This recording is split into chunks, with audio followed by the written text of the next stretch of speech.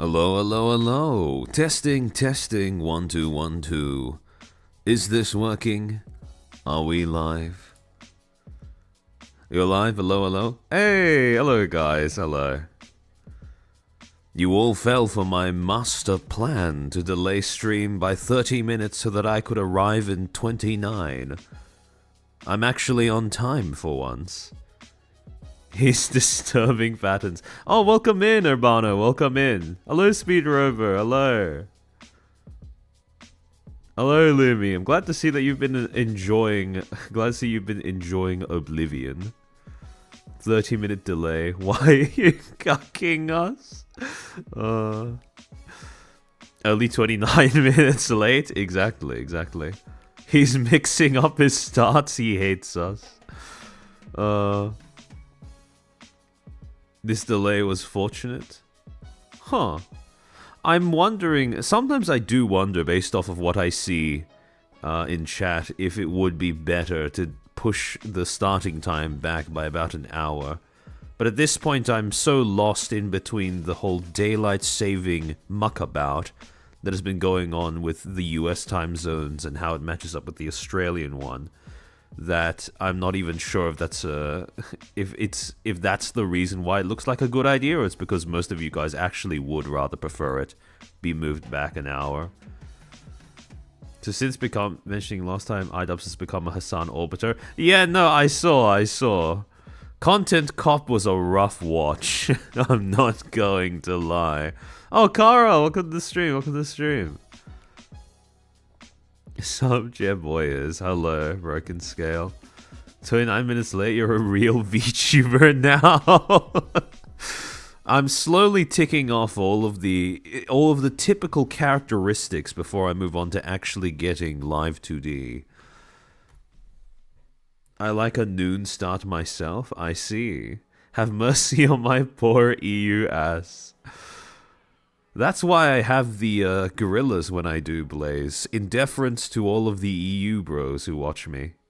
Makiris, thank you for the gifted membership. I'm here for Scuff. Thank you for being a Footstool for 5 months. Don't pay attention to daylight savings. It's dumb.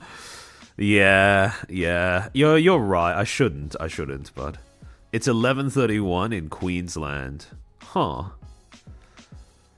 Well, I mean it's the same time in New South Wales, so.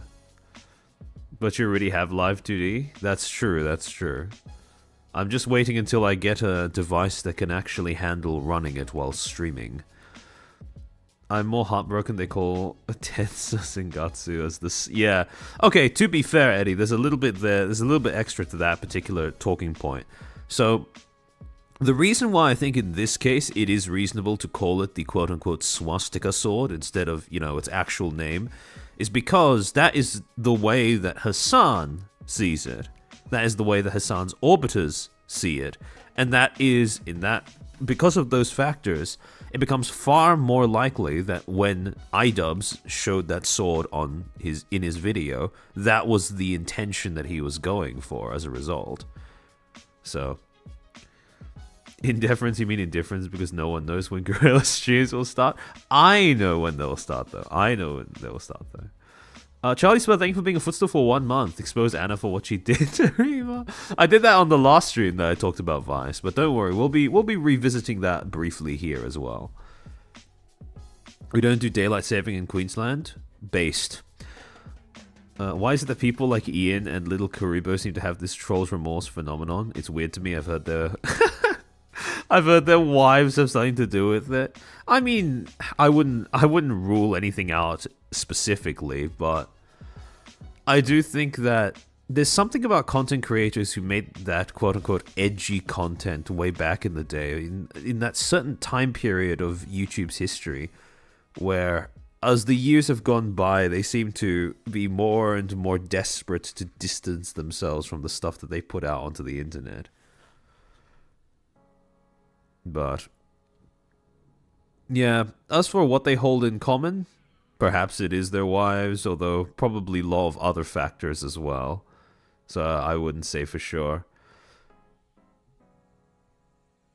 Brazil stopped doing daylight saving, but it was more of a political move, and some think it will come back.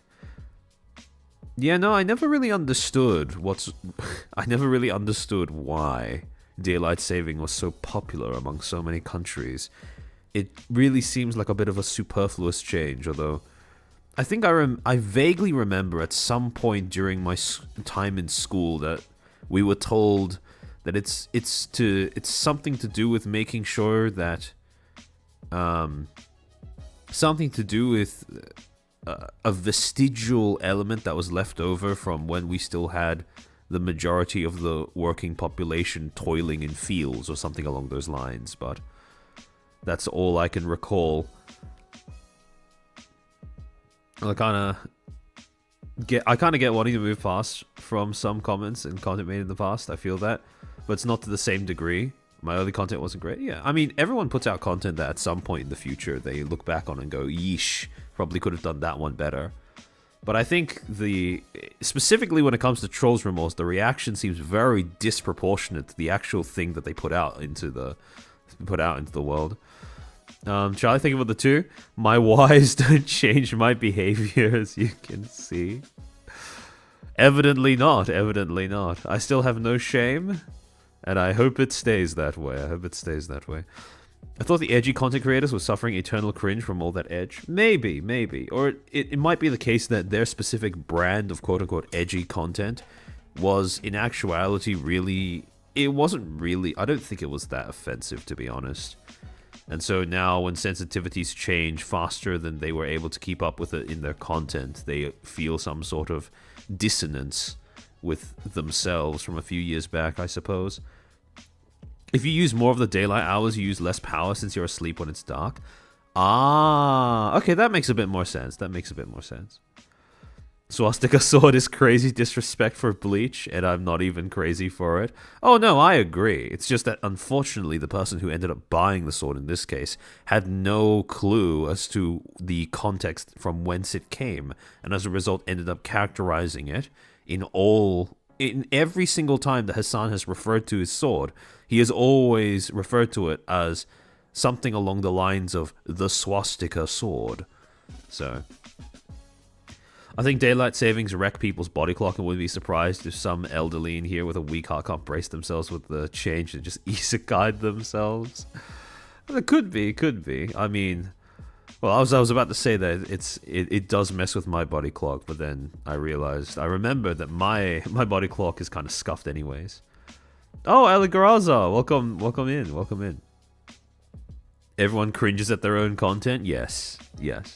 At some point, it is inevitable, right? When you're a content creator, you make content for any amount of time longer than, I don't know, let's pick something arbitrary, say a year. It's inevitable that at some point you look back on some bits of the content that you've made in the past, and you end up cringing at it, because that's normal. In fact, I think it's if you don't cringe at any of the content you've ever put out on the internet, I'd say there's probably something wrong, because that's not very normal. What is even happening to Hassan and his goons at this point? It's... How do I say? It's a mess of political tribalism, influencer circle jerk, and... well, just general pettiness, really. Mercurius, thank you for the $1. Is that a super emote? What is that? I haven't seen that before. American Acting Union picks fight with company. Oh no, yeah, I saw. Apparently the SAG-AFTRA thing is still ongoing, which is insane considering how long how long the coals have been burning for at this point. But yeah, really, the advocates for SAG-AFTRA just can't stop making asses out of themselves. It really is mind-boggling how hard it is to comprehend that sometimes the correct move is just to shut the fuck up, and people seem to fail to understand that. Ah, rip. It's not been 10 minutes yet. Oh, Amamiya. Hello, welcome in. It's a mess, yeah. I think it's any hobby in general, even artists cringe at their own. Yeah, that's true. 3 of the actors have gotten replaced in ZZZ, so good news. Agreed. I mean, that's the only way that they stop this from happening in the future, right? Which is if they get rid of the people who are striking for literally no reason. And honestly, upon seeing how those 3 actors who were replaced were uncritically supportive of what the other people were doing in the name of SAG-AFTRA, including but not limited to dogpiling on Takanashi, I can't see how anyone who's been keeping up with the situation would feel bad. Have you covered that, or are we waiting for the SAG idiots to finish wrecking their careers first? I've already talked about it quite a bit, but that's without accounting for all of the new meltdowns and Kaylee Mills coming back to Twitter with an quote-unquote apology about her conduct earlier on. Perhaps I will end up doing a follow-up in a Guerrilla stream or something along those lines, but for now, it's not really something that I'm looking at following up on just yet. I think I want to wait to see I want to wait and see just how long these people are capable of keeping the controversy going before I go for a follow-up. You reap what you sow in their case? Oh no, absolutely. Tomorrow's the Pope's funeral. Oh yeah, no, I saw that. It was the Pope passing away on Easter is one of those things where I can't help but think that if you really think about it, right, what kind of humor would still be just as effective if the person who was appreciating it was omniscient and omnipotent? And I can't help but think that the answer to that question must be irony, right? It must, simply. If you know everything, if you understand everything, you're all seeing, you're all knowing, you know what's going to happen before it does. You can't have humor through subversion of expectation or through breaking a taboo because you get the final say in what the taboos are, etc., etc., through the manifestation of reality itself. Surely, the only form of humor left that doesn't lose any of its bite is irony. And when I look at things like the Pope passing away on Easter, I think that it's a little believable that if, like, you know, God's sense of humor would probably gravitate towards irony. Charlie, thank you for the 5. Eastern Buddhist symbol. Ace was supposed to have that as his tattoo in One Piece, but they removed it. Yeah, no, I don't worry. I know that the swastika didn't originate from Nazi Germany. Although, unfortunately, I do have the impression that quite a few people do. You know all the jokes, exactly. Yeah, Mythicus, exactly. Irony is divine comedy, in my opinion. I love when YouTube doesn't give me the notification. Yeah, no, I have no idea how YouTube handles that, where I assume that they ping every single subscriber I have whenever I go live, and after a certain amount of times when the notification isn't clicked on, it just stops doing it. But yeah, no, I've seen in innumerable other streamers' chats that when they go live, there's just no notification for most of their subscribers. You just have to tune in manually. I have no doubt the Pope was holding out until Easter to pass on. That could be the case. Kind of ironic that you also did a stream about how people cope with traumatic events. Yeah, things line up in a funny way. You gotta do the bell thing and set it to high priority. Yeah, YouTube adds so many little gates in the way of actually allowing its features to have full function. It's honestly quite strange. YouTube only notifies after the stream starts. Ah, I see. Who says God doesn't have a sense of humor? I mean, look at the platypus. True and real. It's a manji. Too many smooth brains don't understand it. See, but that would require people to have a non-Eurocentric, non-America-centric view of the world and understand that the significance of symbols goes beyond their application in the West. And if there's anything in common among the people who love to screech and scream about Nazi this and Nazi that, it is that they don't seem capable of comprehending the way that the world exists outside of the sphere of Western influence and history.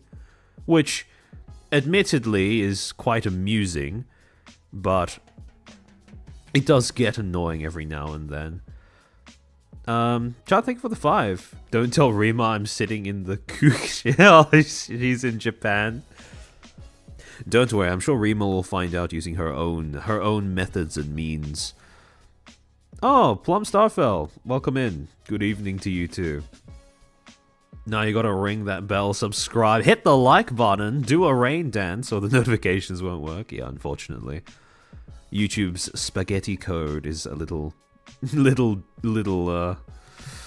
difficult to get on top of sometimes. The small minds of the free world.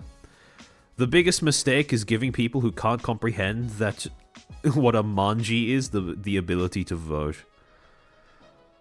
But in any case, let me switch screens. There we go. Alright.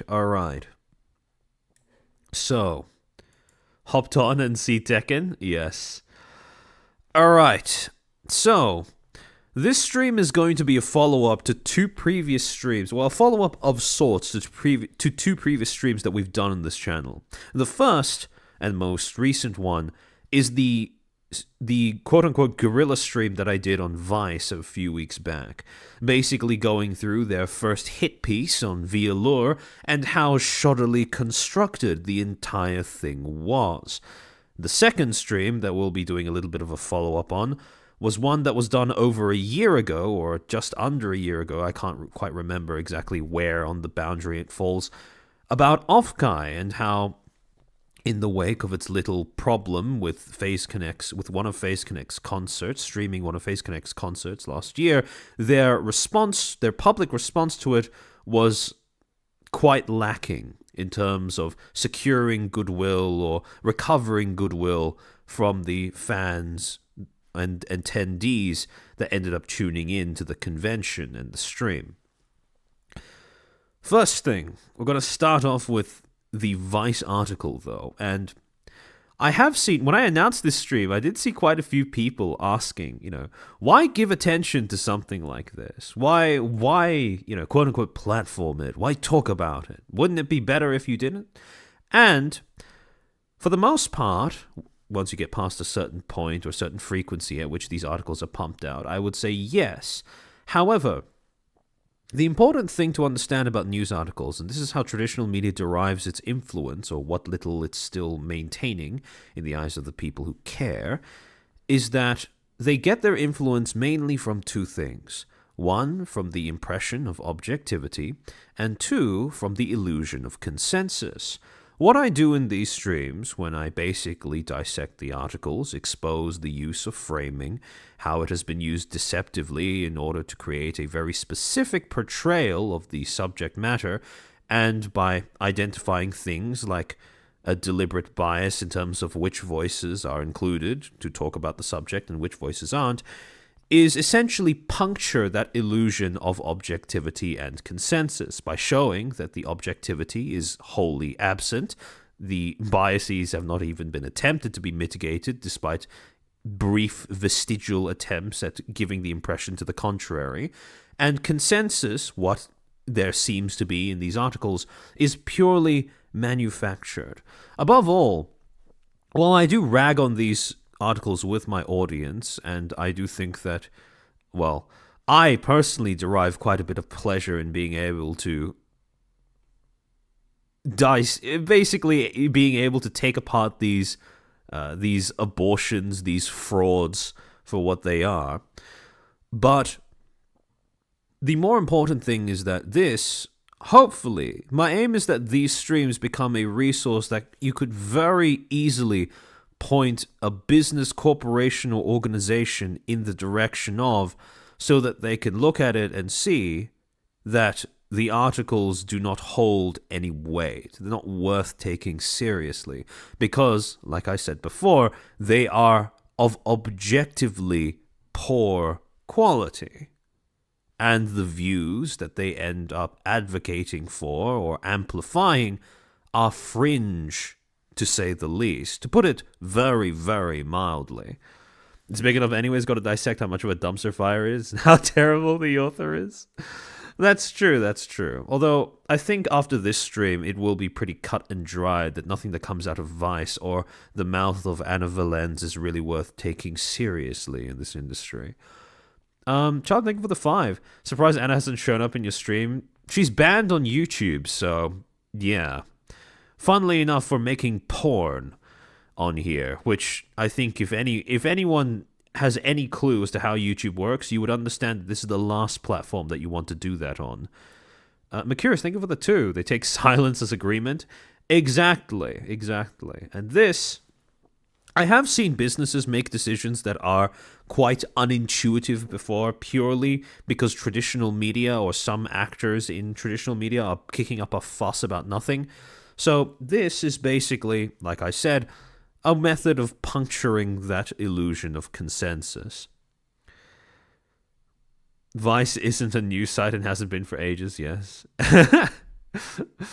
Anna, oh, you mean Phil? Yes. Although, I use Anna because it's essentially it's essentially a skip dialogue button, if you know what I mean. Their side treats silence as consent? Yeah, basically. She might... Yes. Alright, in any case, before we start, as per usual when I'm being critical of a few things, few disclaimers. First, as is customary for these streams, I am going to be, pretty outwardly critical of quite a few people, quite a few things that they do, pointing out bad practice, etc., or doing my best to identify it as such. However, that is not a license to attempt to harass and or contact any of these people or entities mentioned during the course of this stream in any way, shape, or form. Second, all text, videos, and images shown during the stream are included for the purposes of critique and or commentary and is thus protected under fair use. Third, all information/material shown over the course of this stream was posted and or addressed by the subjects of this stream on a public platform or remains publicly available and or traceable. Fourth, dates may be affected by time zones, even though I've tried my best to adjust accordingly. Some of the dates may be off by about a day or so. And finally, I'll be narrating everything on screen, or mostly everything on screen. So if you're not looking at the stream, it's no problem. However, if there are any slides or any material on the slides that you would like to look at in your own time, then I will be uploading all of them onto my personal Patreon, link in description, which you can sign up to as a member for free. You don't actually have to pay anything to access all the slides from all of my prior streams at your own convenience. John, thank you for the 5. Wait, hold on, chair. I'm going... Wait, hold on, chair. I'm going live right now. Come to my stream right now. I will explain everything. Pick me.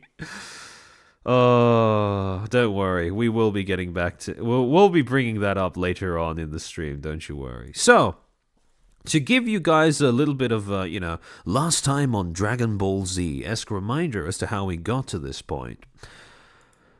As you all know, and as I talked about in the previous stream that I did on Anna Valens and Vice as a quote-unquote publication, on April 1st of this year, 2025, about, just under 3 weeks ago at this point, Vice published an article by Anna Valens titled, "These VTubers want you in their lewd game. You might want to pass.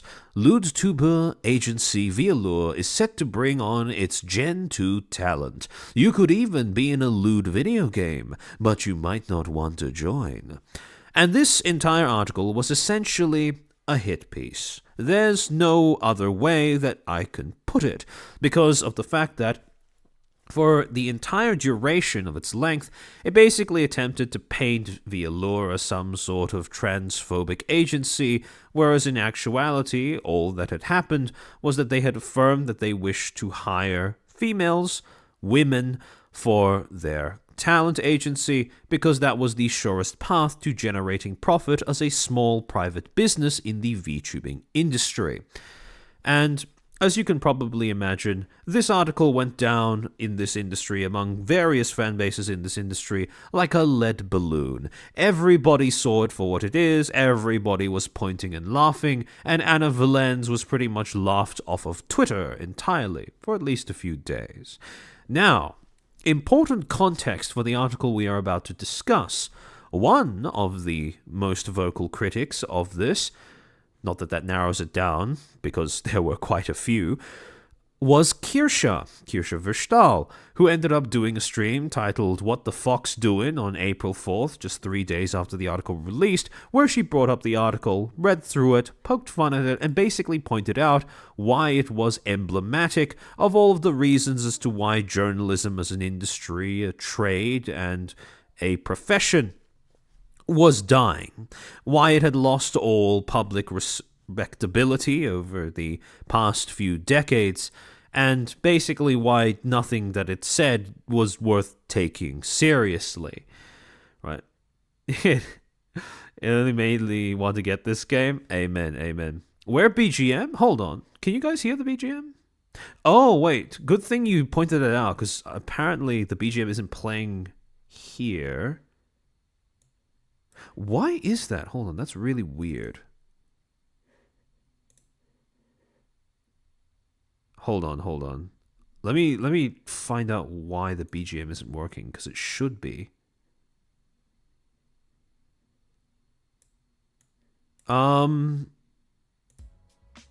Is it working now? I had to switch on different audio source in order for this to work. No, scuff. Good thing you pointed it out when you did, because otherwise I would have gone for way longer without realizing. Hold on. Let me... Yeah, he read it. We sniped it? Okay, we're good. Alright, it's back. Okay, there we go. Hold on. Allow me to fiddle around for a second with OBS.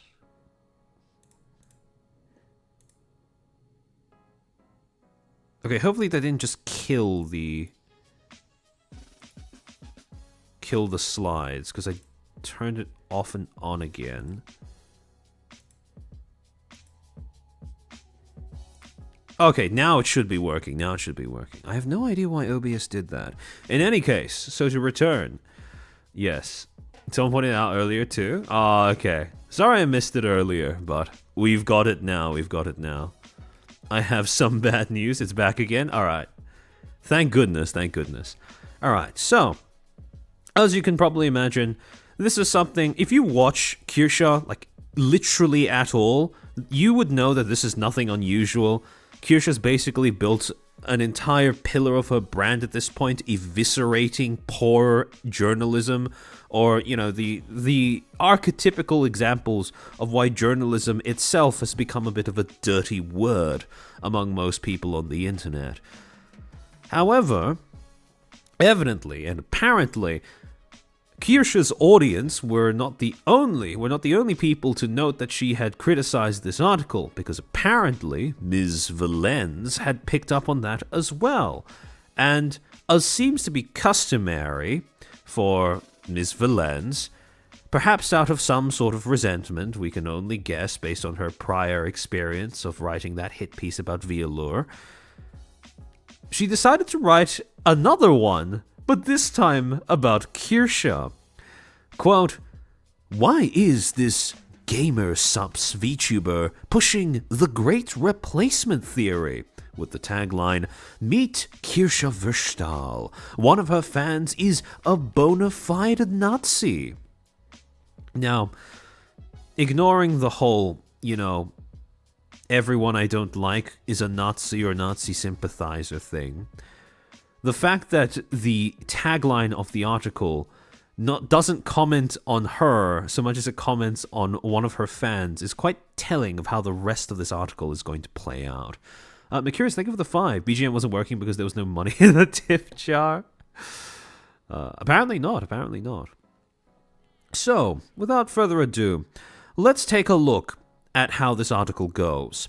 And the problems start right from the first paragraph of the article. When this was published, the first paragraph, right, the opening of the article, the hook, so to speak, stated the following, quote, Gamer Subs is pretty much ubiquitous in VTubing. Owned by popular online content creator Jay Schlatt, Gamer Subs advertises itself as, quote, the most effective and healthy energy choice, end quote, for gamers and esports talent alike. Combine caffeine with nootropics, then slap on branding marketed towards geeks and gamers, and you've got Gamer Subs. It's a rite of passage for a growing VTuber to gain a Gamer Subs partnership, let alone snag a merchandise run via the company's Waifu Cups line. The shoujo star, Nyanners, for example, received her own cup with the company, as did Shy Lily. Can any of you guys spot two immediate glaring issues with this article at the end of it? In its very first paragraph. Where's your Gamer Subs code share, man? Probably not after that VCard stream, I don't think so. VCard is a bigger stain. Oh no, I agree. Exactly, Robin to you. Nyanners is no longer in VShoujo, and she hasn't been for quite some time, seeing as how she left in May of 2023, which adds up to just under 2 years at the time that this article was published. But there's something else. Yes, Shanok, she didn't even know, Anna Valens didn't even know that Shy Lily is a partial owner of Gamer Subs, basically phrasing it as if Shy Lily is just some other talent that happens to have a partnership. So, yet again, stellar research coming from Ms. Valens. But to go on, and this is where we start getting into some of the more interesting uses of framing in the article. Quote, however, Gamer Subs is in hot water with many VTuber fans due to the behavior of one particular creator working with the company, Mythic Talent's Kirsche Verstahl, an anime foxgirl with a knack for sharing alt-right talking points.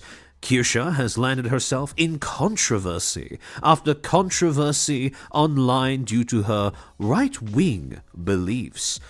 Now, this particular tendency to call things right-wing for no reason other than just personally disliking them, and actually on the whole, like, how, at this point, politics has moved so far off-center in online discussion that people don't seem to even have an idea as to what right-wing means. But that's a rant for the post-yapping section of this stream. In any case, to continue, at this point it begs the question whether Gamer Subs will one day pull the plug on the VTuber for good. Now, first thing, did Gamer Subs even exist before Nyanners left VShoujo? That's a good question. I need to look at that. But based on the answer, it might be even more amusing. However, yet again, you have this idea of trying to manufacture consensus, because if the quote-unquote hot water with many VTuber fans and, controversy after controversy is anything like how Valens tried to build up the idea that there was controversy in the wake of Vialu's auditions, then what we are about to see is, well, nothing, nothing more than posturing and posing using fringe beliefs or the statements of people who have, who weren't even part of Kirsche or even Gamer Subs audience as validation for this claim.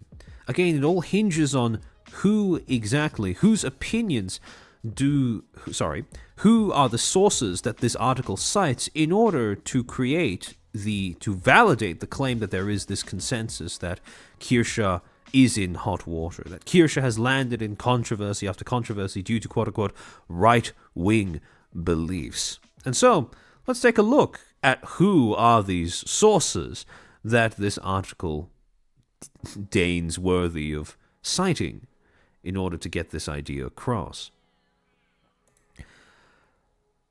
A VTuber who believes demographic replacement is happening to white people. Now, the first thing I want to point out, and first thing I want to make sure you guys keep in the back of your mind as we go forward, is that this is the claim, right? The claim is that, well, the implication is that demographic replacement is not happening to white people. Not that it's an unreasonable thing to believe, although that is the implied version, but just that that is something that, that Kirsche claims is happening, and something that the article, the writer of the article, presumably believes is not happening, right? To go on. Oh, actually, Zero Defects, thank you for the 5. Many of us never changed our views. They simply dragged the Overton's goalpost so far that we became radicals. Yeah, no, don't.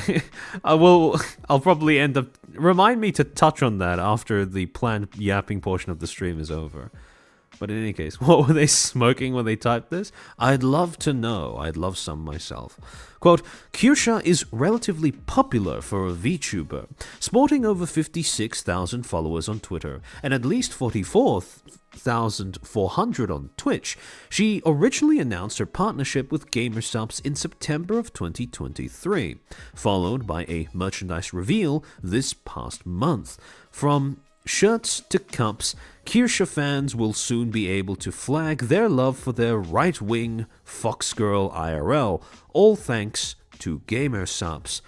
While some VTubers may wink or nod to conservative beliefs, Kirsche has never hidden her political leanings. In fact, she's gained a reputation for speaking out on behalf of the right-wing side of the VTubing fanbase. In February, she said trans women advocating for trans rights are, quote-unquote, autogynephiliac, sick, males, sick as in SIC, meaning that the omission in the quote was done by the author, not part of the original source, or the phrasing as said by the original source, with quote-unquote graphic murder fantasies. She praised Mythic Talent co-owner Asmongold for arguing, quote, every trans kid is actually a victim of a parent with a mental illness. End quote. Gamergate subreddit r/Kotaku in action has shared Kirsche's work to acclaim, calling her, quote, a based fox, end quote. Another post on r/YouTube drama declared Kirsche as, quote unquote, the main culprit for, quote unquote, alt-right pandering in VTubing. Sumonite, what the hell does GamerSupps have to do with Kirsche's content? That's the fun part. They don't. Although they will try to rope GamerSupps into the overall discussion on how they, the writer personally finds Kirsche's content to be distasteful later on. We're going to see how that specifically is, how they make an attempt at tying that in later on in the article.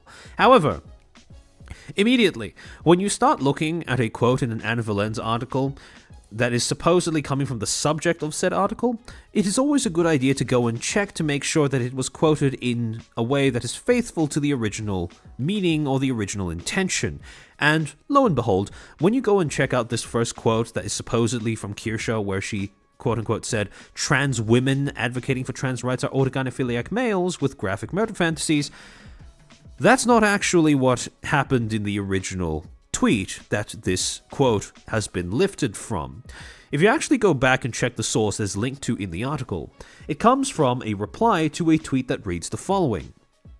Quote, a user on Twitter by the name of Lunkhead was quote tweeting a photo posted presumably by a trans activist or trans advocate, which whatever you would like to call them, that contained a photo of a pin saying, hate trans people, kill yourself. And this user made the following observation. Quote, oh, actually, before I get to that, Senora Tortillas, thank you for being a member for 7 months. Hello, Chairman, time for my favorite yapper. Thank you for your support for such a long time. And I hope you end up enjoying the stream just as much as any other. Quote, I'm not sure exactly where it comes from, but there really is a uniquely violent and sadistic streak in trans activism. It's a distinct, palpable malevolence that you don't see even in other LGB activists. At the slightest provocation, or none at all, TRAs will openly wish grisly death and torture upon anyone who disapproves of their lifestyle and feel giddy at the thought of it. Their memes are mostly just overt threats of homicide or graphic depictions of what they fantasize happening to their enemies, and their viral posts are always stuff like this. If you disagree with them, they want you dead, and they mean it. It's not surprising, all things considered, but these people are seriously unwell. And again, I think anecdotally speaking, this is an observation that many of us may be able to echo, that when it comes to trans activism specifically, there does seem to very much be a disproportionate amount of them that revolve around violent threats or something along those lines. Evo, welcome to the stream. Oh, Jedi Dusk, holy shit, thank you for the 20 gifted memberships. Welcome to the 20 new Footstools. I hope you enjoy those emotes. And Mercurius, thank you for the gifted membership as well. I'll wait to see who got sniped by that later on. But in reply to this observation, Kirsche then stated, quote, "Once it's realized that most trans activists are autogynephiliac males or ideologues pushing their political views with an identity shield to prevent criticism, all of the power-hungry threats and graphic murder fantasies make a lot more sense." Now, quite obviously, you can see how there's a little bit of a discrepancy in how it's represented here versus how it's represented in the original quote.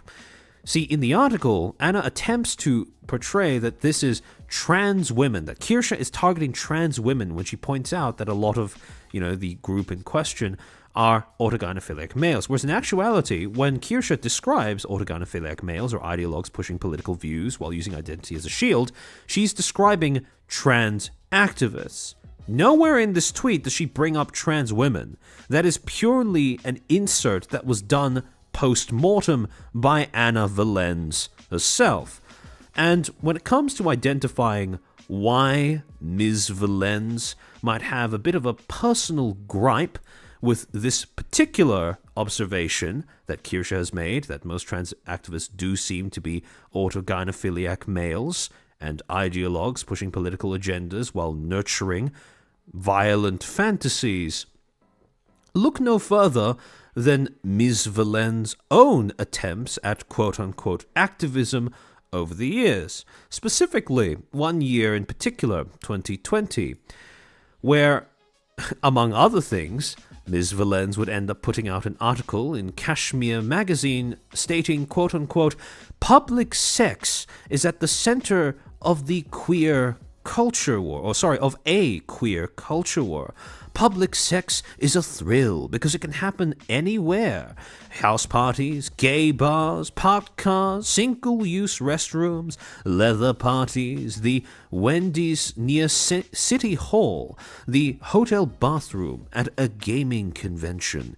Each of these locations is loaded with memories. Maybe the encounters were just spontaneous and completely unexpected, like running into a friend at a queer bookstore and fucking after drinks. Spontaneous public sex is a way of life for many queers. For many queers across genders. It's also risky as hell. One misstep, fucking in the wrong bathroom, going too fast for your partner, hooking up in a gay bar that's more LGB than LGBTQ. Can spell disaster. Then again, simply being in public can be a disaster if you're queer. Having sex in a public place almost comes naturally when your body is hardly welcome to begin with. Public sex has lost some of its popularity over the years thanks to the internet and modern cyber sex, but its taboo nature and, ironically, increased privacy away from home still renders it popular. Still, there's an ongoing culture war within the queer community between those who advocate for public sex and those who believe it's abhorrent. Now, I don't think I need to point this out, but I think it's a very bad idea if you want to try and make the argument that all queers should want public sex. I think that ties into why, for the longest time, all queers, all L's, B's, and G's were, well, demonized and stigmatized as being nothing but degenerates whose identity revolves around nothing more than the type of sex that they like to enjoy. This is a position that is adopted by fetishists wearing the veneer of supporting people who are LGBT, T and Q and whatever, as nothing more than an attempt to normalize and numb people to their specific brand of fetishism. And when it comes to Anna's specific brand of fetishism, the thing that convinces me personally that they lean more towards autogynephilia than actually being someone who agonizes over their gender identity or sex comes in the form of the following. Because in that same year, at the same time as Anna was trying to go about advocating for this specific group of people, by trying to make the argument that advocacy for queers is synonymous with advocating for public sex, this sort of, I suppose, erotocentrism in terms of their argument, they would also end up making the following tweet, quote, "The year is 2028. The United Soviets of America have emerged, run by groups of 12 to 14 trans women who all initiate breeding facilities where we high-five each other while spit-roasting cis women." Now, for those who are blessed enough to not understand what that term means, spit roasting is a sex act where a woman or a man is penetrated from both ends simultaneously. We call it the gender crit wet pussy carousel, now with less respectability politics. In case you haven't caught on, their brand of quote-unquote queer activism is just fetishism. And it is fetishism that revolves specifically around using their penis to commit sex acts on women. Now, in addition to posting this fantasy quite publicly, this personal fetishistic fantasy quite publicly, Anna Valens would also end up uploading 2 audio clips onto Twitter, one 20 minutes 20 seconds long, the other 1 minute 17 minutes long, basically narrating in greater, more graphic detail the nature of this fantasy. Now, don't worry, I'm not going to be playing the audio for you guys, but I will be reading it out. And while I'm not going to say that you won't suffer any kind of brain damage, after all, these words were written and presumably posted and presumably written by the visionary mind of Ms. Valens herself, hopefully you'll receive less brain damage than I received upon trying to transcribe these words. For those who wanted ASMR on this channel, you're finally getting your wish, where you'll probably end up begging for me to stop because of just how bad this gets. But in any case, hold on, before I get to that, let me get these super chats first. Witness Void Fox, thank you for the super. Anna took out the context of the quote, no surprise. Yes, unfortunately it's part and parcel of the way she usually operates. Charlie Spell, thank you for the 2. What the fuck is a queer bookstore, bro? Your guess is as good as mine. Southside Slider, thank you for the 5. Journalism died years ago and these kinds of people wear its corpse like a skin suit. Not having trustworthy journalism is killing society in general. I think that with journalism has become decentralized. Again, this is a rant that I've had multiple times on this channel, but I don't think journalism is dead. Just that mainstream/traditional journalism is dead. The mantle of journalism as a practice is still being taken up by other people. It's just that now it's more, I suppose, integral for individual members of the audience to go and single out which sources they choose to lift out from the rest. Azahara, thank you for being a member for 9 months. The audio makes me hate macaroni. Alright, so, he hates us. Again, this is important context so that we understand where Anna specifically comes from as a quote-unquote queer activist, and also why Anna specifically, due to their personal context, may have some issue with Kirsche pointing out that a lot of trans activists do exhibit autogynephiliac tendencies. Quote, please no ASMR. I always said you hated us as a joke. I didn't think you actually hated us. Brace yourselves, brace yourselves.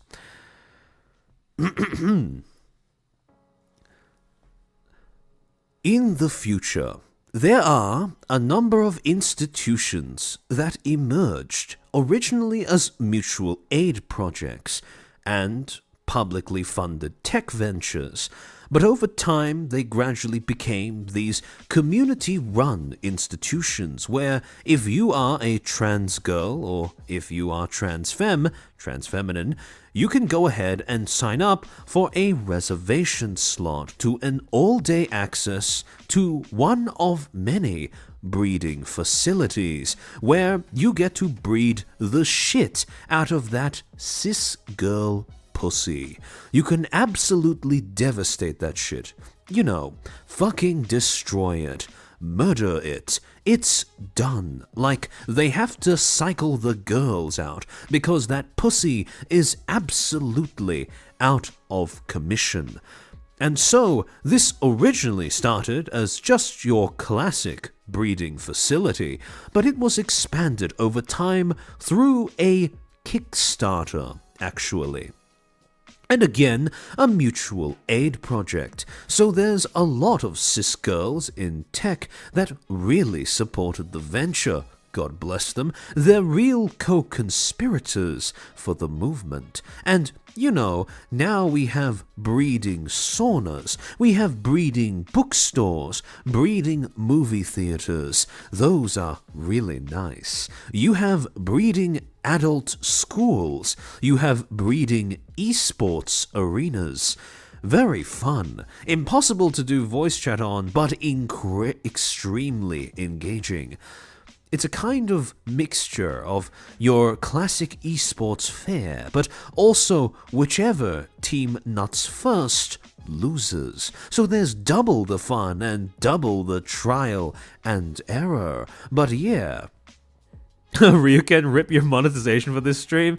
Yes, this will likely... This may be demonetized. Very high possibility due to me narrating this. However, we'll cross our fingers, I suppose, that this stream manages to matrix dodge it.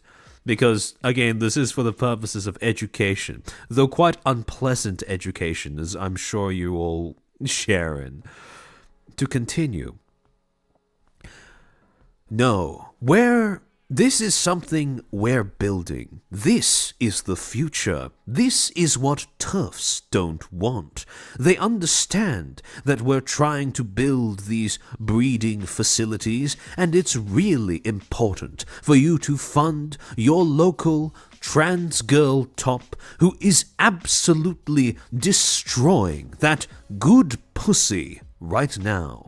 Like you need to give her the funds because she is the future, you know? It starts with just the breeding facility where everyone blockchains a contract and gets inside. Like it starts with the Mastodon server and the private Instagram group chat where all the cis girls share their nudes so trans girls can get ready to go breed them when quarantine ends. But it is the future that I want. Is just that I just wanna live in a world where you can walk down the street and you don't even have to worry about whether you're going to be able to breed that good fucking macaroni in a pot puss. That's just not a tall ask.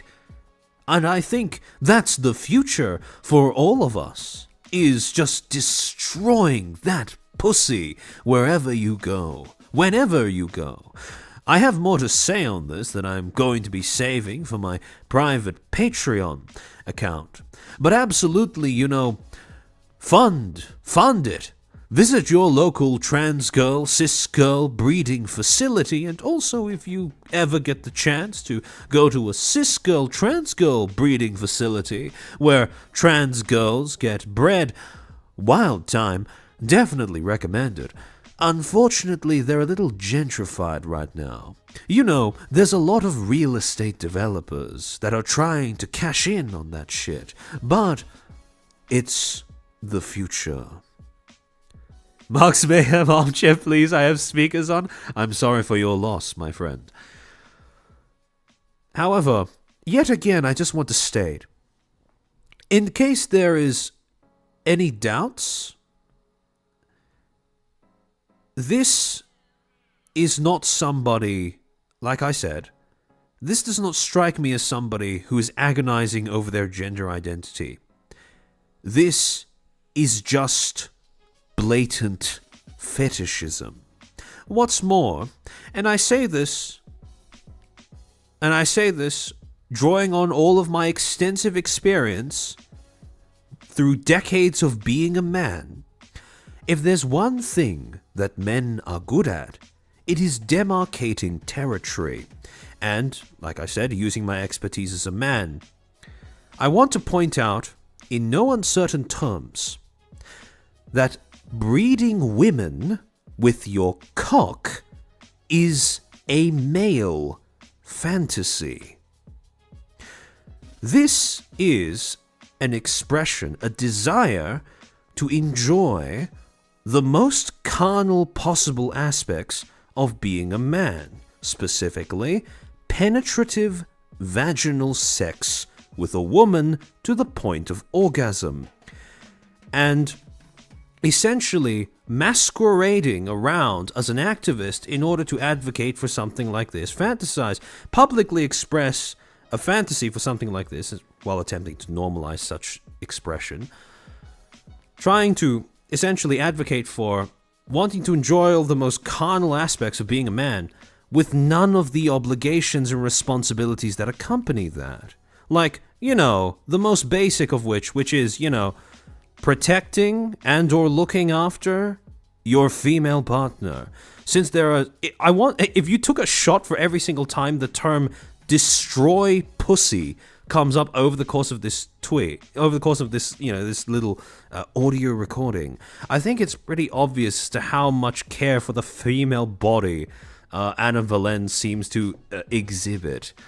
So, when I say that Anna Valens specifically may have some issue with the observation that a lot of trans activists seem to have a disturbing trend of exhibiting quite casually violent fantasies and autogynephilia, this is why that specific observation probably grinds Anna's gears so much. Corks the Quake Boy, thank you for the super.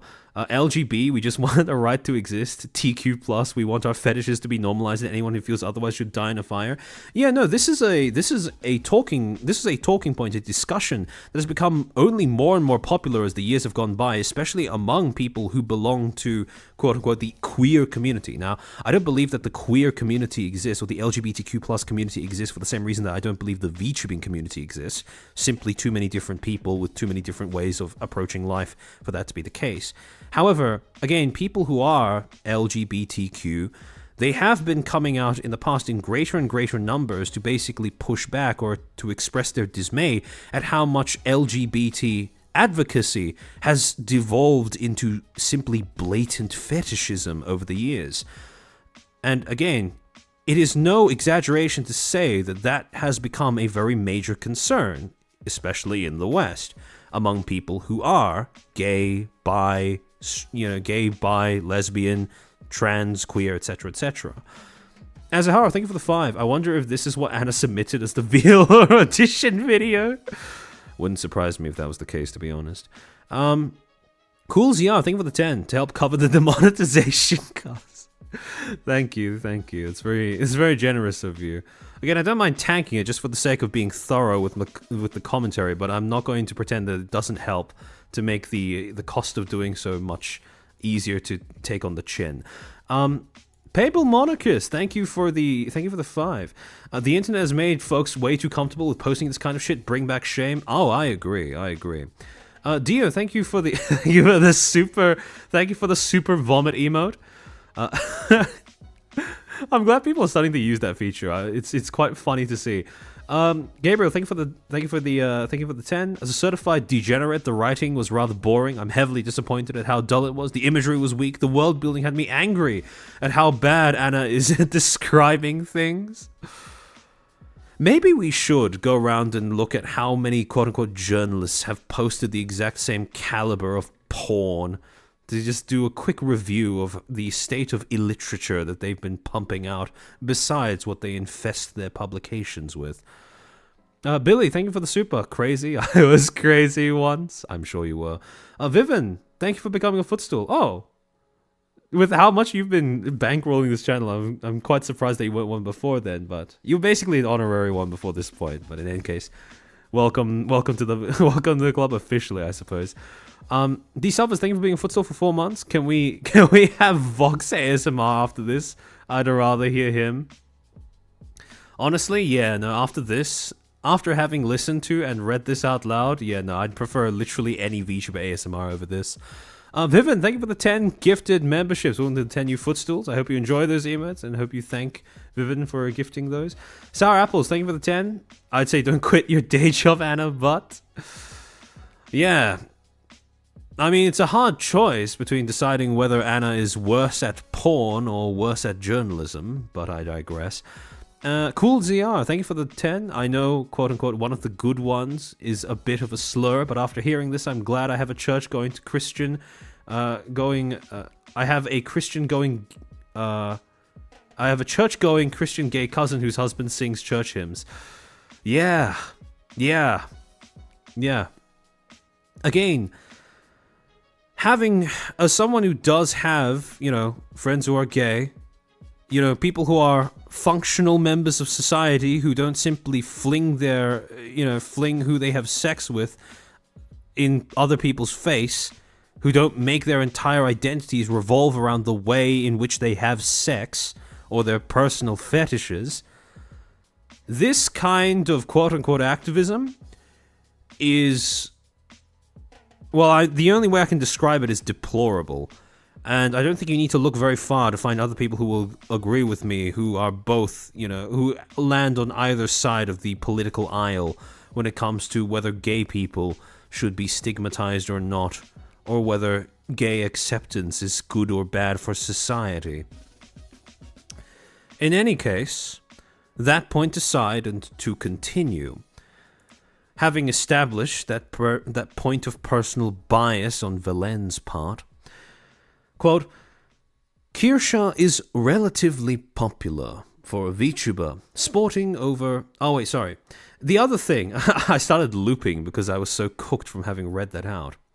Alright, I'm back. I'm sure I didn't miss much of importance. Don't worry, Blaze. You won't die from having missed out on that particular point. The community should better separate themselves. Yeah. That's very much something I advocate for as well. It's gatekeeping, but for a social cause.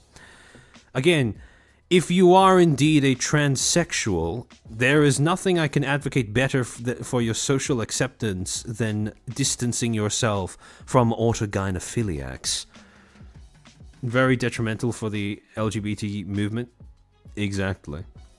The other thing, the claim that she praised Mythic Talent co-owner Asmongold for arguing every trans kid is actually a victim of a parent with mental illness refers to a quote tweet that Kirsche put out stating, 10 years ago I would have thought it was impossible to see large creators pointing out the Emperor has no clothes, Asmon, crown emoji, linking to a tweet, a clip that was posted by Drama Alert with the caption, Asmongold speaks out about trans children, every trans kid is actually a victim of a parent with mental illness. Now in the clip, this is what he does end up saying. This is indeed a quote that he says, and it does fit the context. However, to address the implication, which is that this is something that's transphobic in some way, I want to point you to the fact that this is a sentiment that shouldn't be dismissed so easily. In fact, this idea that every trans kid is actually a victim of a parent with mental illness stems from a very real statistical anomaly that people across all aspects of society, including but not limited to actual medical studies, have observed among the population of adolescents and children who identify as trans. For example, as recently as August 2021, a paper was put out in the American Academy of Pediatrics Selective Deposit titled Disparities in Childhood Abuse Between Transgender and Cisgender Adolescents. And to go through some of the main aspects of the abstract of this article. According to its background and objectives, it states, quote, transgender adolescents, TGAs, exhibit disproportionate levels of mental health problems compared with cisgender adolescents, CGAs, but psychosocial processes underlying mental health disparities among TGAs remain under studies.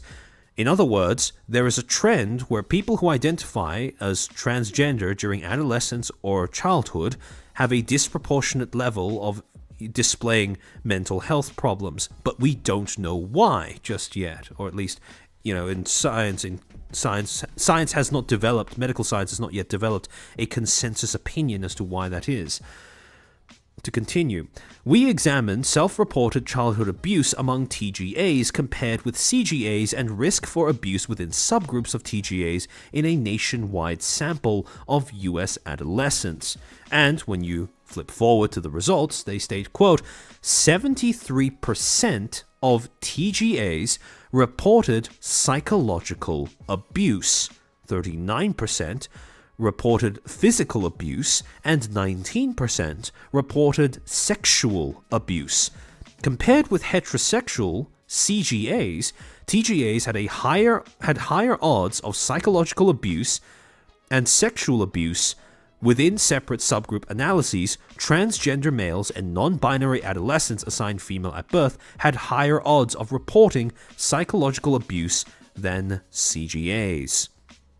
Finally, the conclusion stating, in a nationwide online sample of US adolescents, TGAs had elevated rates of psychological, physical, and sexual abuse compared with heterosexual CGAs.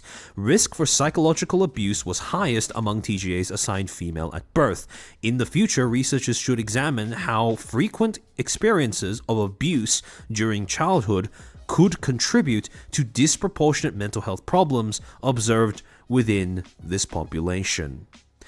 Now, I don't know about you, but when you look at a specific population of kids, and that specific population has a disproportionately elevated rate of reported abuse, all the way up to 79% of that population experiencing some form of reported abuse, I don't think it's that much of a stretch in logic to then conclude that maybe the call is coming from inside the house.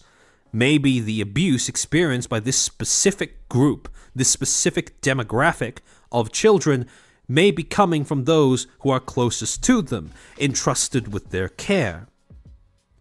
So, presenting this as an opinion or an observation that is inherently transphobic is, to say the least, incredibly misleading, and I would go so far as to say actively detrimental to people who identify as transgender.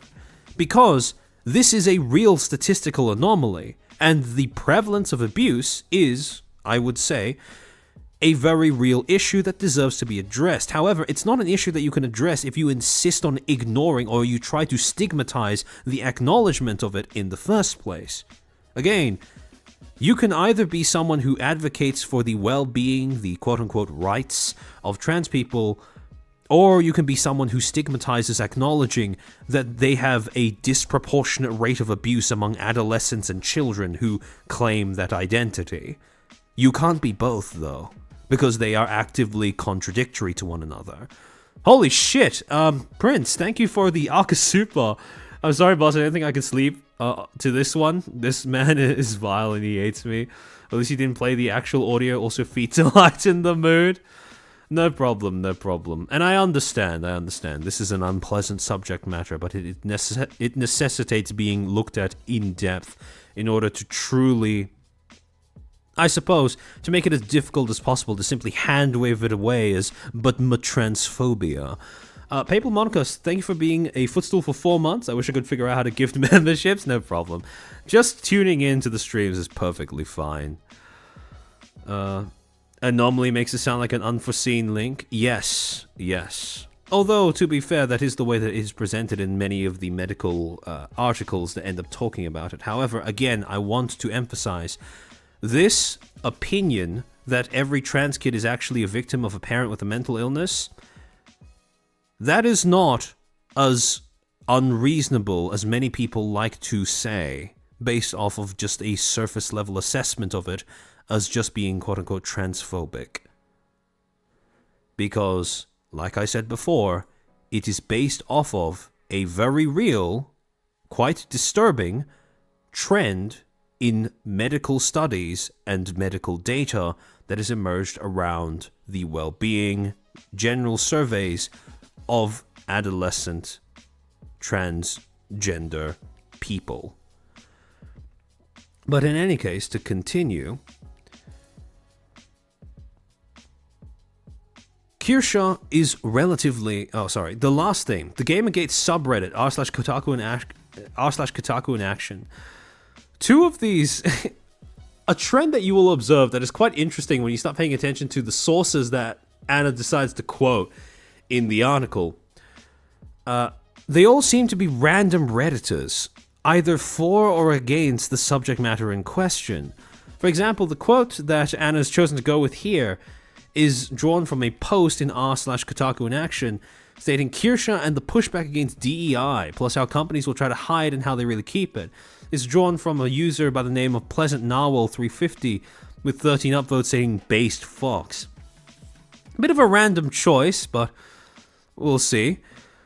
In any case, the second quote that is drawn from Reddit in this article, second of 3, I believe, if I'm remembering correctly, was drawn from r/YouTube drama by someone who said, quote, has anyone else noticed the alt-right getting into VTuber communities?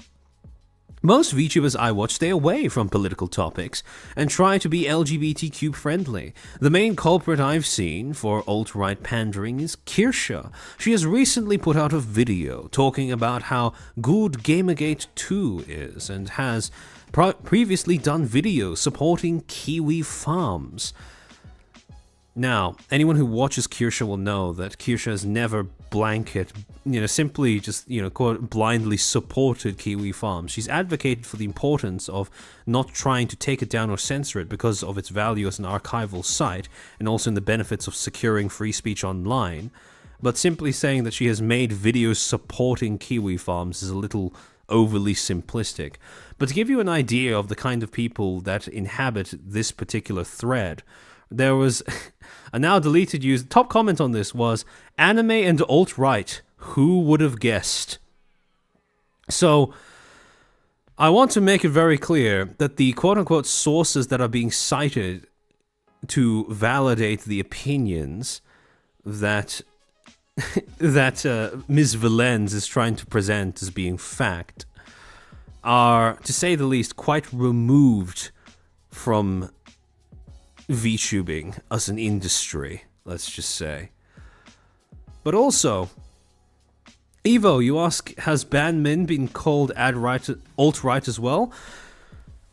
I'm relatively certain that at some point Banmin has probably been called that by someone, but that's mostly because the term alt-right basically doesn't mean anything, and I doubt it ever did at all at any point in time, because it's basically just, I want to, I disagree with you, but I want to stigmatize you as being a right-leaning, even though your positions don't make sense according to that. The beliefs of actual conservative right/right-wing policy. But in any case, to go on, in casual conversations on her GamerSupps merchandise drop, VTuber fans were quick to describe Kirsche as right-wing. One Redditor even went to great lengths to stress they were not attempting to take a side on Kirsche's content, but simply objectively describe her to those who have not seen her work. Some of you are going to end up losing your mind when you end up seeing this quote as represented by Ms. Valens. Quote, she's alt-right, anti-woke, and apparently transphobic to a degree. Few comments mentioned her calling trans women being mentally ill men, end quote. One Redditor said, none of this, and then continues with the quote saying, quote, None of this is my own info, just restating what other people said. I can't confirm nor deny this stuff. Now, Blaze, you know your cook when you start quoting random Redditors as a source? Not even random Redditors, but random Redditors who admit themselves in the very same comment that you are quoting from that they didn't get any of this information firsthand and they can't be counted upon as a reliable source. Now, the decision to include that final bit of the quote certainly is a choice of all time when it comes to writing this article. However, if you can believe it, there's more to it than that. See, this isn't the quote in its entirety. There's one specific bit that was cut out of the entire quote. But to trace the origins, if you actually click on the link, it takes you to a thread in r/gamersubs titled Entire Kirsche Drop Reveal. And, well, the thread is now locked, but this comment is taken from a user by the name of Forgotten French Fry. I'm sorry for your loss, Blaze, but if this person is indeed French in any way, this is an indictment on the country. Quote, okay, some actual reasons. Your mileage may vary. Since there are stuff I've gleaned from other comments, she's alt-right, anti-woke, and apparently transphobic to a degree. Comments mentioned her calling trans women being mentally ill men. I'm sure someone else can add to this. None of this is my own info, just restating what other people said. Can't confirm or deny this stuff.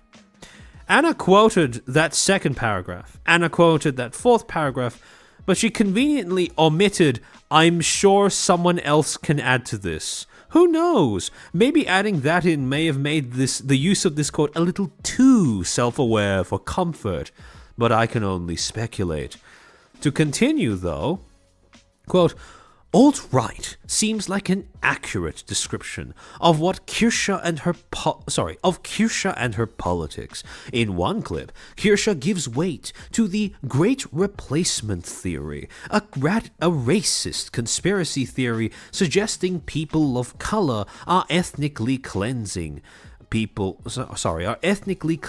white people through demographic changes and cultural diversity. In the clip, Kirsche argues that a mosque should not be built in northern England, declaring a hostile takeover is happening in the US, quote-unquote, via illegal immigration, and through the UK, quote-unquote, via the migrant crisis nonsense and refugees, end quote. Quote, our politicians are assisting these people with both demographic replacement as well as making citizens' lives worse in general.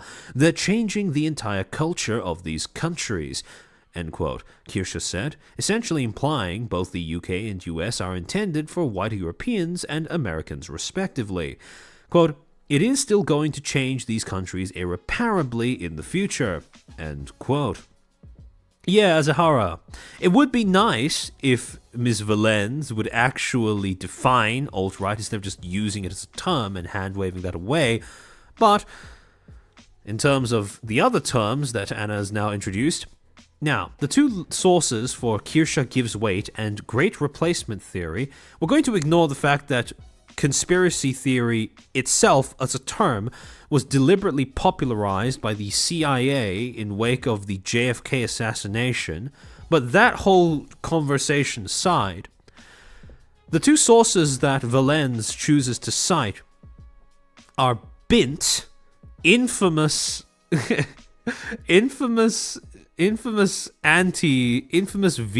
VTweeter anti, and also another Vice article. Remember when I went on all of those rants about how self-filatory journalism is? This is, yet again, another perfect textbook example of just that happening. However, this claim that white replacement is a racist conspiracy theory. Few things. Well, first, to call it a conspiracy theory would be downplaying the fact that there are very real, very official documents, policies, evidence that the intention of actually changing, there is actual demographic shifts occurring in European countries where there is a deliberate attempt to try and reduce the amount of white people who are there, or as a way of trying to quote-unquote remedy the quote-unquote problem of lower birth rates among white populations. And when I say that there is official evidence that this is an actual policy, an actual position that is being taken by governments around the world, I'm referring to things such as, for example, this document that was released by the United Nations in 2020 titled titled Replacement Migration. Is it a solution to declining and aging populations? Basically, the entire article was analyzing the problem of falling birth rates among European countries. Not just European countries, but some Asian ones as well. Japan gets a mention in there.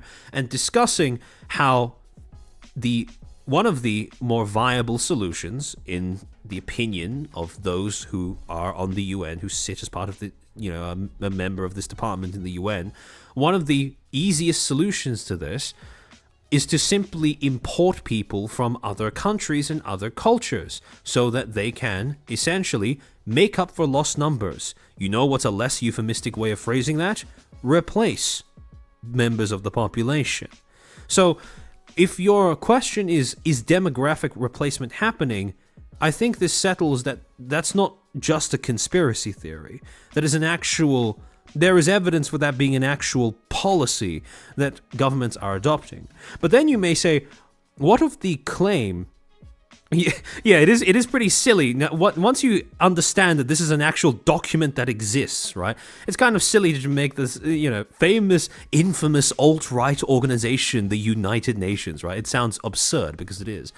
But now you arrive at the question, okay, so if demographic replacement is an actual policy position, what of the argument that it's a bad thing? What of the argument that it's making things worse for white people, for the people who live in those countries, who originated from those countries, who are native to those countries? And to this, yet again, we have evidence that governments around the world are trying to implement policies in order to destigmatize this act of replacement migration in ways that are actively harming the native population of these countries.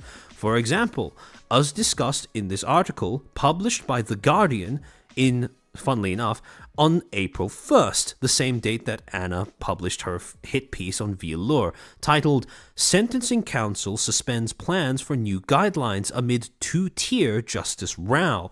Guidelines could have led to criminals in England and Wales getting different sentences depending on their age, sex, and ethnicity. Quote, the Sentencing Council has caved to pressure and suspended plans for new guidelines which could have led to different sentences depending on age, sex, and ethnicity, as ministers prepare to force through a law to overturn proposals. The climb down, hours before the guidance would have come into force, comes after a standoff with the Ministry of Justice, which will use emergency legislation to override the guidelines, which had provoked claims of a quote-unquote two-tier justice system. Again, you can call The Guardian many things. Alt-right, not so much. And yet, this is, again, another instance of a government in a European country basically implementing laws that actively harm a specific group of people based on their race. That specific group of people being white people, handing out different sentences depending on what race the offenders of a crime are. And to revisit a rather grim topic that we talked about in a previous stream, also around about a year ago, we also have, in case this is not enough for you in terms of, potential harm to native populations as a result of trying to use demographic replacement, using replacement migration as a policy that governments enact. part of the problem with these policies is that you have to destigmatize the idea of multiple different people with very, very different cultural backgrounds existing in the same place. The problem is, as part of that destigmatization, sometimes that requires you to essentially hold the lid over instances where people from a certain cultural background that you want to try and destigmatize, instances where they end up committing heinous crimes. And we ended up talking about this in the stream that I did about, the stream that I was talking about with, I can't believe I forgot the term. Hyperopia. Where we talked about the Rotterdam grooming gangs. For example, in an article that was published in August of 2014 by BBC News, quote, Rotterdam child abuse scandal. 1,400 children exploited, report finds. At least 1,400 children were subject to appalling sexual exploitation in Rotterdam between 1997 and 2013, a report has found. Children as young as 11 were raped by multiple perpetrators, abducted, trafficked to other cities in England, beaten and intimidated, it said. The report, commissioned by Rotterdam Borough Council, revealed that there had been 3 previous inquiries. Council leader Roger Stone said he would step down with immediate effect. Mr. Stone, who had been the leader since 2003, said, quote, I believe it is only right that as leader I take responsibility for the historic failings described so clearly. Now, some of you may read up until this point and think, okay, but what does this have to do with the whole, replacement migration, demographic replacement thing? Why is this relevant? Well, the reason is because, the reason can be found in what took them so long to actually acknowledge the scale of the problem. Quote, the inquiry team noted fears among council staff being labelled quote-unquote racist if they focused on victims' descriptions of the majority of abusers as quote-unquote Asian men. Now, Asian in and of itself is a term that has been used rather disingenuously by the government entities and media entities reporting on this issue, because what they mean is specifically Pakistani.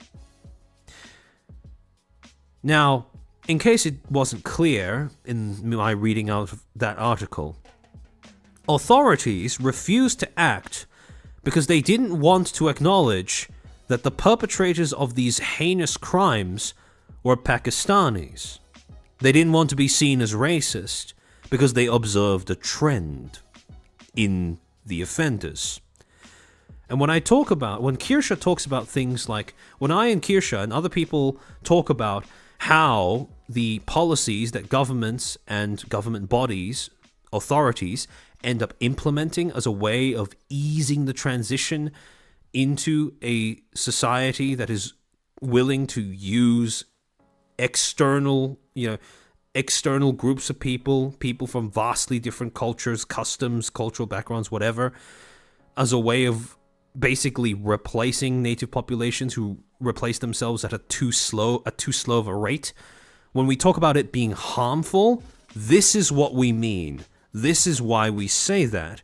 And this is why, yet again, simply hand-waving it away as but racism doesn't make any sense and is a blatant refusal to acknowledge reality. The gritty, heinous, disgusting and vile aspects of reality. By the way, if you're interested in Me Too's utter failure to advocate for the victims of sex crimes in this particular instance, feel free to go back to my stream. I believe that it's titled The Greatest Threat to a Free Society, if you go back through the backlog on my channel. It's one of the lesser known ones because, well, I take the blame for that because I did market it a bit misleadingly. The scope of it did change a little bit as I was putting it all together. But also because it was one of the VODs that was initially demonetized because of how, well, the subject matter. Gabriel, thank you for the 10. I'm unable to comprehend how evil someone has to be in order to think that covering up for those gangs in the name of quote-unquote multiculturalism is in any way good, especially against one's own population. I'm very much the same. And the problem is, unfortunately, quite a lot of people seem to adopt... Actually, I wouldn't even say quite a lot of people who actually, are either part of these backgrounds, these cultural backgrounds, being Pakistanis or quote-unquote Asian. I don't think a lot of people from these backgrounds are like that in real life. It's just people who are journalists, government officials, authority figures, policemen or politicians who support this kind of thing, as well as online activists who like to adopt the position that pointing things out is bad because it's fashionable or trendy, not because they actually have some sort of basis in morality or principle. Because, like you said, if they did, they would instantly recognize that covering up for child sexual exploitation is something that you should never do, regardless of how much of a trend seems to emerge among the offenders. All of them should be identified, all of them should be punished accordingly, in order to refrain from Fed posting. Joe K, thank you for becoming a Footstool. Welcome to the club. In any case, to go on, this was not a one-off comment. In April, she retweeted the White House's ICE tip line to aid the deportation of undocumented Americans. In February 2025, she said that she was, quote-unquote, happy with the mass deportations under Trump, but warned the federal government was offering undocumented Americans, quote-unquote, a massive amount of free shit given on the taxpayer dime. She even called Lawrence, Massachusetts, quote-unquote, a no-go zone full of illegal activity, and implied the city could only be recovered if all of its undocumented citizens were removed. If ICE sweeps here, quote-unquote, it would be a ghost town. It would become a ghost town and maybe can be rebuilt, end quote, she tweeted. Based, yeah. Ole, welcome to the stream, Now, yet again, just to make sure that this statement as quoted by Valens is indeed true to the original, I ended up going to that tweet for that statement that was quoted, right?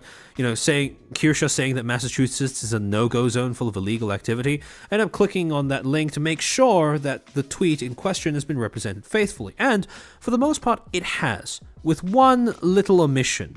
A little line in the middle of it that was conveniently cut out that would explain why Kirsche has such an extreme view of Massachusetts. The full tweet reads, quote, when I lived in Massachusetts, Lawrence was basically, quote unquote, a no-go zone, end quote, full of illegal activity. I had seen a lot of people get shot already, but Lawrence was where I witnessed first death from a shooting. If ICE sweeps here, it will become a ghost town and maybe can be rebuilt. To clarify, she wasn't just saying this for the sake of hyperbole. She wasn't just saying this as a political talking point. She's saying this because this was the place where she first witnessed a killing live in person. And I don't think it's a stretch to say that that kind of thing, witnessing that kind of thing in person, is probably going to affect somebody's worldview quite deeply. It's certainly probably going to influence the way that they see that specific place in which they witnessed that killing take place. And omitting that line, Lawrence was where I witnessed first death from a shooting. I think that's omitting quite a bit of context as to why she has that perspective that she does. Oh yeah, also, crucial bit of explanation for those who aren't familiar with the jargon. As pointed out by Zero Defects in chat, no-go, quote-unquote, means the cops don't respond to calls there and do anything about it. Basically, cops don't set foot in this space because it's deemed too dangerous or a lost cause, whichever way you want to spin it. However, yet again, we have another example of taking quotes from Kirsche, basically trying to make her look as if she is a hyperbolic extremist, but failing to include the context as to why she expresses the opinions that she does. Very deliberate uses of framing. quoting things out of context, and failing to provide surrounding information that are very relevant when factoring in where a certain opinion, sentiment, or position may originate from. To go on. The next section of the article is titled, Who Wore It Better? Body Cam Edition. But it was Kirsche's tweets in mid-April that drew her GamerSupps partnership back into the public spotlight. On April 14th, Kirsche responded to an online rumor about Carmelo Anthony, a black teen charged with killing a white 17-year-old named Austin Metcalf. A post incorrectly claimed that Anthony's family had purchased a house with online donations, a rumor which spread through right-wing social media circles, before later being debunked by Snopes. Kirsche fed into this claim. Quote, getting a payday to buy a house by killing a white man just makes sense, end quote. Kirsche tweeted, quote, reparations after all, end quote. Now, again, a little bit of context on that specific example, Carmelo Anthony, that is omitted from the article, doesn't get mentioned at all, is that this wasn't just charged with killing with ambiguous circumstances surrounding it. No, the claim, at this point I should say, the full scale of the charges being brought against against Carmelo Anthony was not only that he killed Austin Metcalf, but specifically that he stabbed Austin Metcalf to death at a fucking school track meet.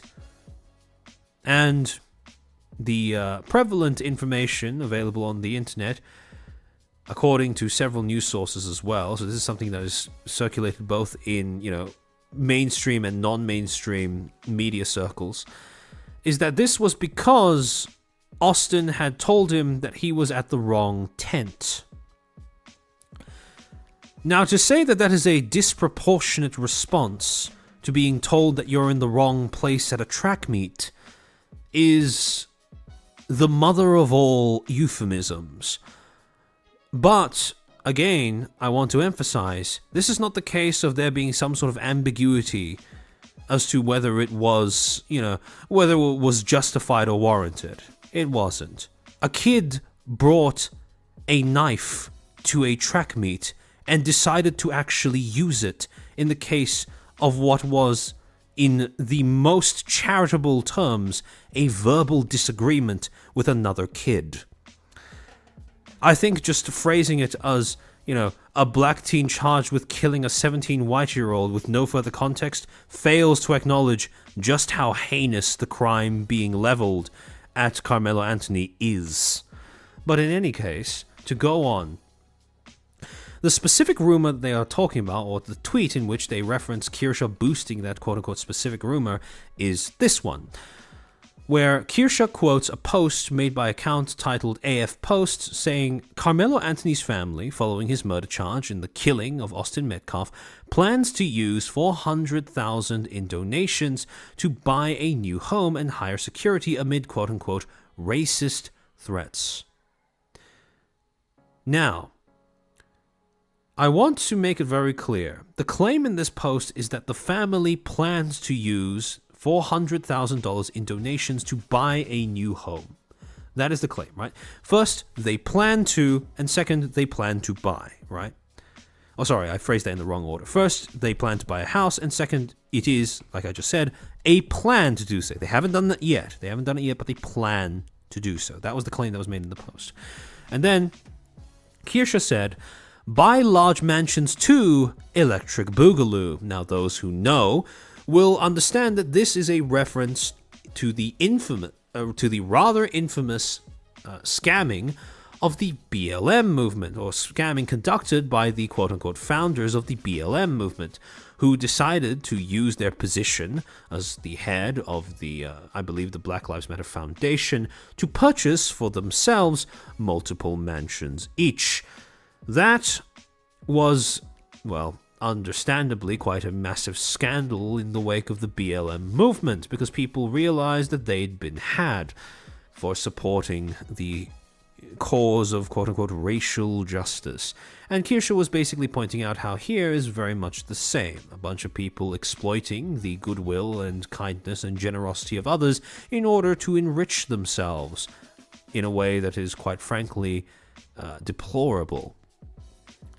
To this, someone replies below saying, "Kill white guy, get money. What the flying fuck?" referencing how unreasonable it is that Carmelo Anthony's family had received such a large quantity of donations, seemingly out of little more than racial solidarity and misguided altruism.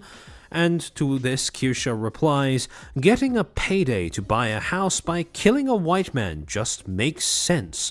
Reparations, after all," and this was the bit that was quoted in the article. But there's one specific bit that I want to address. See, all of this hinges, the portrayal of this as an unreasonable sentiment hinges on one single phrase in the first paragraph on this page, later being debunked by Snopes. The idea that this is a completely unfounded rumor and signal boosting it is so irresponsible and counter to the truth. Well, problem is, when you actually go and click on that link, when you actually look at the Snopes article, you start to notice a few things. First, the TLDR, is that this is an article that essentially attempts to pull an actually for the entire duration. The article titled, family of 17-year-old stabbing suspect Carmelo Anthony did not buy house or car with donated funds. Give Send Go, the donation platform used by the Anthony family, confirmed that no funds have been withdrawn from the family's fundraiser yet.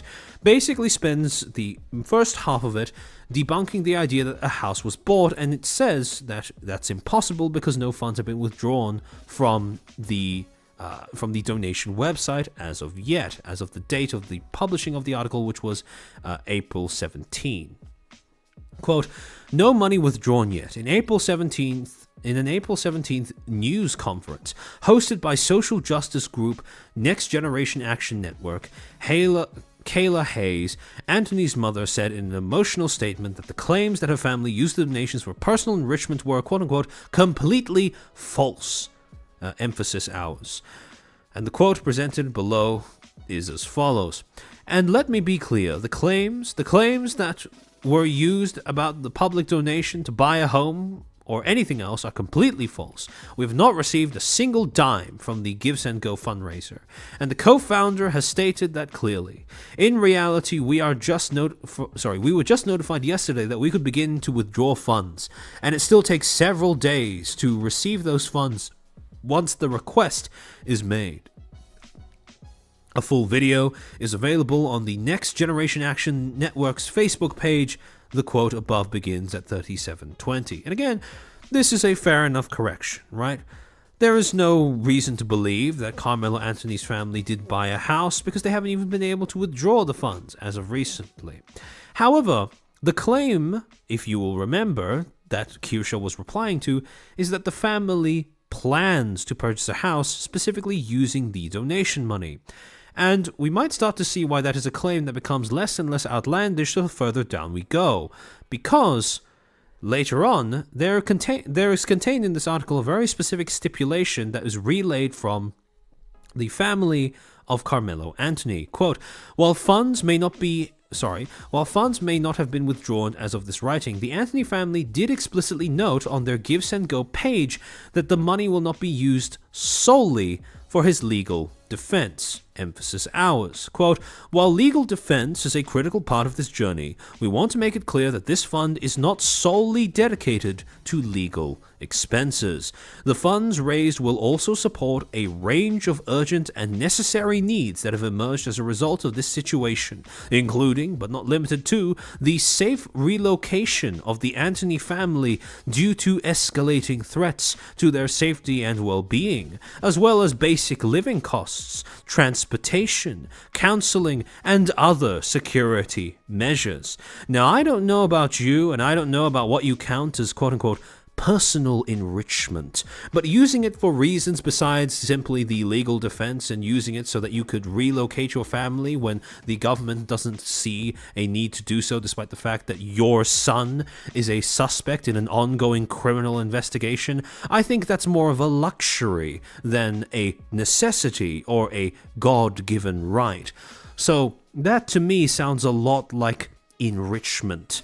And again, this just stands out as more actually, because yes, they have not bought a house using the donation money, but they have stated publicly that the donation money is not just going to be used for legal funds. It is also going to be used for quote-unquote relocation, quote-unquote transportation, quote-unquote security measures, and quote-unquote basic living costs.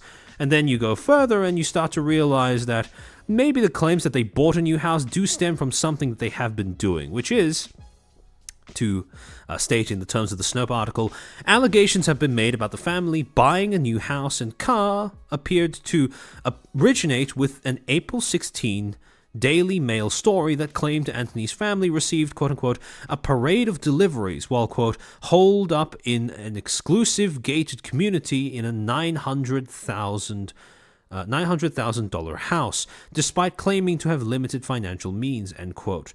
The story does not explicitly say Anthony used the donation funds to buy the home, but said an unidentified neighbor, quote, questioned why the Anthonys would be asking for public donations while maintaining the lifestyle everyone in that community has, end quote.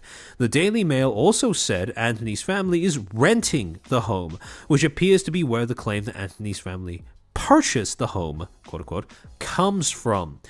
An address listed for Anthony in court records reviewed by Snopes was in a neighborhood mentioned in Daily Mail's reporting, and real estate listing websites estimated its value as being above $850,000. Snopes is not publishing the address because of the family's safety concerns.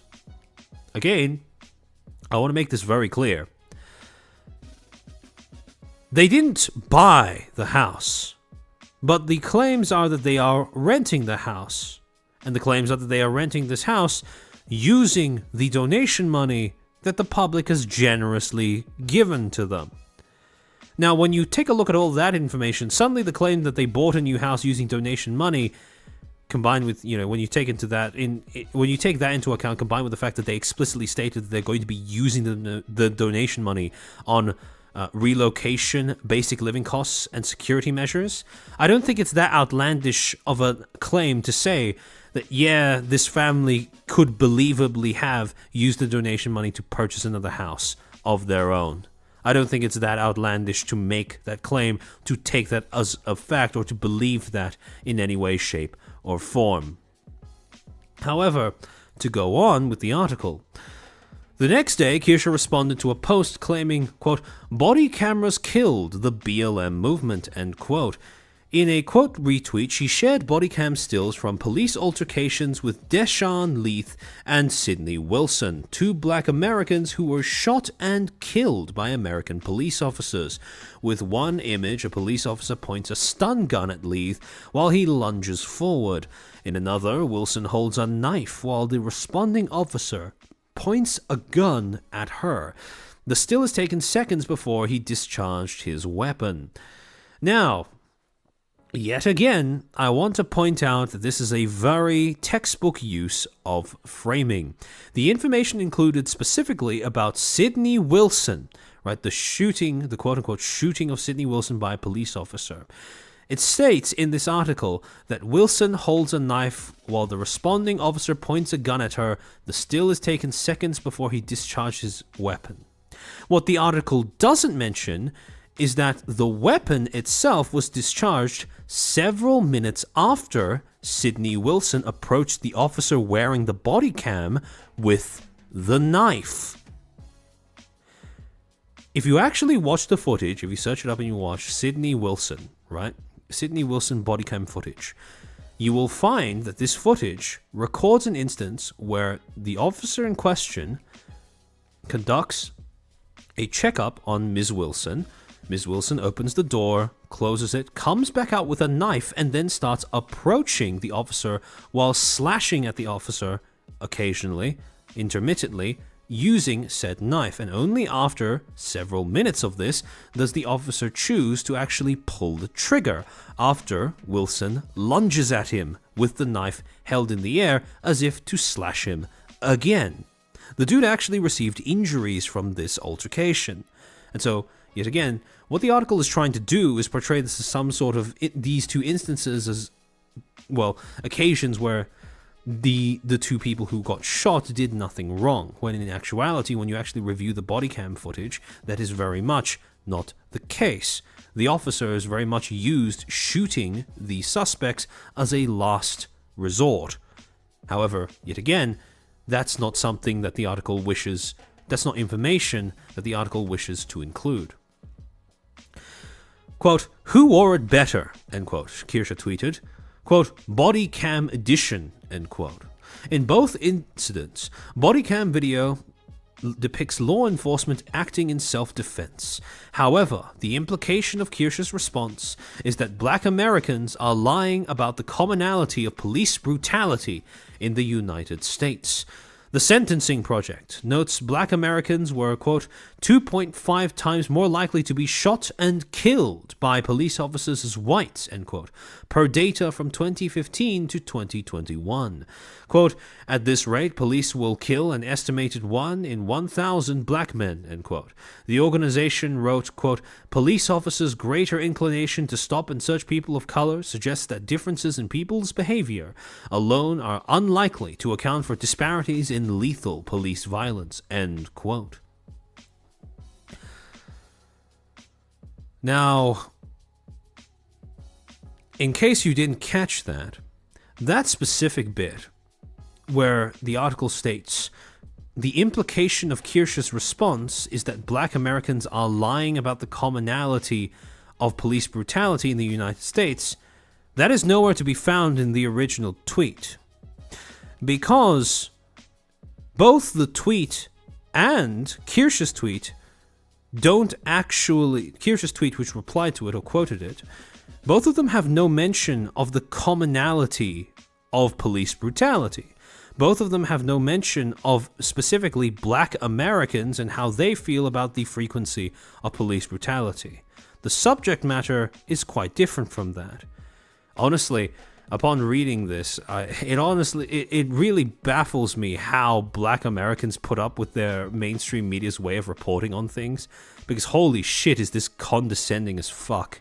It's basically just hoping that you are a dribbling idiot and you'll just take what they say, the race baiting that they attempt to they inject into their articles at face value. But in any case, the original tweet that Kirsche was quoting came from Matt Walsh, and in that he says, "Body cameras killed the BLM movement. Now every time they try to canonize a new martyr, we quickly see the footage and it's painfully obvious that the would-be martyr had it coming. Body cameras destroyed BLM. If the cops had been wearing them in Ferguson, BLM could have been extinguished a decade ago."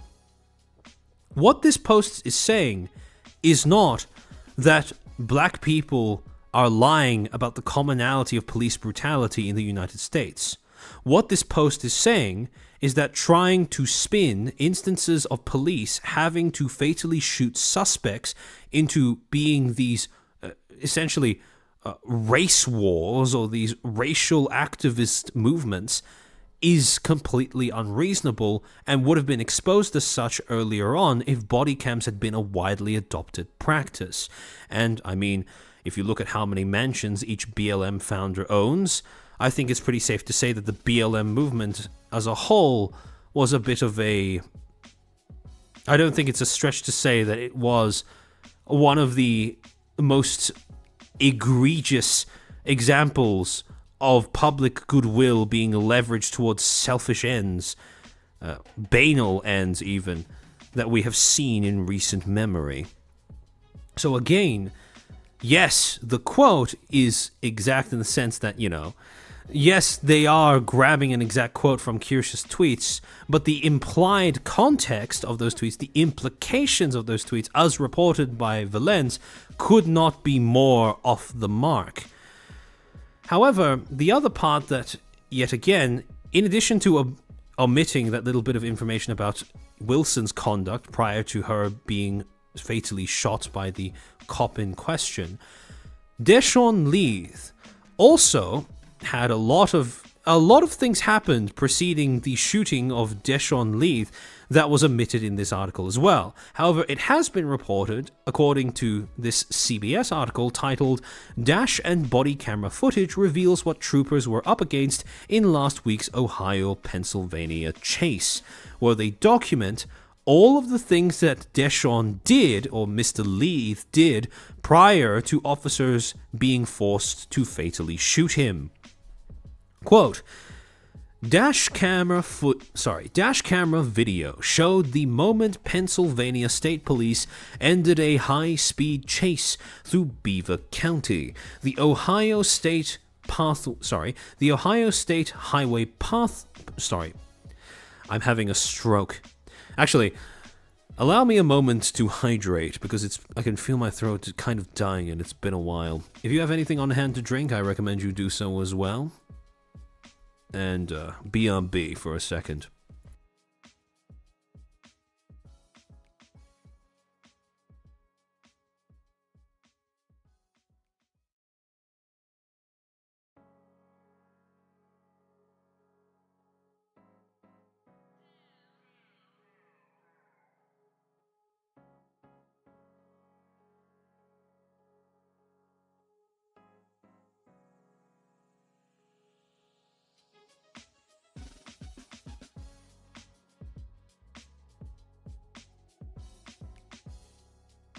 Oh, much better. Oh, Escalcor. Body cams have ironically shown a lot of good that we look past with police, but there have still been shortcomings and foul play aplenty. Oh, absolutely. I don't want this to sound as if I'm saying that there's absolutely no such thing as police brutality, or that, body cams have completely invalidated the existence or the implication that, there is police brutality. No, not at all. But what I am saying is that very often when people attempt to weaponize instances of police fatally shooting suspects as part of some sort of racial activist narrative, there is often a very convenient lack of context provided alongside that claim.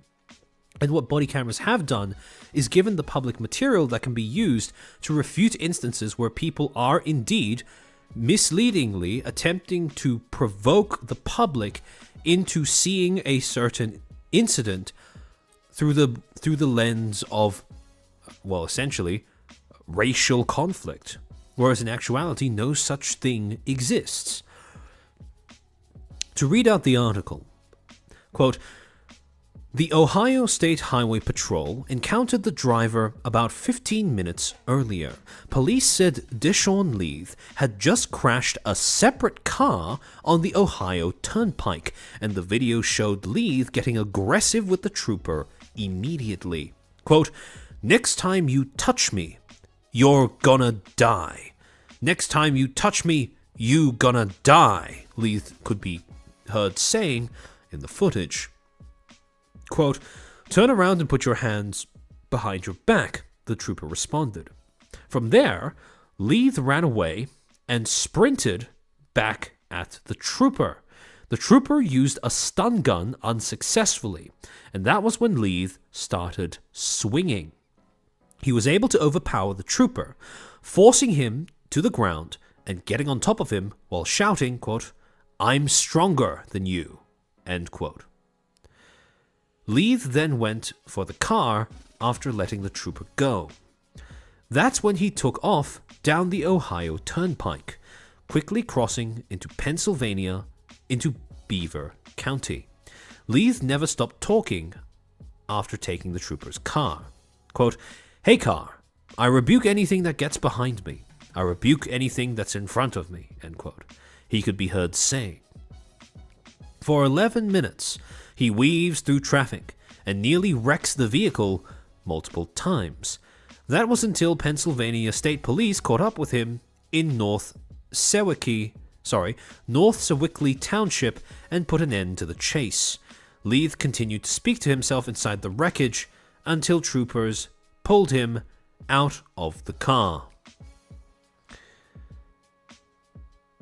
In case you didn't catch that, the context that was omitted from Velen's article was that prior to being shot by the police, Deshaun Leith had wrecked a car on the highway, failed to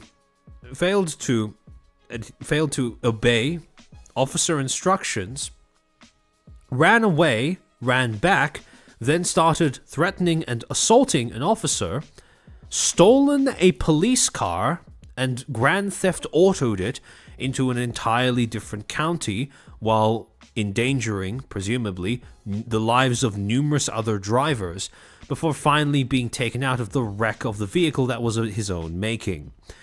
So, yet again, presenting this as simply some sort of victim of the police is misleading to say the least, and thus the way that that particular instance of, this incident happening, that particular presentation of Deshaun Leith's shooting by police is, yet again, another example of the article making a very, very obvious attempt at representing Kirsche and what Matt Walsh was saying in that specific tweet as if it was intended to be some sort of racial slight, whereas in actuality, yet again, it was merely pointing out how movements that attempt to build themselves and gain momentum off of those perceived racial slights are inherently exploitative, misleading, and, well, have been deflated by the adoption of body cams. Not an entirely different county, went to an entirely different state. Yeah, although I will say that maybe it's just a matter of, maybe he was just on the border or something along those lines. But in any case, hold on, let me just get to the super chat. A random games, thank you for the 10. As a black person, I can say it's created a space where both law enforcement and the black populace are afraid of each other because you never know who will spin what out of the context to fit a narrative. Yeah, and the narratives like those are more harmful than they are beneficial. I think as time has gone on, it's pretty clear that that's the winning take on the entire situation. But in any case, to go on.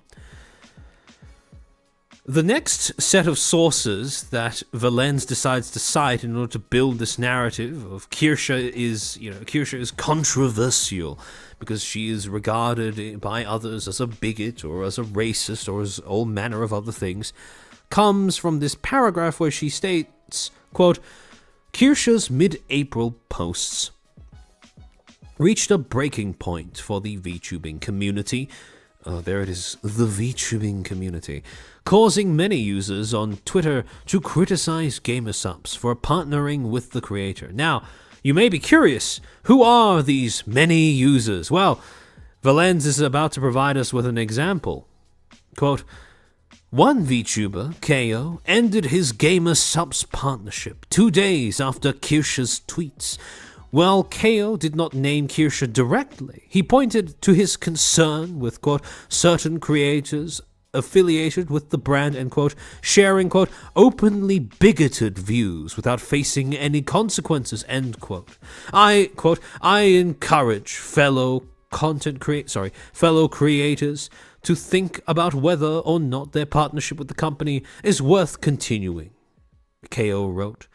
I don't agree that it's a good idea to just, quote, let creators create content and try our best to just make the best products on the internet, end quote. If it means allowing hateful people to be representing your brand. And it remains unclear whether GamerSupps will issue a response to Kirsche's behavior. For the record, the VTuber has previously welcomed controversy promoting the quote-unquote brand risk GamerSupps product while declaring, quote, according to my marketing team, I am a brand risk, end quote.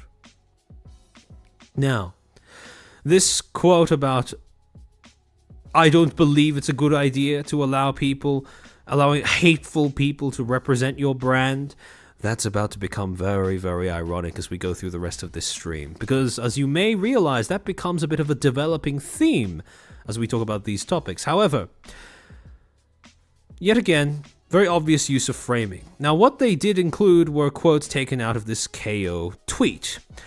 What they don't include, though, is the next section where KO states, I believe in fostering an inclusive community, and I do not wish to support or be associated with companies that enable harmful behavior.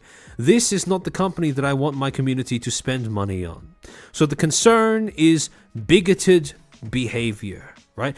Creators that have expressed openly bigoted views, that KO wishes for an inclusive community. By the way, this other people subtweeting as a response to this will end up becoming relevant to the whole separate controversy that we're going to be talking about in the second half of this stream. However, what this article omits about KO specifically as a source that somewhat compromises the degree to which you should take what he says seriously here is the fact that KO himself has been very guilty of expressing these openly bigoted views himself. As Ban Min points out in this quote tweet, stands against open bigotry, claims to foster an inclusive community, displays open bigotry, and undermines inclusivity via post history, making excuses to justify it. You are right in a way, OP. You are freeing gamer subs from one bigot since you said that you are leaving. And to which she includes a screenshot of KO tweeting out as of the 21st of February 2024, saying, quote, can't be racist towards white people, but of course someone like you wouldn't know that. It's always the same kinds of people, the same people who try to say you can't be racist against white people, who love to cry about bigotry and who love to claim to be inclusive. So, in any case, yet again, including a source that, to say the least, probably isn't the voice of reason in the given scenario. But, to continue, the next and final section of the article is titled, A Gamer Subs Partner and Her Nazi Fan. By the way, in case you're not prepared for this is bordering on the same Nazis drank water, so water is a Nazi drink type logic. But in any case, the article reads, quote, sorry, give me a second.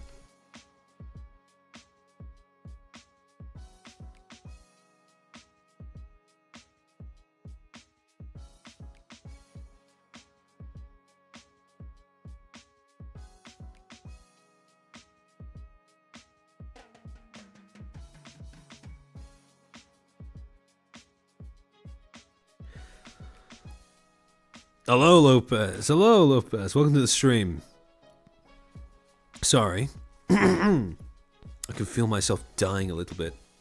I'll just take another sip.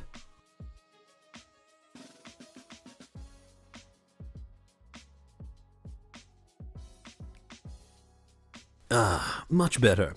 Alright. Quote. Oh, Alan, welcome to the stream. Quote. Of course, Kirsche may walk herself into a controversy that's impossible for gamer subs to defend. This could be the case after the right-wing VTuber retweeted a Kirsche fan named Sencho Mimikyu. End quote. Kirsche recently received an official Offkai on the brain, an official Kirsche U2's plush, and posed with it. In one of the images shared by Kirsche, Sencho placed Kirsche's plushie next to an enormous collection of Nazi and fascist books, including a 3-part hardcover book display from white nationalist publisher Antelope Hill Publishing. Sencho's Twitter page is filled with anime women promoting Nazi imagery and works. In one tweet, an anime girl with a swastika is shown, along with the message, quote, "Did anyone say race war?" End quote. Now, without having to go any further into the article, but just looking at that specific paragraph, what's the problem with doing this, with what the article is attempting to do here, when you take into account the fact that they had just finished citing KO as a source? Any ideas? I think this should be pretty easy for you guys to spot.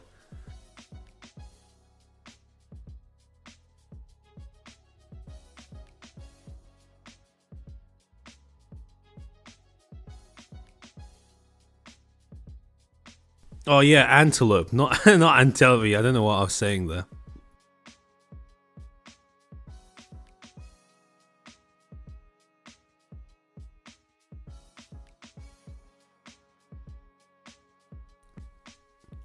Yep, Blaze, exactly. They dug up the online activity of only one of them. If Anna is willing to establish that she's willing to go through a user's history in order to characterize their validity as a source, why didn't she do so with all of the people that she was citing? Why only Sencho? Why not KO? That even rhymes, funnily enough.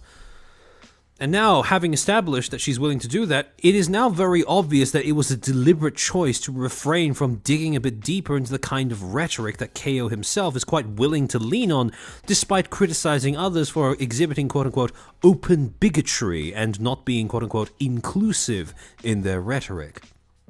However, to go on, this Nazi imagery extends to the books seen in the image retweeted by Kirsche. The hardcover book display features 2 books with the Iron Cross and one with the Nazi eagle, complete with the swastika.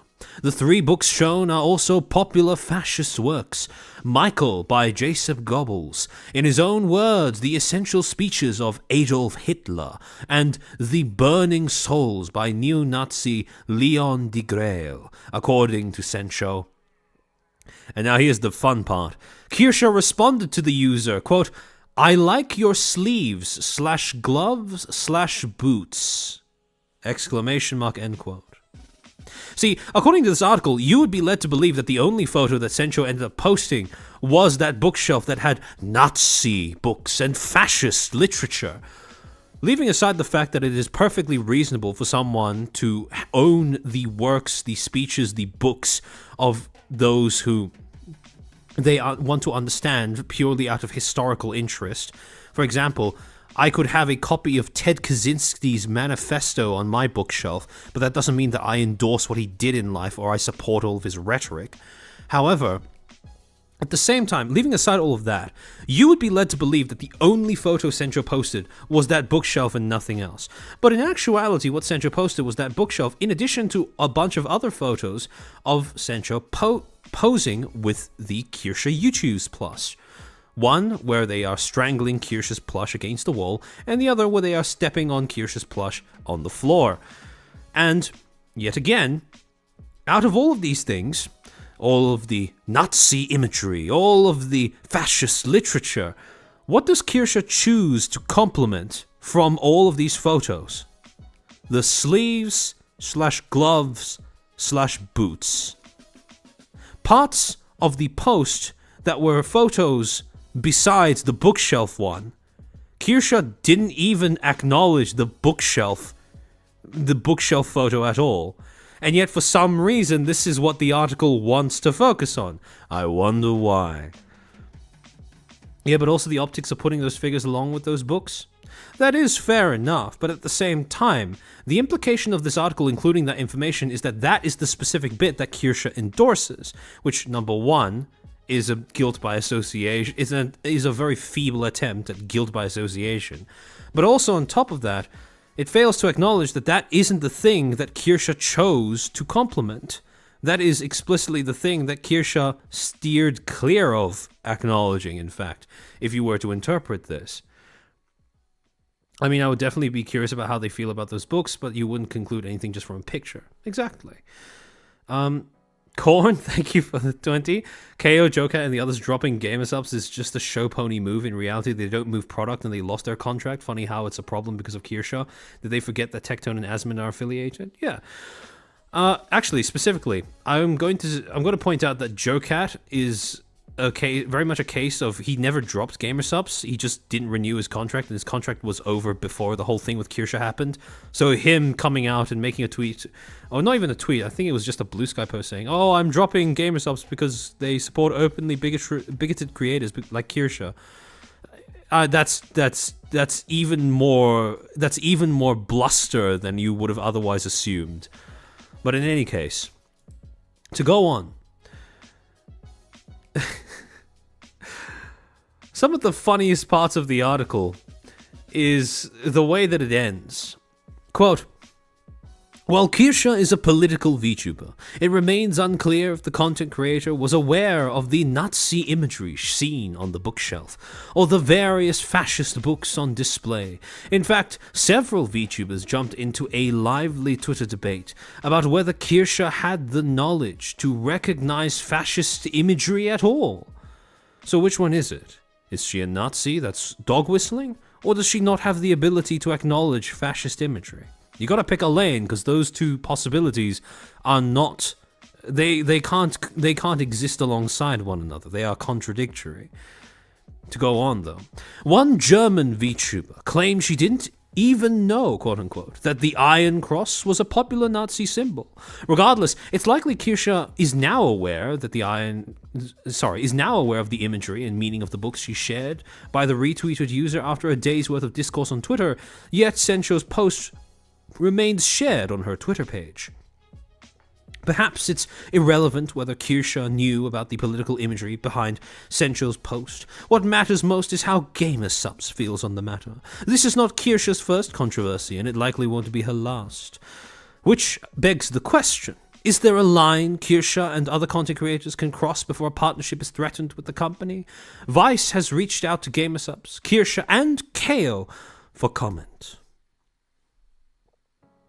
And yet again, the funniest thing about this is that the sources that Anna chooses to cite, one of whom, Bint, has spent the last few days on a bit of a bender trying to popularize the term Ku Klux Kirsche, which is quite funny, to be honest, when you say that out loud. Basically talking and yammering on about how this is her acknowledging Nazi imagery, her subtly dog whistling her support for Nazis, etc., etc., etc. By the way, if anyone who knows Kirsche's content, who has watched Kirsche's content, knows how absurd this is, because Kirsche is also the same person who has routinely insisted time after time that if you don't want Hitler to be revered, it is a good idea to make fun of him. That it is very imbecilic to try and treat Hitler as this all-powerful taboo if you do indeed disagree with what he did, because there is no better way to belittle a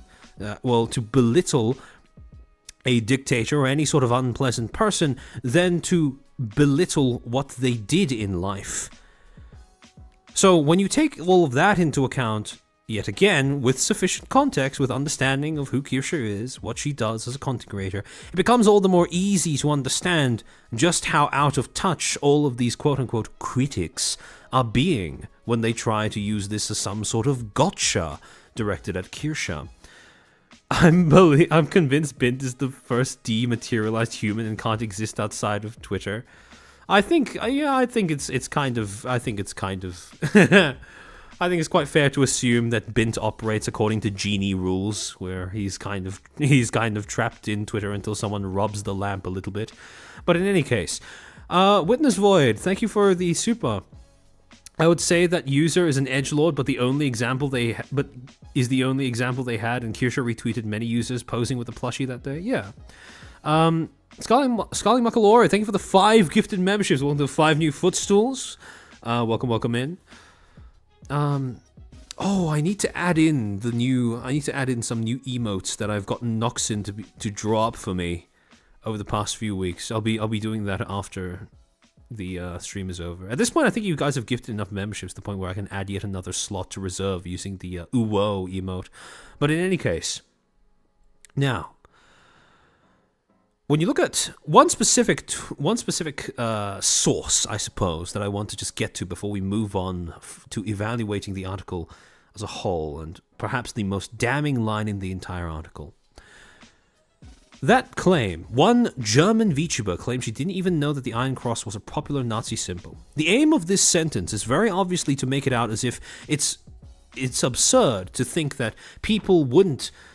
it's absurd to assume that this wasn't a deliberate dog whistle, that the imagery in this could not possibly be missed by anyone, right? That it's absurd for a German VTuber, of all things, to not recognize Nazi symbology when they see it, right? Nazi symbology in quotation marks.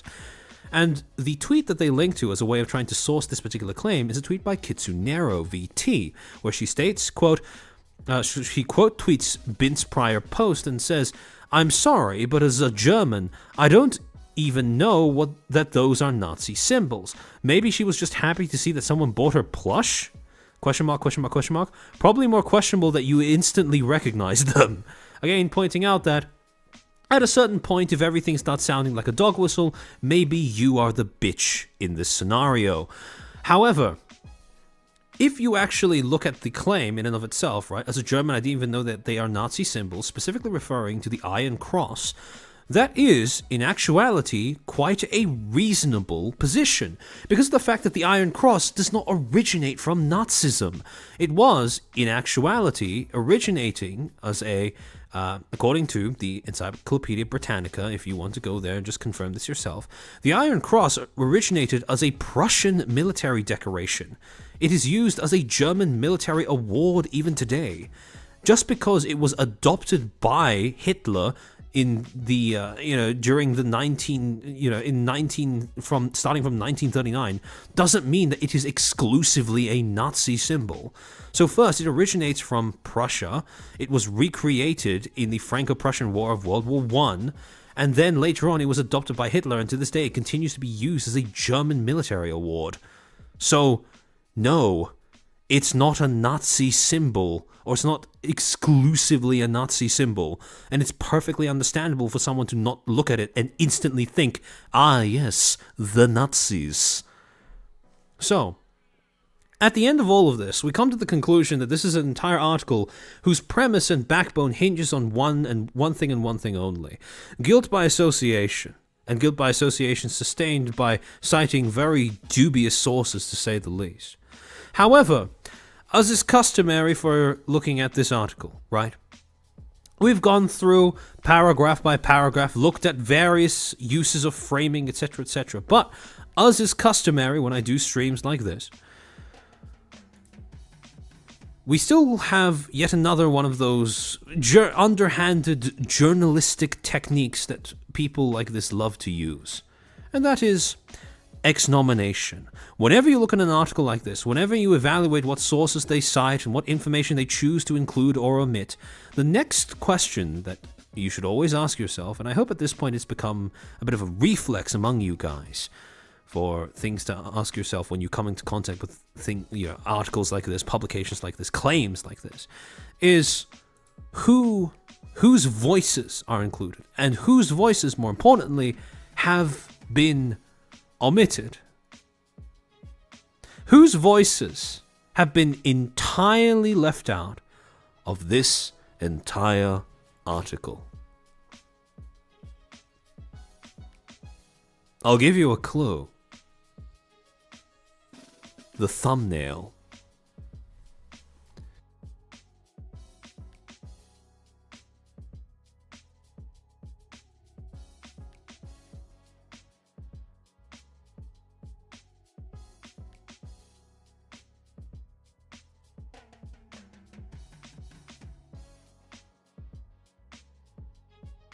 Kirsche was excluded? Not quite. It did include several quotes, albeit quotes lifted from her tweets out of context.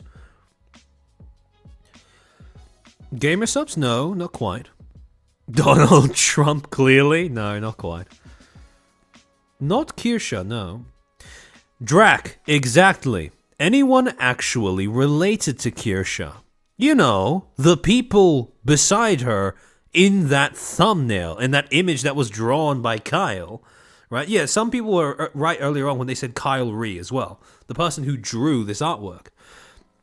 They didn't bother interviewing Kiba, Bagserd, Moonshine, Sawa, Kyle Ree, literally anybody else who is, who was either, a part of super part-time terrorists, part-time super terrorists, I got the name wrong, or anyone who is just a friend or associate of Kirsche, anyone who associates with her as a content creator, knows her as a content creator, or watches her content.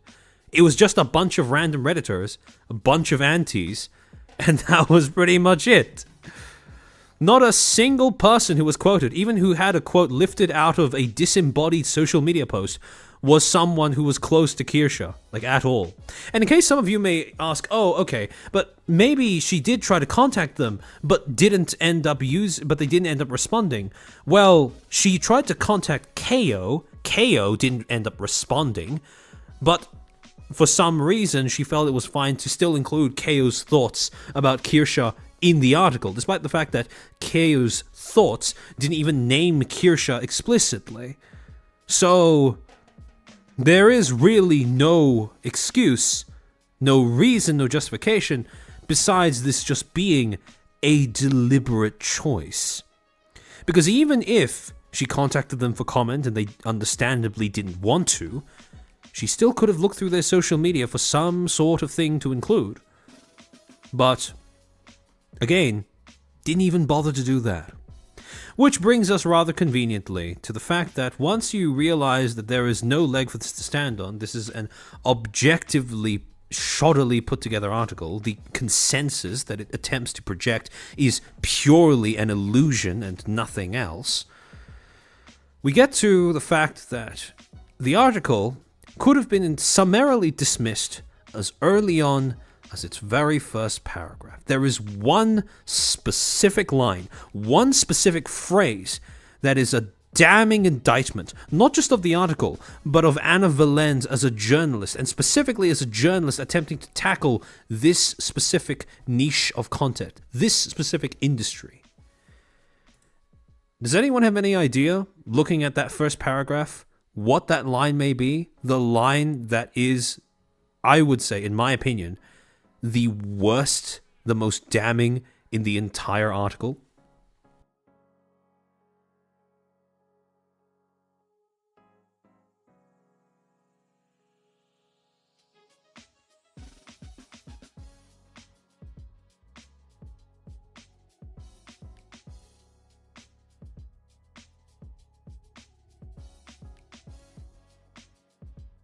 Zuli, yes. The shoujo star nyanners. Without a doubt, this is the worst line in the entire article. Because what this line does is expose just how unqualified Anna Valens is to even talk about things that happen in this industry. See, we're going to need to refer back to something that I brought up in the last stream that I did talking about Anna Valens and Vice. But for those who didn't end up watching that stream, a little bit of context about Vice as a publication. One of the things that makes Vice a little different from a lot of the other publications that they compete with is that Vice doesn't actually have a set of editorial guidelines. They don't have a statement of commitment to journalistic principles. Now, okay, look, granted, even with a lot of their competition, the statement of commitment to journalistic principles is more for show than anything. But fact remains, as opposed to other publications which do have some sort of statement of commitment to journalistic principles, some sort of ethical guidelines, some sort of editorial guidelines, Vice doesn't actually have any of that. The closest thing that they have is this: a set of pitch guidelines for what kind of articles they do or don't want. Or I should say more specifically, the kind of people that they do or don't want articles from. And when you go through this, they state the following, quote, "Who are we? The Vice Life Desk covers mental and physical health, wellness, sex, relationships, drugs, alcohol, and money. Our pieces explore identity, choice, connection, power dynamics, and social progress down to the level of the individual. We question and think critically about how and why we live the way we do. We cover scientific research, current events, trends, and individual perspectives in short-form blogs, first-person journalism, service-focused guides, and original reported projects, as well as key franchise series that tap into the undercurrents of health, work, and relationships. Our readers are vital, curious, funny, fact-driven, and pragmatic about the manifold ways that people live right now. We are here to provide the advice, information, and harm reduction that the young and delightfully reckless need and deserve." What are we looking for? We are primarily focused on mid-length, 700 to 2,000 word original reports, reported essays, and narrative features, and service journalism, meant to help readers find their way through how we live today. And specifically, guidance focused on how we relate to one another, the world, and ourselves. We love a good explainer, though we have a pretty robust body of them, so we'd ask you check whether your particular subject of interest has already been thoroughly covered by Vice. We also accept quick turnaround blogs and longer features. We welcome stories and journalism informed by personal experiences and insight, though in the case of a piece that focuses entirely on these elements, we urge the writer to carefully consider what makes this story unique, why they are the right person to tell it at this particular time, and why should it be told at Vice. This is very important. A lot of their qualifications, what they're looking for when it comes to an article that does or does not, when deciding if an article does or does not belong in Vice, originates and revolves around the identity of the writer. Quote, are they the right person to be talking about this and talking about it now? I want you to keep that in the back of your mind. It's going to become very important in a few seconds. Not all stories need to be pegged to current events, though a timely element can help distinguish a pitch. And then we get to what are we not looking for? And they list a whole bunch of things. Takes, e.g. uninformed and or arbitrary opinion pieces that are not rooted in any kind of reporting or research. Anything that cannot be fact-checked. Write-ups that don't offer additive analysis or aggregation of any kind. General ventures into any of the following. Weight loss, slut-shaming, or street harassment. Pseudoscience or pop science, unless in the form of a critique, which we love. Stories based on old, animal-tested, or thin studies without further context or corroboration. Oral histories, interviews with quote-unquote experts generated by their publicists, anything that supports or gives credence to TERFs, stories about a given community or identity written by someone outside that given community or identity. Trend reports that don't incorporate any sort of insightful, research-based cultural commentary or hinge on vague people are saying style rhetoric in order to sidestep having to take a stance. Stories that stake their angles on quote-unquote problematic cultural products or practices without adding meaningful context or analysis. And finally, medically uninformed approaches to sex or any other topic relevant to physicality. Yeah, a lot of people in chat have already spotted it. There are at least 4 elements. You could make the argument of trend reports that don't incorporate any sort of meaningful, insightful research-based analysis, or cultural commentary that doesn't hinge on, that only hinges on people are saying style rhetoric, because Anna's article does fall into that. However, the 4 more blatant ones are takes that are uninformed or arbitrary opinion pieces not rooted in any kind of research. Pretty dead giveaway when saying that Nyanos is AV shoujo talent in our year 2025. Write-ups that don't offer additive analysis. This was basically just reporting a whole bunch of quotes made by antis in the hope that it justifies Anna Valen's already negative view of Kirsche, possibly influenced by a little bit of vindictiveness due to how Kirsche mocked the creation and the composition of the first article. But more damning is the third reason. Stories about a given community or identity written by someone outside that community or identity. I think this is a pretty cut and dried case, referring to Nyanos as a Vshoujo talent when she hasn't been that in around 2 years now. That is pretty clear considering how significant Vshoujo is to the E and VTubing space and how significant of a creator Nyanos is. Nyanos was formerly. Sorry, give me a second.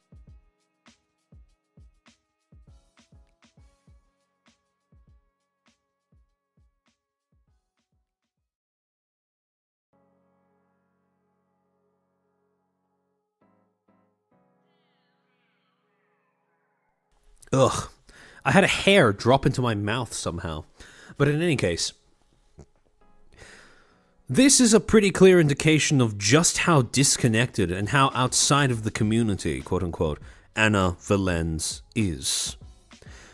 Because if she doesn't know who Nyanos is, if she doesn't know that she left Vshoujo in May of 2023, and if she's going to say that Nyanos is still a Vshoujo talent in 2025, I think it's pretty cut and dried that despite the fact that Anna Valens may, by her own admission, be a pretty recent entrant into the sphere, she's not an entrant that has made any attempt at trying to familiarize herself with the people who were there before her. And, by the way, in case you're wondering where I got the idea that Anna Valens is a pretty recent entrant into VTubing as an industry, look no further than this other article, which we also talked about in the last stream that we did about Vice, published in Vice, called Waypoint hired a giantess VTuber. Stomp, stomp, stomp. Here comes Anna Valens, the world's first and only giantess games journalist VTuber. Published in March 31st of 2025, where she introduces herself by saying that she is... by basically going over some of the articles she's written before as part of her role as a games journalist, but also stating, quote, "In my mid-20s, I was writing about Overwatch heel sluts and VR anime porn from the outside looking in. Then I became something of a slut myself. When I left my editorial strategist job in 2024, I started creating content as a full-time VTuber with a focus on ASMR. So, again, based off of this information, we can conclude that Anna Valens only became a full-time VTuber starting at some point in 2024. Then, if you go over to stream charts and you look up the account that she has on Twitch, AC Valens, which we learned due to the fact that she decided to gate crash some of the streams that were where other creators were talking about her article and criticizing the way it was written. Sorry, give me a second. You can see, based off of her activity, her streaming activity, that it started ramping up a lot about September of 2024. So I think we can broadly conclude, we can assume that Anna Valens only became a full-time VTuber starting from September of 2024. Which is, what, about 9 months ago from today? And so, yes, she may be a recent entrant, but I think that she has had quite a bit of time. Nyanos hasn't fallen off the face of the earth. She still does stream occasionally. So there is no reason why Anna Valens, if she did even the most basic modicum of research, wouldn't be able to tell that Nyanos is now an indie. But in addition to that, like we also pointed out in the previous stream, Anna is also very obviously disconnected from broader streaming culture, let alone VTubing culture. Because when you look at the way that she responded to Rima criticizing the way that the initial Viallure hit piece was written, you'll note that she popped into the chat of the chats, plural, of the creators who were criticizing that article and decided it would be a good idea to try and shill that article and shill her own stream that she decided to go live with at the same time as those creators were criticizing that article. You don't need to be a genius, you don't need to be some sort of sage in this industry to understand that it's a massive taboo to try and grab a streamer's audience and shill yourself live while they're still on stream, while they're still streaming from their end. You shouldn't try to redirect a streamer's audience from their chat into yours. And again, that it's either disregard for a fundamental pillar of streaming culture and etiquette, or it is ignorance of it. Neither paints Anna as someone who belongs in this community, who even sees herself as part of this quote-unquote community. And you want to know the best part? Even though Vice doesn't actually have editorial guidelines, that one line, Vishojo star Nyanos, that managed to prove that Anna's article fails to live up to even the semblance of an editorial guideline that Vice has on their website. And in case you were, if you ever had any doubts about whether there is a complete absence of editorial oversight at Vice or not, if you look at the article as it exists now versus the version that the version that was initially published, despite the fact that there is no editorial note at the bottom, no amendment, no correction, nothing along those lines, that line about Vishojo star Nyanos has been quietly taken out of the article as it exists as of right now. No acknowledgement that there was ever a mistake, no editorial oversight assuring readers that they found this mistake and they wanted to nip it in the bud. They wanted to make sure that there was adherence to a certain standard of reporting. None of that. just a quiet little amendment to the Vishojo Star Nyanners, and nothing more. So, previously we already had the ability to say, Vice was a rag, they have no editorial oversight, their editorial policies are a joke. But now we have yet another example of real concrete proof that, there seems to be zero editorial oversight whatsoever. Now, this entire article was a shit show. You didn't need me to say that, right? You didn't need me to point out all of the ways in which this article was going to be an utter disaster and a disingenuous mess. However, there is one sentiment that was platformed throughout the course of this article that I think is worth paying attention to.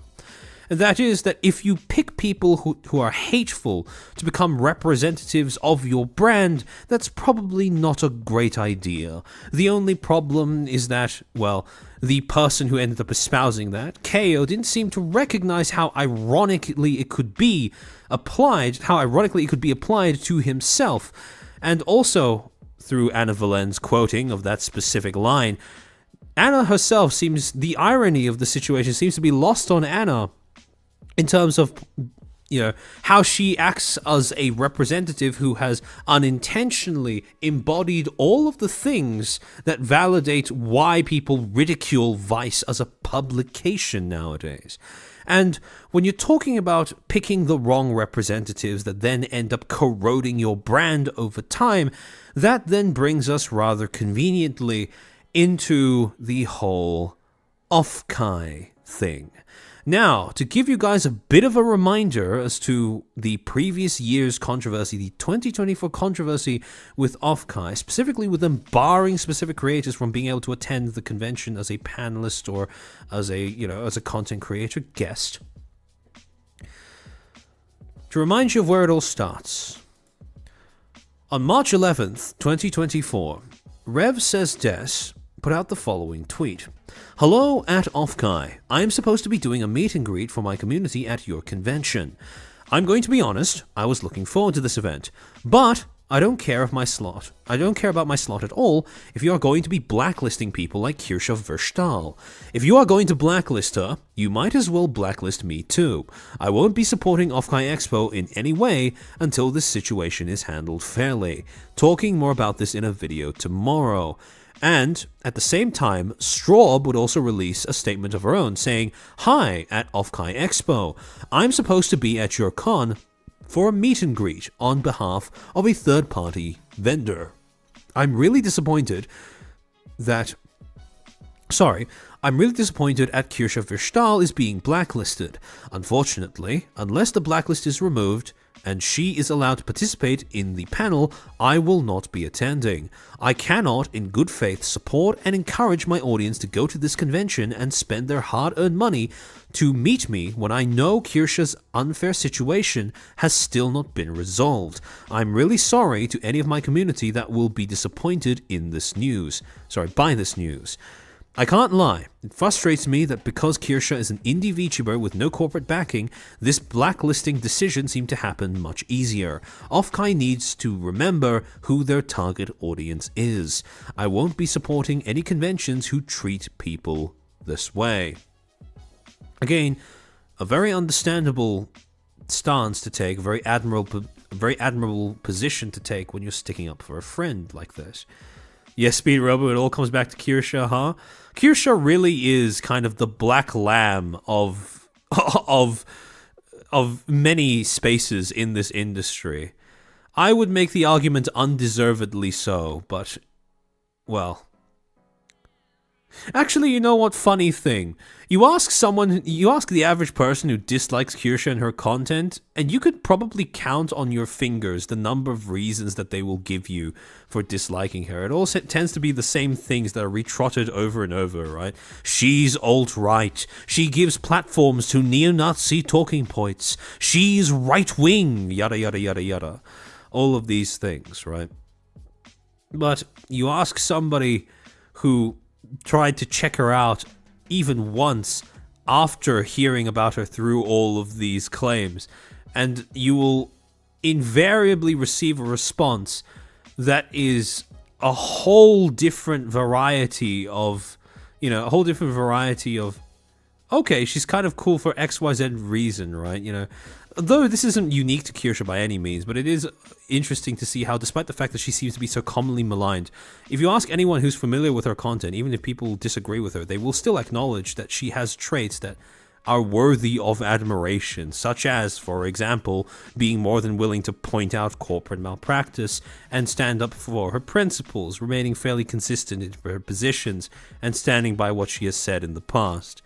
All of which are traits that I think are sorely lacking in far too many aspects and far too many spaces in this industry. But I digress. Now, in addition to Rev and Straw breaking the news, Kirsche herself would also go live on the same day with a stream titled Curb Your Enthusiasm, Return of the Foxu, where she would, starting from around 53 minutes 14 seconds, begin to address and talk about her blacklisting from Offkai's panel.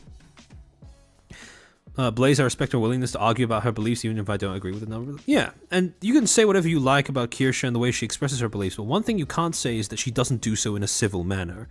She always attempts to do so in as respectful a manner as possible. With Kirsche, it's very much you give what you get. You don't behave like a fuckwit, you won't get treated like a fuckwit. It's very simple. But in any case, she states, quote, oh, sorry, I forgot to add in the quotation marks, my bad. Hold on, let me just fix that real quick. Quote, to rip off the band-aid, I was supposed to be at an 18-plus panel at Offkai, but I'm no longer going to talk about, and I'm not going to talk about who organized the panel or what the panel was about, because I don't want them to face any ramifications for me talking about this. But, I have been blacklisted from appearing on panels at Offkai, and I felt that this was a very weird thing to happen considering the audience that Offkai panders to and the type of people that go to Offkai. And so I wanted to contact people who worked at Offkai to find out what the fuck was going on. And from here, Kirsche starts to show off screenshots of a conversation, an extended conversation, that she held with various members of staff at Offkai when she asked about why she was removed from that panel. And it starts off with a Twitter DM. Kirsche states, Hey there, Offkai Expo peoples. I was slated to be on a panel for the upcoming Offkai. However, just received notice today that I would apparently be too risky to have on I would be too risky to have on said panel by the Offkai organizers, and I'm curious what the issue is. Appreciate you getting back to me. Thanks. To which the Offkai official Twitter account responds, Hey Kirsche, sorry about the back and forth.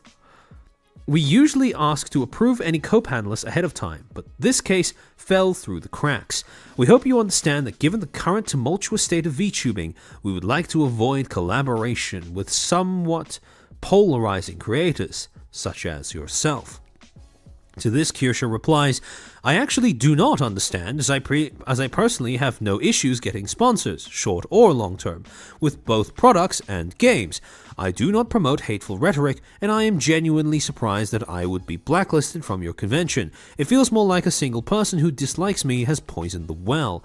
You guys have hosted VTubers who have participated in harassment campaigns, which leaves me even more confused as to what part of my content could be a problem. By this, she is referring to Marina VT, who was invited to Offkai despite participating and being a very vocal participant in the Pikami Hogwarts Legacy harassment fiasco. And to this message, yeah, for this context, this happened in the middle of the Seleng Shock fallout. Yeah, pretty much. And to this, the Offkai official account responds with, I can assure you... Sorry, give me a second.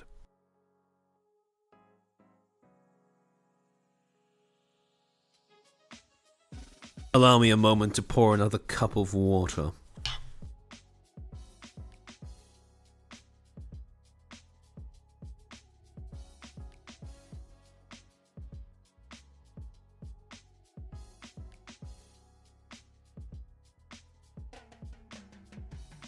Oh yeah, I forgot to mention Tiger, who was also harassed by Marina VT prior to this point, which again makes the decision to let Marina in all the more baffling in context.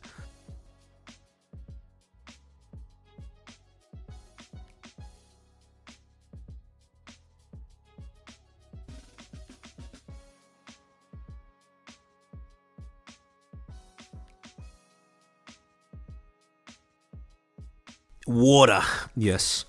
Cogsworth, thank you for the 10 gifted memberships. Welcome to the 10 new Footstools. I hope you enjoy those emotes, and I hope you look forward to the new ones that will be coming after this stream. Hold on, give me a second. Alright. To this, Offkai's official Twitter account responds, quote, I can assure you that no single person would have the ability to make such a call, and that this is also not a sponsor-related issue. Please understand that we are an all-volunteer run event, and your name coming up made a number of our staff uncomfortable. We value our team a lot and do not want to cause issues this close to the convention. That is why the exec team decided against having you participate in the panel. This is not a blacklisting. You are still free to attend or participate in other ways. I'm sorry, but this is the amount of information that I'm able to share. By the way, to refute the claim that this is not a blacklisting, what they're basically saying is you can still give us money, you can still show up to the convention as an attendee, as a guest, you're just deplatformed. That is a blacklisting. Let's not mince words here. But in any case, after this, Kirsche would quite understandably respond in a way that was quite miffed. I think a lot of people are accusing me of making them uncomfortable. I have a right to know what I have said or done that has to cause that, especially if it is affecting my ability to participate in panels and having an effect on my friends as well. And again, you have platformed VTubers who actively participate in harassment, something I have never done, so I do not understand the issue with my presence. Also, to say that this isn't blacklisting is disingenuous. You are telling me I am not allowed to participate in panels, which is a blacklisting. I haven't heard back from you guys today, and presumably one day later, Kirsche then says, I haven't heard back from you guys today, and I would like to be able to rectify this privately if possible. However, if left no other option, I will be speaking about this publicly. And coincidentally, right after Kirsche issues this warning, presumably the person behind the account responding to her switches, and now we have a specific name to place to a specific set of responses. Quote, hello, this is Lysander. I'm the director of this year's Offkai, and if you're open to it, I'd like to talk about it more in depth. I'll try to give you as much information as I can about it, but as you may guess, it's complicated. My Discord tag is Lysand, and if you're okay with continuing the convo there to spare our social media team. Now, Kirsche would then go on to publish various screenshots of the conversation that she had with Lysander, the director of 2024's Offkai. I'm not going to be including all of the screenshots here, but I will be including specific ones to highlight the claims that Lysander made as to why Kirsche could not be allowed to participate in this panel. SG Bun, thank you for the 5. It's not a blacklisting, like it's not being arrested, it's being quote-unquote detained. That's a pretty good analogy, yeah. Actually, we didn't blacklist you. Kind of. The conversation opens with Lysander saying, hi, thank you for taking the time to talk with me, to which Kirsche responds, thank you as well. This whole situation blindsided me at the tail end of my vacation. Oh yeah, I forgot to mention, Kirsche was on vacation while this whole thing went down. It's kind of funny how every single time Kirsche goes on vacation, that's when people start to do silly, drastic things in public. That's what happened here as well with the Vice hit piece, funnily enough. But I mean, at least this always makes sure that Kirsche has a warm welcome when she comes back and plenty of material to go over on stream. But in any case, Lysander then responds, I'm really sorry for interrupting you on your vacation like this. I guess I'll just start with the what about a party situation. If you are referring to who I think you are, and this is basically him acknowledging that Kirsche is likely referring to Marina VT, despite not wanting to name her in conversation. referring to who you think you are, yes, they were a part of our event last year, but that was before everything went down. We chose this year not to continue the work with, we chose this year not to continue to work with them. We aren't all knowing of each group or person we work with, and we try to do some basic screening, but sometimes things just don't get found. Again, basically appealing to the fact that this is a volunteer-run event, and as a result, sometimes their screening process is going to have a few cracks through which people fall. People like Marina VT during the screening process. Lysander then goes on to state, quote, sorry, give me a second.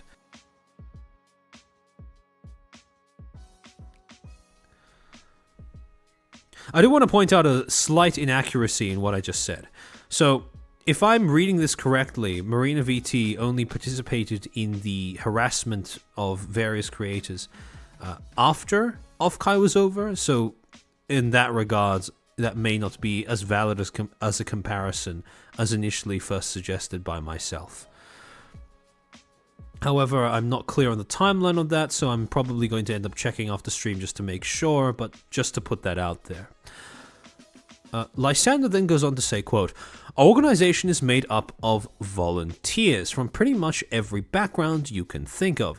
No one is getting paid, so a lot of difficulties of managing 100 plus people in making sure our team feels comfortable giving up their free time to help us.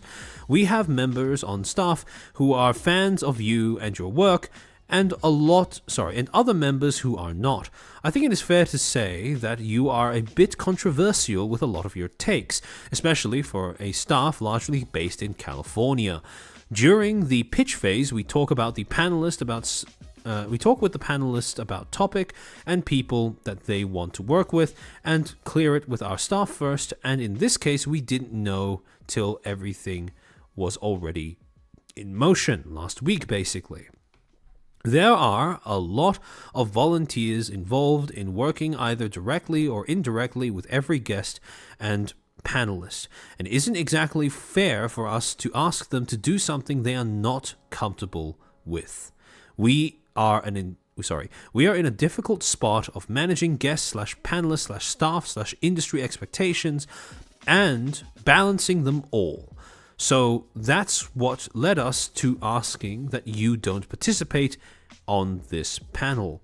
We did get a list of screenshots of things that made staff uncomfortable. If you do wish to see some of them, they are mostly tweets that you've made in the past. We'll get to those tweets in a second.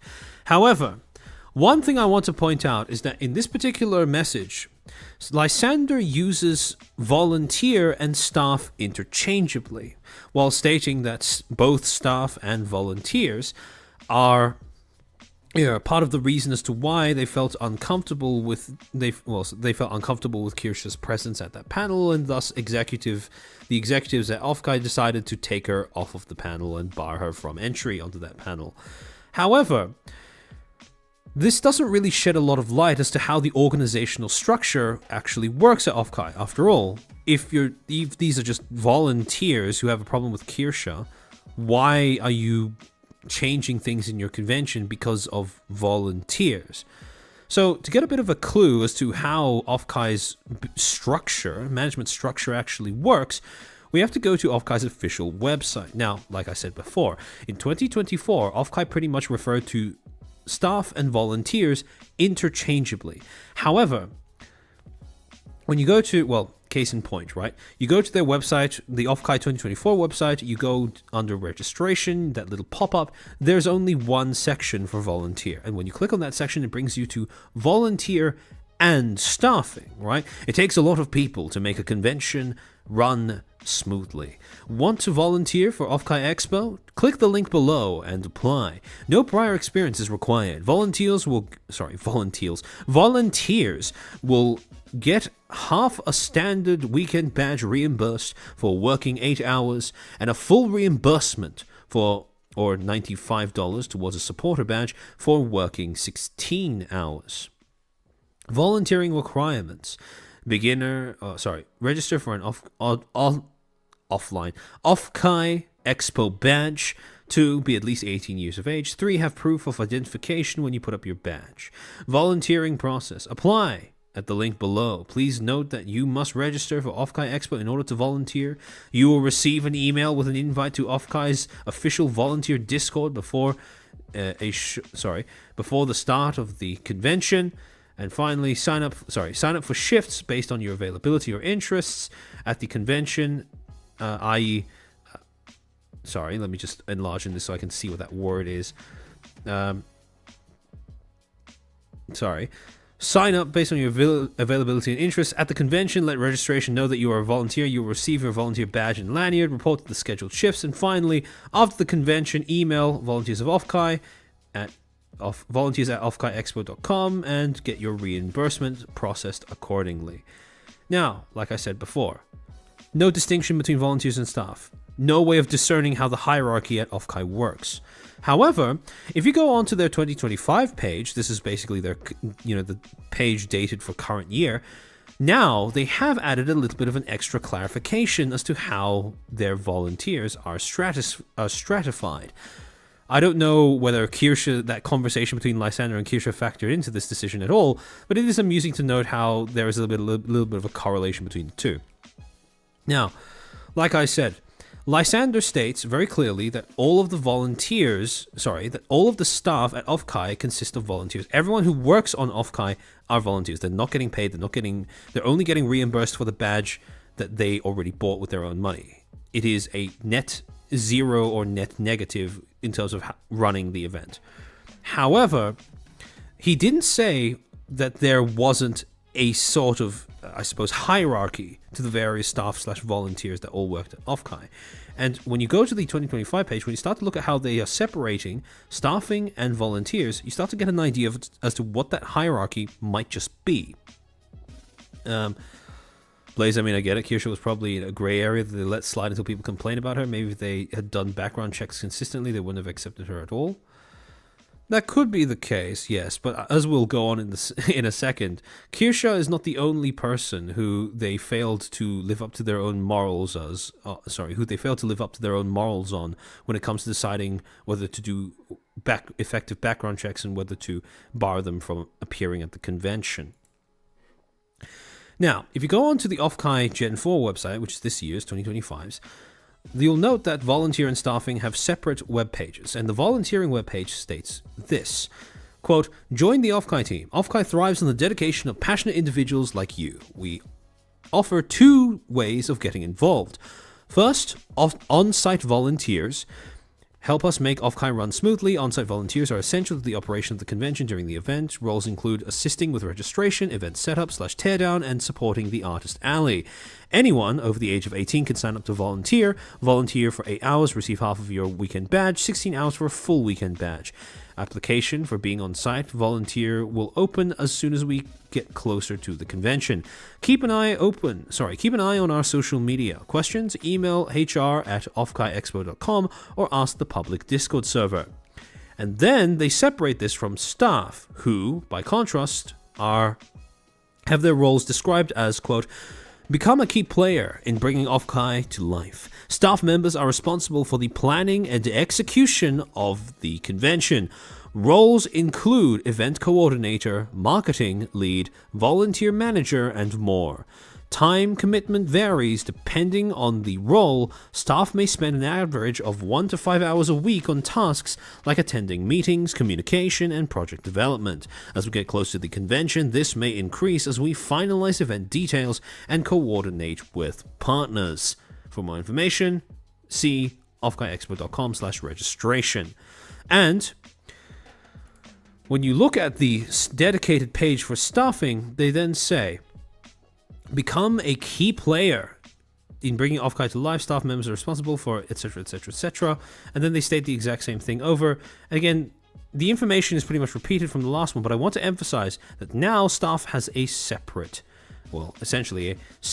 demarcation. So from this, we can assume that there was always going to be some sort of difference. Well, it's common sense, but from this, we can probably extrapolate that in the prior year, there was also a similar sort of structure where there was some sort of distinction between staff who had specialized roles in facilitating the con running smoothly and on-site volunteers who were basically, your average volunteers who handled the grunt work, for want of a better way of putting it. Now, to continue on with the DMs between Kirsche and Lysander, Kirsche then responded to specific bits of what Lysander previously said. Quote, I think it's to responding specifically to the bit where Lysander said, I think it's fair to say that you are a bit controversial with a lot of your takes, especially for a staff largely based in California. Kirsche responds saying, this is indeed a fair assessment. I would like to think, while I have a stark contrast to the typical Cali person, I do not peddle in hateful rhetoric towards people. If people with communist beliefs would be okay, I do not see why I shouldn't be, even if they disagree with my position. To Lysander saying, there are a lot of volunteers involved in working either directly or indirectly with every guest and panelist, and it isn't exactly fair of us to ask them to do something they are not comfortable with. Kirsche responds with saying, excuse my ignorance on how cons are run. I've only done a meet and greet at WeebCon and am setting up something at YumaCon in the future. But the people who would be uncomfortable with me, could they have not just simply not work on the specific panel I was set to be on? And then to Lysander saying, we did get a list of screenshots of things that made staff uncomfortable. If you wish to see some of them, they are mostly tweets that you've made in the past. Kirsche then responds by saying, I would indeed like to see these. You say mostly tweets, quote unquote. So I'm also interested in what was given as a reason besides the tweets. Spoiler alert, Lysander would not end up expanding on anything but the tweets. And true to his word, Lysander did end up sharing a list of the tweets that Offkai's staff had supposedly cited as reasons as to why they were uncomfortable with Kirsche. Kirsche did end up publicizing them in a tweet of her own on the same day, saying, I want to thank everyone for all the support I've been shown after speaking up about my issue with Offkai. Hopefully, if other VTubers are told they can't be on panels, they feel comfortable speaking out. Here are the tweets that I was shown as to why I can't be allowed. And a lot of the tweets have to do with various things to do with DEI, some of the things to do with gender identity or pronouns, or the way that the pronoun acronym keeps getting longer and longer year after year, the absurdity of having overlapping letters in an acronym, such as how in some variations of LGBTQI+, an A gets repeated twice. There are instances where an I gets repeated twice as well, and so on and so forth. However, in amongst them, there were also seeded various screenshots of people talking about Kirsche and representing what she was saying out of context, in addition to the fact that in each of these tweets, you can actually see specific words, such as Kirsche and pronouns, bolded, which means that the person who showed these tweets had to go out of their way to actually search them up. Now, if we're being charitable, if we're steel manning what Lysander was saying, it is entirely possible that these people had saw the tweets, gotten uncomfortable the first time they saw them, had seen these tweets, gotten uncomfortable the first time they saw them, and were simply searching them up as a way of trying to retroactively get evidence to prove why they were uncomfortable with Kirsche, or to validate why they were uncomfortable with Kirsche. However, like I said, it is also possible to interpret it, if you were less inclined to be charitable, as staff members going out of their way to search up things that they knew would offend them. However, granted all of this aside, Kirsche would then respond by saying, quote, like, that second screenshot is literally me giving the definition for acronyms. What? Like, I didn't make that up. It's on Google. Sorry, give me a second.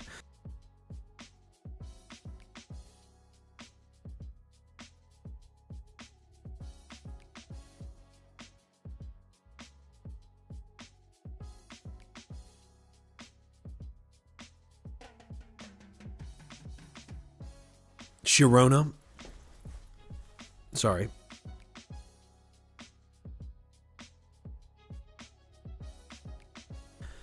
This reminds me of those times you say etc. in school papers when in reality you have nothing more to say.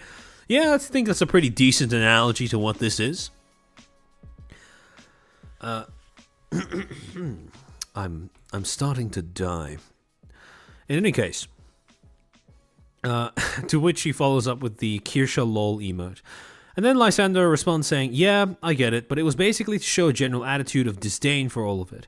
And I get that you're entitled to your free speech and thoughts on the matter, very much respect that. To which Kirsche replies, yeah, if someone were to feel uncomfortable with me, I would hope there'd be something besides me making a couple of jokes, responding to middle-of-the-road Tim Pool, giving literal definitions of the LGBT acronyms, and my tweet after getting unbanned from a mass reporting on Twitter. I understand people being wary of a Kiwi Farms defense, and it doesn't seem to matter how many times I preface with Kiwi Farms is important because if they aren't allowed to exist, other websites will follow. With doxing is not okay, and I dislike the amount of people on Kiwi who participate in it. And then Lysander starts responding to a specific aspect of what Kirsche said, which was, quote, there are lots of volunteers invested in working either directly or indirectly. Oh, sorry, this was to Kirsche responding to that specific part of his earlier message. Sorry. So, in response to that, the claim that there are a lot of volunteers working on Offkai, and as a result, they need to balance a lot of things. They need to cave to the volunteers, and Kirsche saying, "Pardon my ignorance. Excuse my ignorance and how cons are run. Can't people who don't want to work on the panel that I'm on simply not work on that panel?" Lysander then responds by saying, quote, "This is a more difficult question, since all conventions are different. There's a lot of for-profit or larger conventions where things are departmentalized or paid with various different structures. Generally, the larger they get, the less they care about quote-unquote drama, just as a rule of thumb. That's why I know you don't like it, but we said that you were not blacklisted, but it is very late into the planning process to try to accommodate. Oshi Live, for example, is doing robot riders for VTubers around the con. Or there are other groups doing meet and greets from their tables directly or on iPads. It's Sumo Night. Offkai is not for profit. And again, they don't clarify that here. They don't clarify that on the 2024 website, but they will end up clarifying that in their 2025 website, as we'll get to in a few minutes. To continue, there's also an element of volunteering that's different from normal work that's a bit hard to explain. Since it's all unpaid, there's a lot of people who attach more of their own self-sense to the quote-unquote cause or organization that they are volunteering for, regardless of what it is. So even if they aren't directly involved with you, there's that element of the organization doing something that you disagree with. We hope we can grow into a place where we are large enough to fully insulate people. But it's our third year and growing is difficult. Even at over 100 staff, we are understaffed I'm currently the hotel lead, external vendors coordinator, product procurement, sponsors, co-lead, and logistics lead on top of being director. Just to give you an example of the kind of scope of how far behind we are for volunteers to try and come up in the ranks. Most people just can't give more than a few hours a month to help and stuff. Few things. First, when he says that, this is a volunteer thing, so as a result, people just end up putting more of themselves into the con than they would in actual work, that is basically a way of saying that you can't expect people to separate their personal disagreements from their ability to provide some sort of contribution to this. That it is unreasonable. The implication is that it's unreasonable to expect people to be even a little impersonal about disagreements that they may have with other individuals who are attending the con. Now, for reasons that we'll get into later, that is a very, I suppose, quite a tone-deaf position to take if you are managing staff at Offkai, considering how some of the guests go out of their way to apply that same attitude towards others who they know might not agree with them being there, who they personally might find disagreeable in some way. However, more importantly, the reasons that Lysander gives for this decision taking place: shortage of staff, a lack of volunteers that can move up the ranks and assume positions of responsibility. That is why the few volunteers that are drumming up a fuss at Kirsche's presence, that's why it is important for the Khan to acquiesce to their demands. That is the argument that Lysander has provided to Kirsche. Now, when we go onto their website, the 2025 website for Offkai Expo Gen 4, we start to see we start to get a bit more information, yet more information about the organizational structure of Offkai in order to cross-reference with what Lysander said to determine how valid what he said is and the veracity of what he's claiming. Quote, uncover new opportunities at Offkai. Offkai Expo Gen 4 is the biggest non-profit VTuber-focused convention located in California. With 3 years complete, Offkai enters its 4th year as a 3-day event held from June 20th to 22nd, 2025 at the San Jose Convention Center and draws a diverse audience of creators, VTuber enthusiasts, and artists and cosplayers from around the world. Offkai provides a space for your brand and company to connect with a highly active and engaged crowd. Offkai provides sponsorship and other advertising opportunities for your brand to connect with attendees of all facets of the event, reaching thousands of attendees. Now, when you go onto the section in this page titled Why Sponsor Offkai, they state specifically that they are a non-profit convention. Offkai is a 501c3, see section 3, charity, and all sponsorship money goes directly to creating a truly unique experience for our attendees. Offkai's board, staff, and volunteers receive no monetary compensation, and any sponsorship package or donation may be tax deductible. Basically, this confirms what Lysander was saying earlier when he said that no one who works at Offkai gets paid to be there. However, this is something else that raises a little bit of a problem with Lysander's counter-argument that, volunteers aren't being paid, so it's okay for them. It's not okay, he didn't say that. That's unfair of me to say. He did say that it's more understandable for volunteers to bring more of their personal selves into what they do at Offkai. However, here's where we get into a little bit of a problem with the premise of that counter-argument. See, even though the individual volunteers aren't being paid by Offkai in order to put the entire convention together, that doesn't mean that Offkai isn't receiving money. That doesn't mean no one is paying. Specifically, the sponsors are paying for Offkai to happen and for Offkai to plug their brands while said thing is happening, while the event is happening.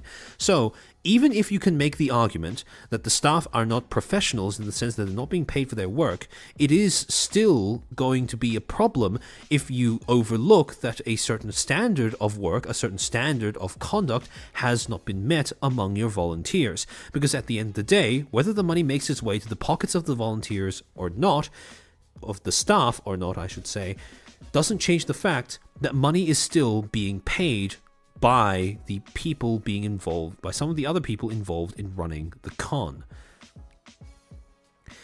Vivian, wasn't there a recent claim that was actually a member of staff that was one directly involved in the blacklist? We'll get to that later on, don't worry. Now, when you look at the various staff roles, you start to realize that there are a few specialist roles, a few specialist teams that volunteers with a specialized set of skills end up progressing to beyond simply being on-site grunts. The roles include, as stated on their website, branding and design, which includes the decorating team, the graphic design team, the promo team, the media relations team. I don't know what the fuck they've been doing over the past 2 years, but I suppose they exist according to Offkai. The photography/videography team, the signage team, and the signage team. As far as the technical production side of Offkai goes, there are the following few teams: the audiovisual team, AV team, the IT team, the website dev team, the software dev team. As far as the business side of things go, oh, by the way, the AV team is responsible for things like making sure the streamed events go ahead as planned. That will become important context later.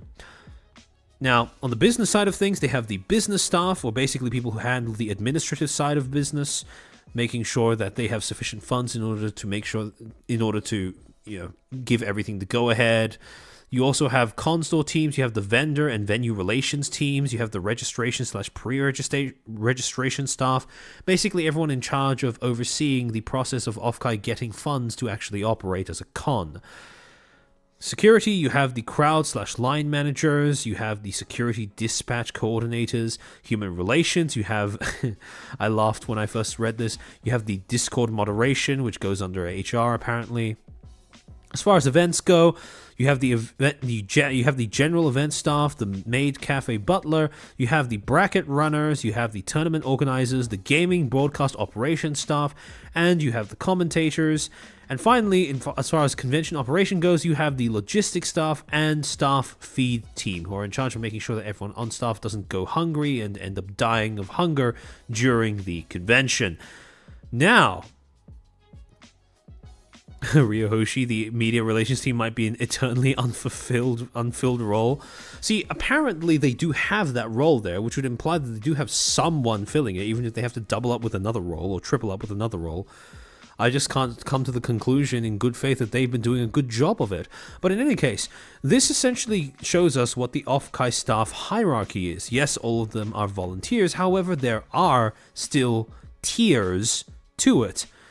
At the very top, you have the organization's board, right? The director, or the directors, I would assume the leads, etc., etc. However, one tier below that, you have the staff, people who are volunteers but have specialized skills that give them specialized roles and specific responsibilities. When you combine these two tiers together, you get the executives, who are part of Offkai's event organization. And then right at the bottom, you have on-site volunteers, people who basically handle the nitty-gritty of what to do once the convention is actually full swing. However, like I said before, and like Lysander said right at the beginning, all of these people are unpaid. However, just because they're unpaid doesn't mean they don't have different roles, different responsibilities, and more importantly, different degrees of power over how the convention unfolds. Sorry. Master N should probably sleep now or catch VOD later. No problem at all. I hope you have a nice rest. Ryohoshi, as a veteran con staff person, we had a role for an accountant. There was never an accountant. Oh, I see. That sounds like a fun recipe. A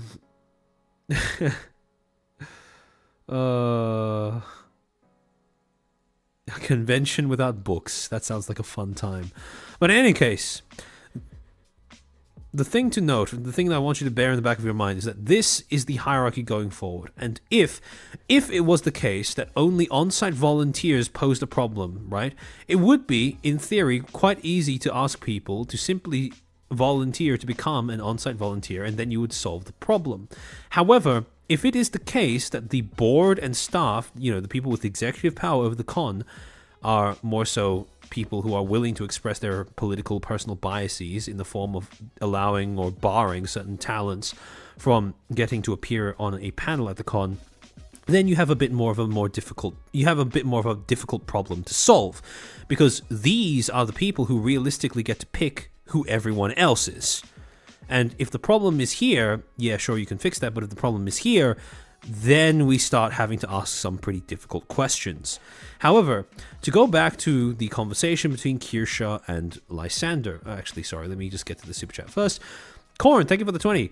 Don't forget that at Offkai 2023, Numi was supposed to have her first concert there, and they ruined it with tech and audio issues. Cinder also mentioned not going back. Screwing over big VTubers is a bad idea. They will talk. Yeah. And again, we'll get to that in a second, don't you worry. However, to get back to what Kirsche was saying in this conversation with Lysander, she would end up saying, quote, I am pretty sure both WeebCon and YumiCon are smaller than Offkai. I was just using those as an example of how little time I've spent at cons. Prage emoji.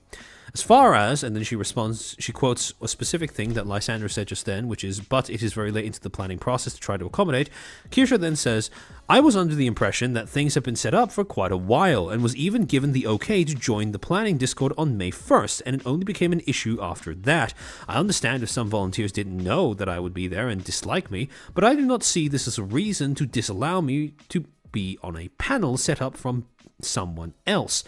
Especially from the screenshots you have shown, I have done nothing wrong and said nothing hateful. You said that there were more complaints besides the tweets, so I'm curious as to what those were.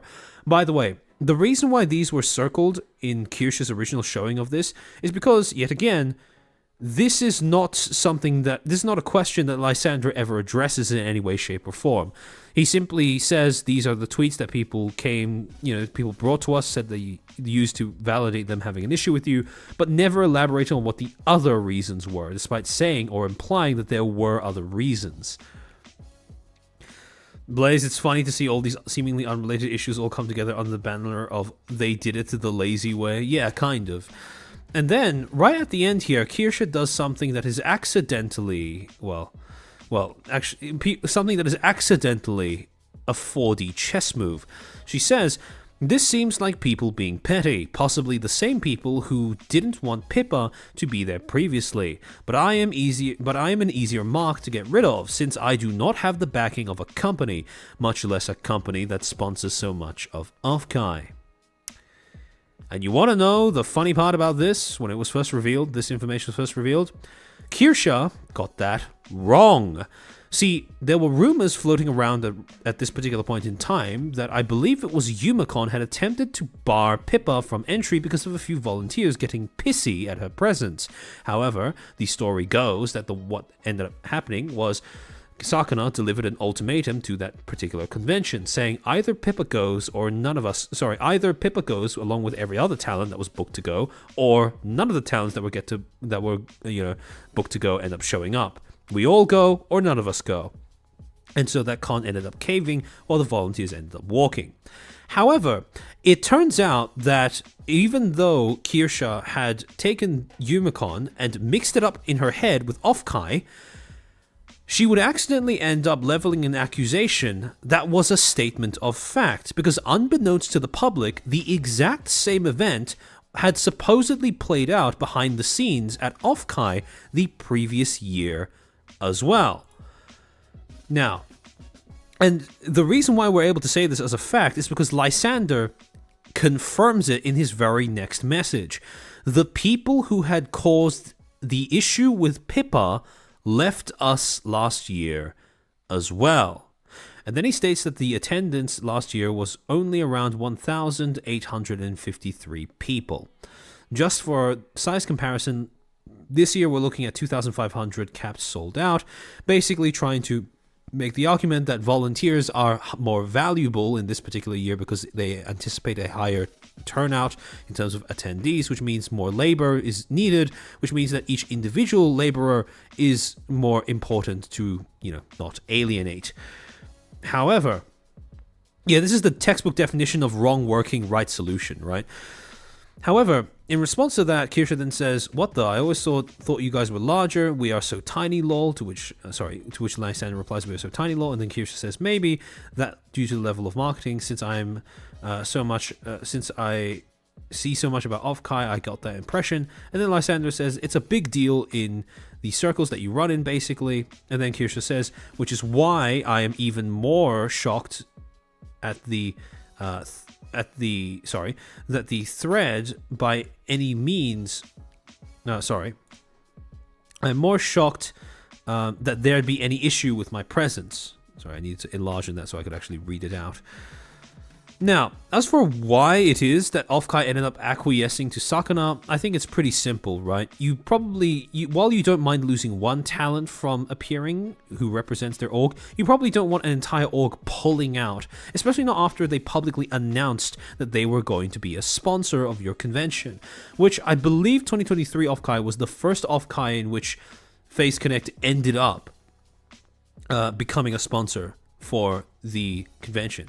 So it does line up that this would be at least a reason, if not the reason, why Offkai would end up choosing Pippa over the volunteers that wanted her gone.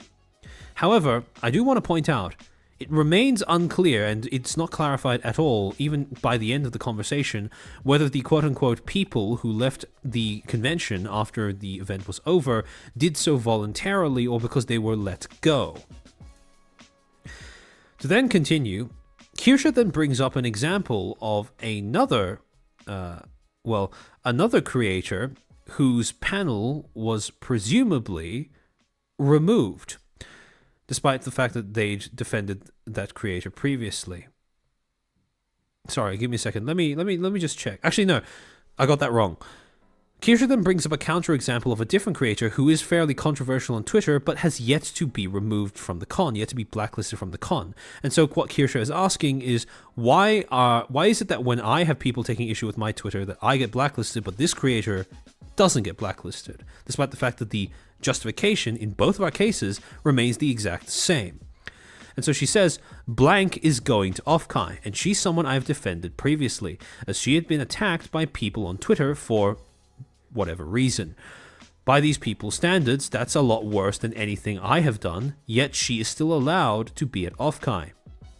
To which Lysander responds, yes, through an external vendor. She's not going through us. I promise there will be an endless list of whatabouts. And Kirsche agrees there would be. Lysander then responds by saying, I had no idea blank had been accused of blank, presumably. I'm a bit surprised by that, but yeah, we really can't catch them. We really can't catch them all. All we can do is control what we do at our panels.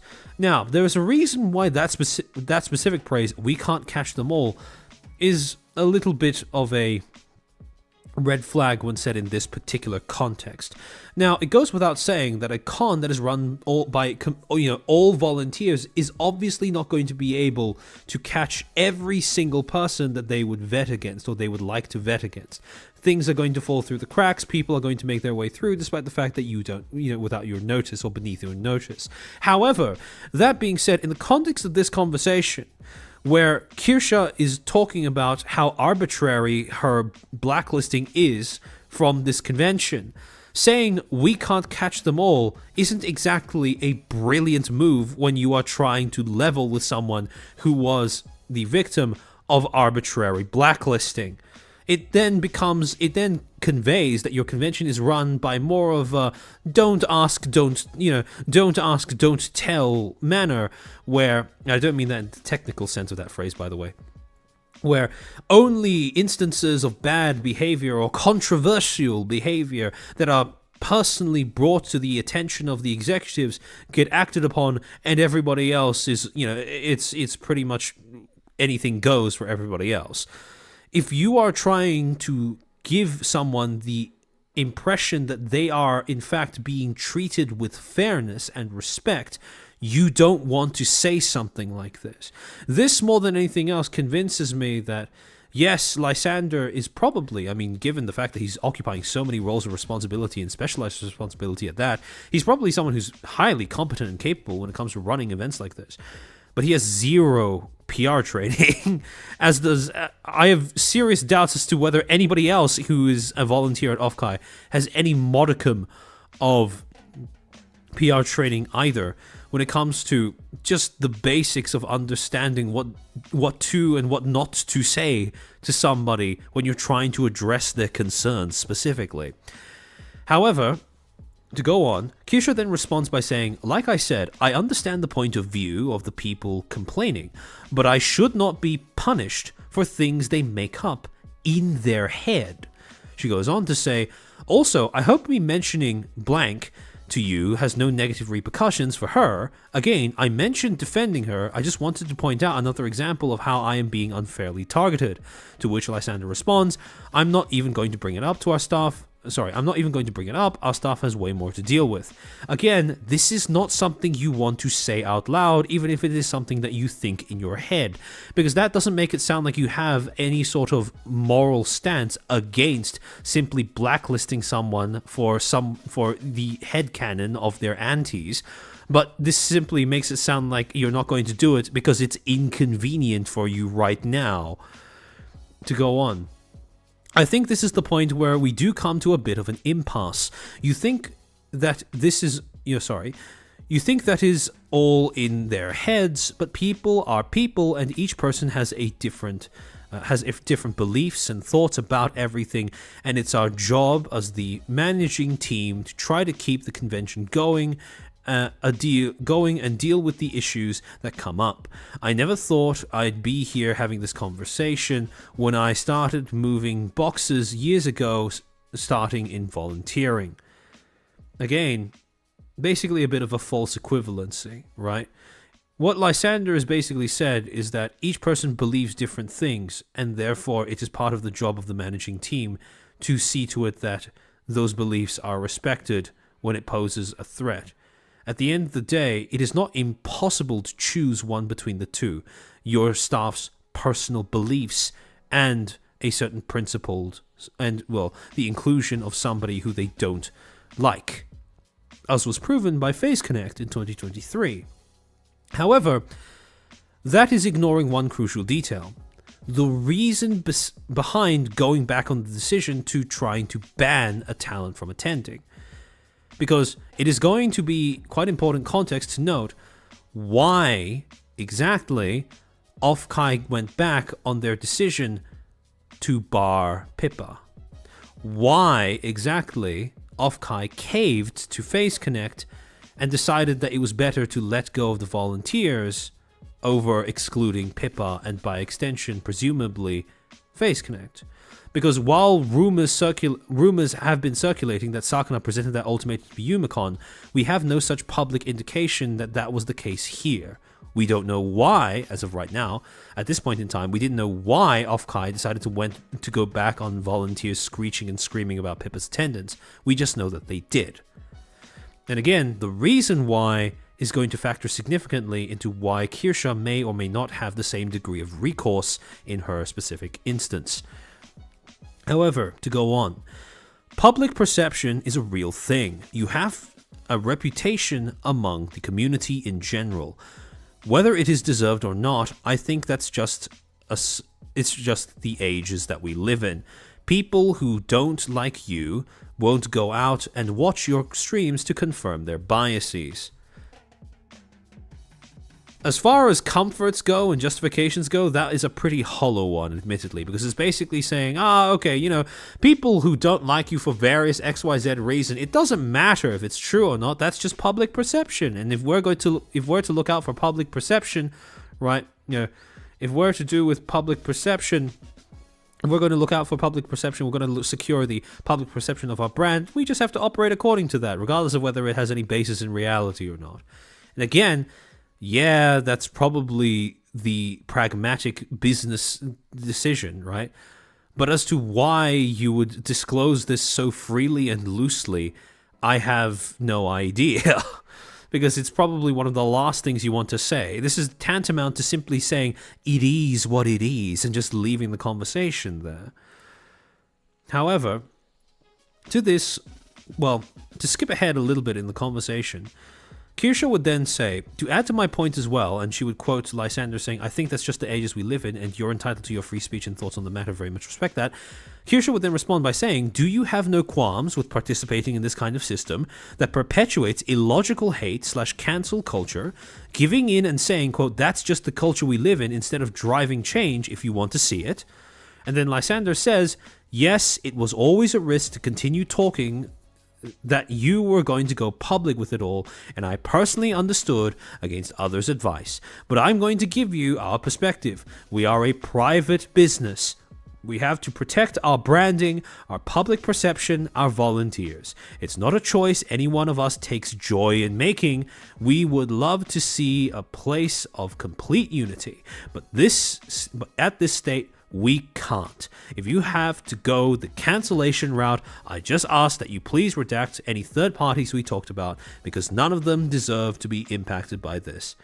It's very difficult. I'm just a third party, but to many of those concerned, in their points of view, the things that you are doing are harassing. Humans are just complicated. This is very typical, words don't have meaning beyond what they are perceived as, beyond how people interpret them type thing. I understand, 100%, you think that you are not. I accept I accept that. But I can also see their POV. Yeah, you are a non-profit. But beyond that, again, if we are to thoroughly dismantle this justification for blacklisting Kirsche, it is in our best interests to steelman what Lysander is saying here, at least to begin with. And in the interests of steelmanning what Lysander said, ignoring the whole thing where he kind of tries to play the victim card by saying, I decided to talk to you against others' advice, if you must go with the cancellation route, etc., etc., etc., despite the fact that, he went in this conversation knowing that those were going to be the terms, right?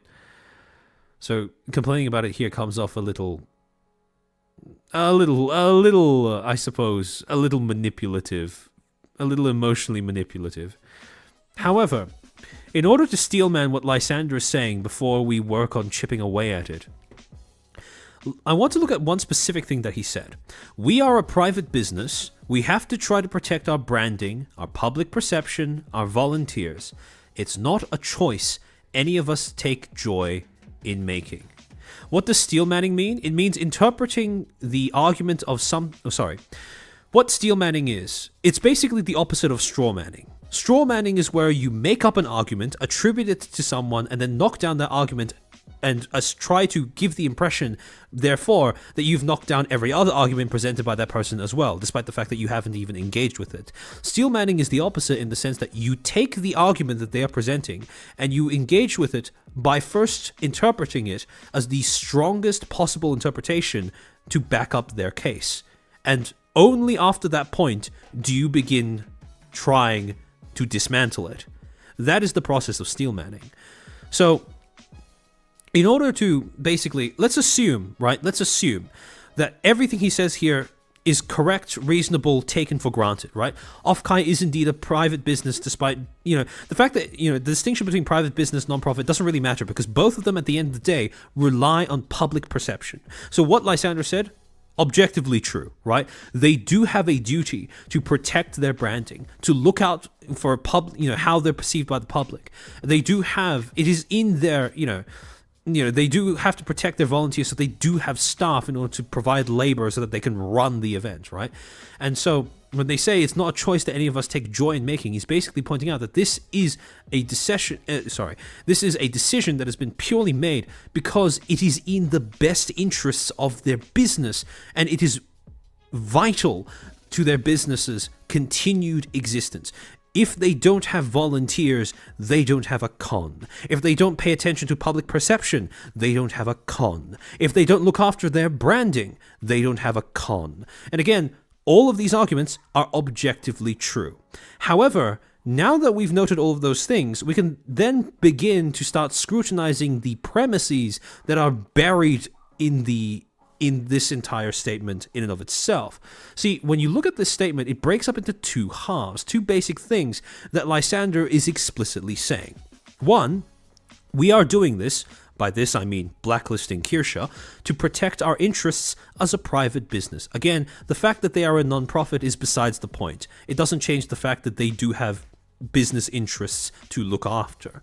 The second thing that they are explicitly stating in this response from Lysander is that we are doing this to protect our volunteers. And so when you combine these two things together, you get an explicit premise, which is that Offkai is doing this as a matter of both productivity and principle. Productivity because doing so helps to protect their business interests, and principle because doing so protects the people that are under them. And protecting the people that work for you is a morally righteous, upstanding thing to do. However, there is also a bit of an implicit premise when you look at this. Can anyone identify what the implicit premise is when you look at these two claims being made alongside one another?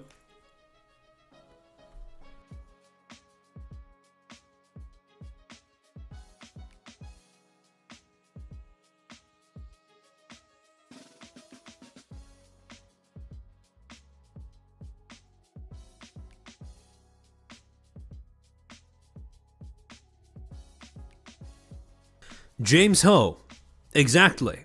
The implicit premise is that the volunteers are inseparable from the interests of Offkai as a private business. The idea, the implicit suggestion that this claim makes is that protecting one automatically necessitates protecting the other.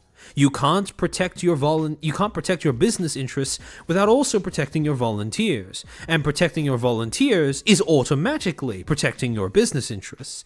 That is the implicit premise, right? And as a result of that, as a result of essentially chaining together the business interests of Offkai along with the volunteers and, by extension, their conduct, what Lysander has essentially done is suggested the idea that the volunteers themselves, much like the organization that is protecting them, much like the event that is protecting them, are both productive and that their requirements are founded in some sort of principle. Now, what is a term that we've used on this channel to describe that combination of productivity and principle? Professionalism, right? Again, to give the commonly accepted definition of professionalism, because it's a word that does get thrown around a lot, just to give you guys a reminder for those, as well as for those who have not watched previous streams or videos or whatever.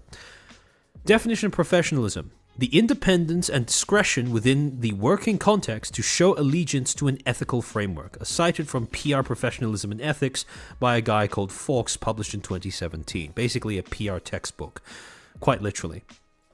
And so, what this basically means, the definition of professionalism, the core professionalism, is to be able to do your job effectively while also not being a piece of shit, right? You have to be able to stick to some sort of ethical framework, some sort of foundational principles, some sort of, well, the closest thing you can get to individual morality while still doing your job, right? In order to exhibit professionalism, you have to balance productivity and principles, right?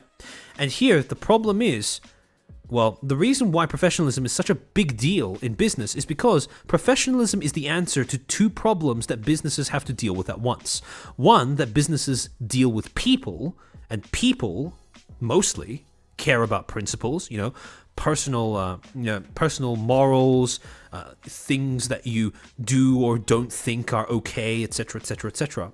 But at the same time, businesses don't have principles because businesses aren't people, right?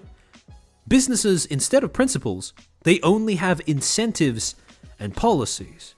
And so, as a way of trying to fix both of those problems simultaneously, businesses opt for professionalism, where they create a set of guidelines that forms the basis of their ethics, right? Their ethical systems. And thus, they start enforcing those guidelines, those policies, as a way of presenting some form of ethical framework that they adhere to, right? Isn't the implicit... Yes, Vivian, you are exactly right. By implicitly implying that the business and volunteers are inseparable and that the volunteers are being principled in their demands, they are also implicitly suggesting that Kirsche is inherently harmful. That's the flip side of this, right? However, to really zoom in on what Offkai is trying to do here, optics-wise, because, make no mistake, Lysander knows that the conversation he had with Kirsche is going to be publicized down the line. So it's best to treat what he's saying as if he knows he's saying it publicly, right? Actually, armchair here in the US, by law, businesses have personhood. Yes, but you all know what I mean. What Offkai is essentially trying to do is establish a scenario where they come off looking like this, right? By making the issue of blacklisting Kirsche be an issue of professionalism, right? Them trying to be both productive and principled in the way that they uphold the demands, the requirements of their volunteers. They're doing this for their volunteers. This is the aim that they want to have, right? The idea that they are a con that wishes they could accommodate Kirsche, that wishes they could allow her onto a panel, that wishes that they didn't have to go about excluding her in this manner. But they just had to do it. They have no choice. They're tied down by their obligation to professionalism that keeps them in place, that keeps them in position, like an anchor or a ball and chain. But at the end of the day, the rhetoric is, we're doing this for our people.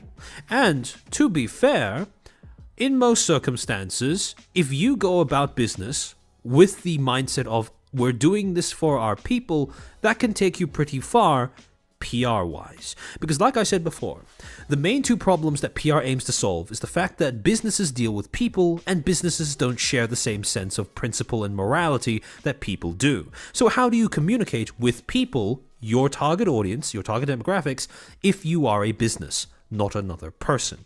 Simple. You go for professionalism. But more than just professionalism.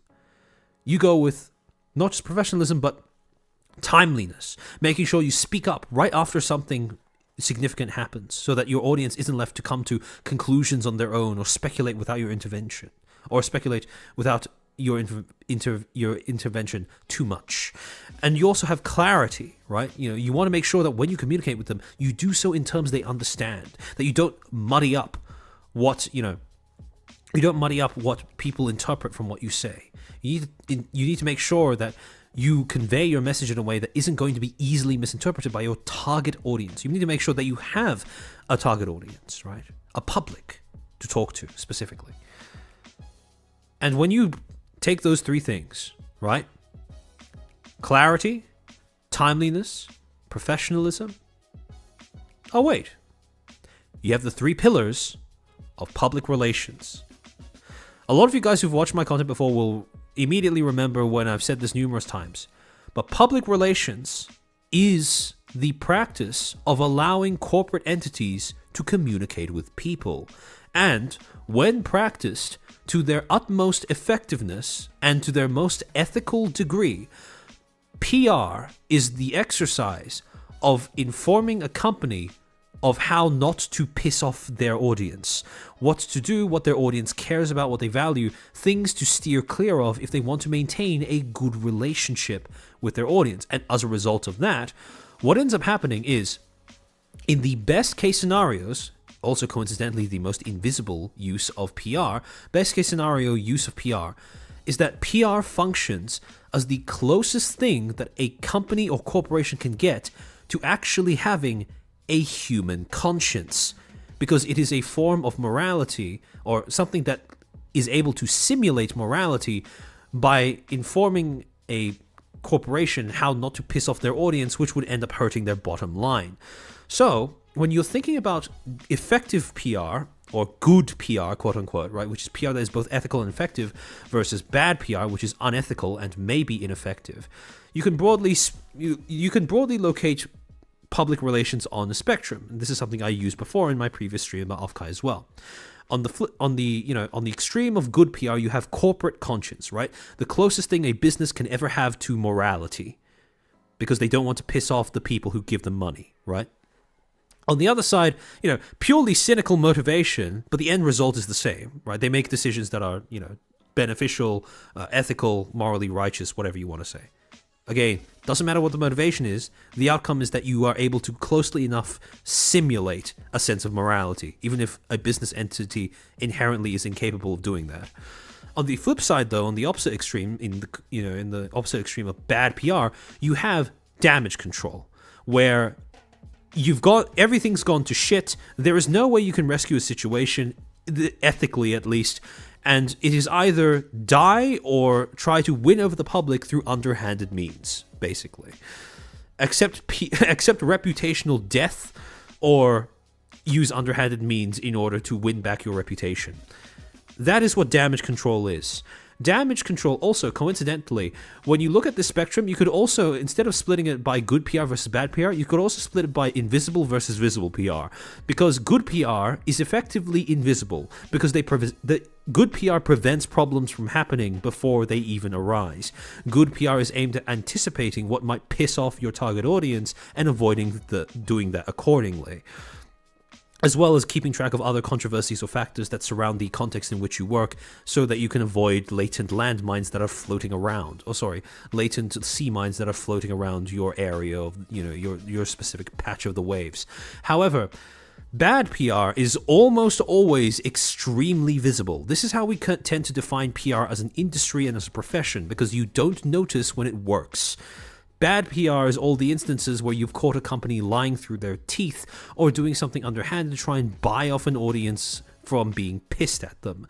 So, when you look at what Offkai is doing, right, in the conversation that they had with Kirsche, When Lysander was saying something along the lines of we have to protect our brand, we have to protect our branding, we have to protect public perception, we have to protect our volunteers, the overall rhetoric of we're doing this for our people is Offkai's attempt at trying to bring their PR strategy further towards the direction of appearing to be ethical and effective.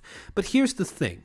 Here's a problem with this being the specific reason, the specific justification used when for Kirsche's blacklisting.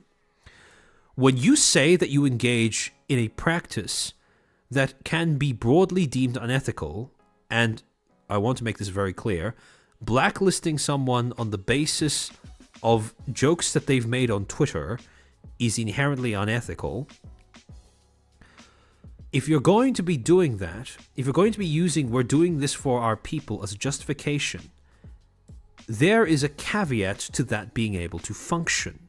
Because even though it is generally accepted that any business that cares about its employees or its workers is a business that is operating according to, how admirable, is automatically given a degree of admiration, right? That's taken for granted. If this is your reason for doing something wrong to somebody else, people's judgment on how ethical your practice is going to be tied to how ethical those you're protecting or stating that you're protecting end up being. In other words, we're doing this for our people is only as effective as the people in question are able to preserve a facade of professionalism. If the Offkai volunteers are able to, exhibit a high degree of ethical conduct, right, professional conduct, then the reasoning gravitates towards this side of the spectrum. It gravitates more towards being a corporate conscience, right? Because obviously, if these are good people who are working under you, generously donating their time, etc., you want to reciprocate the effort, the dedication, by protecting them as well. However, if you are viewed instead as a safe haven for bad actors, then this starts drifting more in the direction of bad PR, where you start to risk looking like you're covering for bad behavior through no reason other than because you arbitrarily chose to do so, or because it protects your bottom line. Or, in other words, principles threaten your bottom line more than bad actors. And that is the situation, that is a kind of position that you don't want to find yourself in as an entity, as a business entity, because that gets in the way of other people being willing to support you into the future. So, when you look at what Offkai was doing at this particular point in time, they were trying to go in this direction. However, in doing so, they had unconsciously, perhaps, made a little bit of a choice that tied them down in terms of how their PR strategy worked. See, ordinarily when it comes to good PR, like I said before, there are three factors in how effective a PR strategy ends up being. Proactivity / timeliness, which is basically the ability to address problems before they arise or immediately after they do so.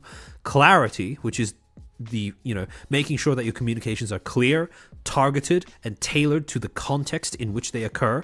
Basically making sure that you're not just talking to a person, but you're taking in the context that surrounds your act of talking to that person as well. And finally, professionalism, ethical conduct while doing your job, balancing morality with business. The thing is, a successful PR strategy, an effective PR strategy, or a PR strategy that I should say has the highest chance of success, generally strives for balancing all three of these qualities.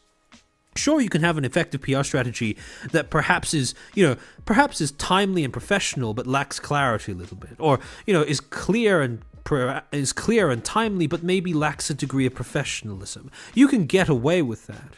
But generally what you want to do is strive for a balance, because you do need all three in order for your PR strategy to be able to land with the audience that you are aiming to speak to. The problem with what Offkai has done in making "we're doing this for our people" as their main justification for blacklisting Kirsche and pissing off her audience is that they effectively went all in on just the professionalism gimmick. This is their one and only claim to principle and morality, in making this decision, because it wasn't really that proactive or timely, since they had to wait until Kirsche started bringing it up in the DMs before they felt the need to address it. They also didn't communicate why it happened prior to Kirsche demanding an answer. Also, in terms of clarity, it is quite muddy because of the fact that, one, Kirsche had to talk to presumably multiple different people to get a detailed answer, and two, a lot of their reasons for doing so don't seem to hold up to scrutiny when you look at the logical consistency of what they are arguing, which is basically, we are a business, we need to protect our business interests, but also our volunteers we need to prioritize our volunteers' personal thoughts and feelings above, this temporary PR hit of blacklisting someone for tweets and jokes. So, now that we understand that this is the main shortcoming of Offkai's PR strategy is that it all relies on professionalism. It all hinges on professionalism. If this falls through, because they've gone all in on this being the backbone of their justification, if this falls through, they are fucked. They have no other legs to stand on. And so, the thing is, right, if it works, this is how Offkai was hoping for the situation to look, right? If all of Offkai and its representatives can maintain that standard of professionalism, what ends up happening is, to the general public looking at this situation, it looks like an instance where, Offkai is kind of rooted in place by their obligation to professionalism. And even if you have a guest saying, they want to be let into a space, they can't move far enough towards the gate in order to open it up to the person who's asking to be let in, because they're tied down by their obligation to professionalism, by their obligations, their duties, their responsibilities towards their staff and or volunteers. The problem is, if professionalism falls through, the situation starts to look a bit more like this, where it's not actually a real thing that's tying you down or keeping you in place, or, for want of a better way of phrasing it, keeping you stuck. But best case scenario, it starts to look performative. Worst case scenario, it starts to look provocative.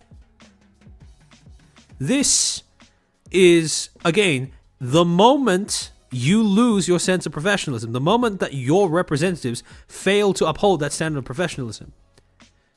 You claiming to be stuck in place, not being able to do anything. Oh, there's nothing we can do. We're doing this because it doesn't make us happy, right? We don't derive any joy from doing this. We didn't want to do this. We just had to. All of those justifications go out the window the moment you fail at upholding that standard of professionalism. And so, again, I want to really hammer this home. If Offkai pulls it off, if they maintain a certain standard of professionalism, this is how they look, right? A prisoner of their circumstance, not able to help even if they wanted to. But if that professionalism falls through, now they just look like a provocateur for no reason whatsoever. So oh, source. You can probably search it up. Just search up washing machine free run. You'll probably be able to find it. In any case, so to go back to that conversation between Kirsche and Lysander, Kirsche then states,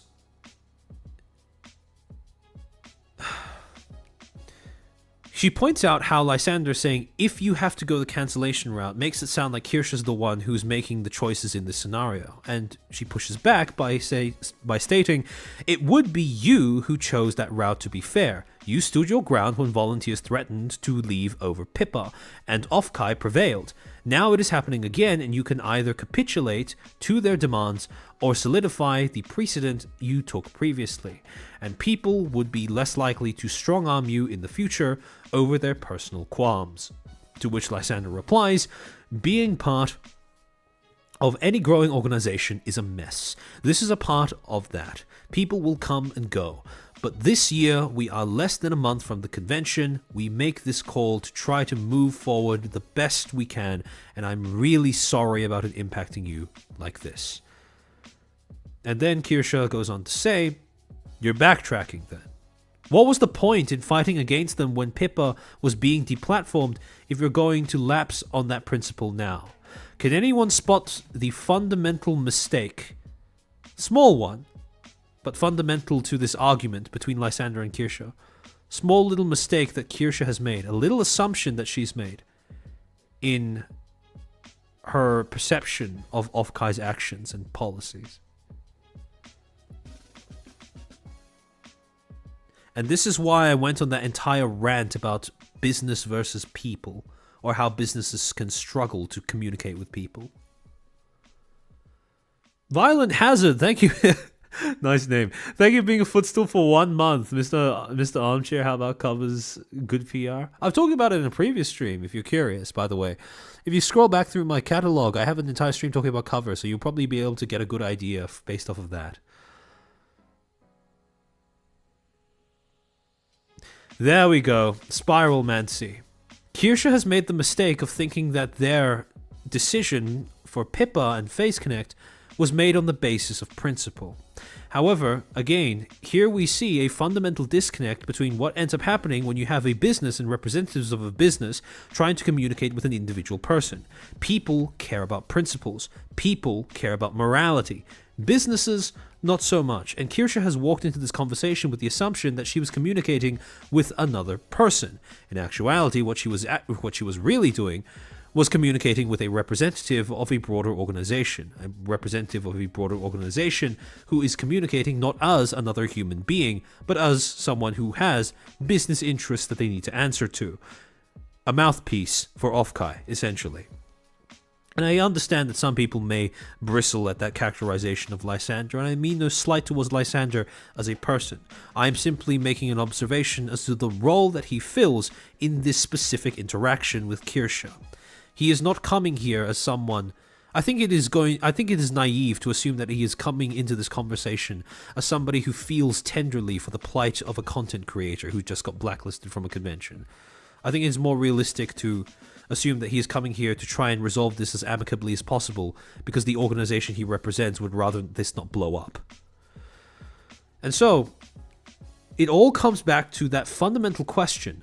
Why did Offkai capitulate? Because, like I said, it's naive to assume that they capitulated because of principles. Businesses don't have principles. They only have incentives and policies. So, what gives? And again, this is a question that I want you to keep in the back of your mind because it's one that we'll get an answer to later on.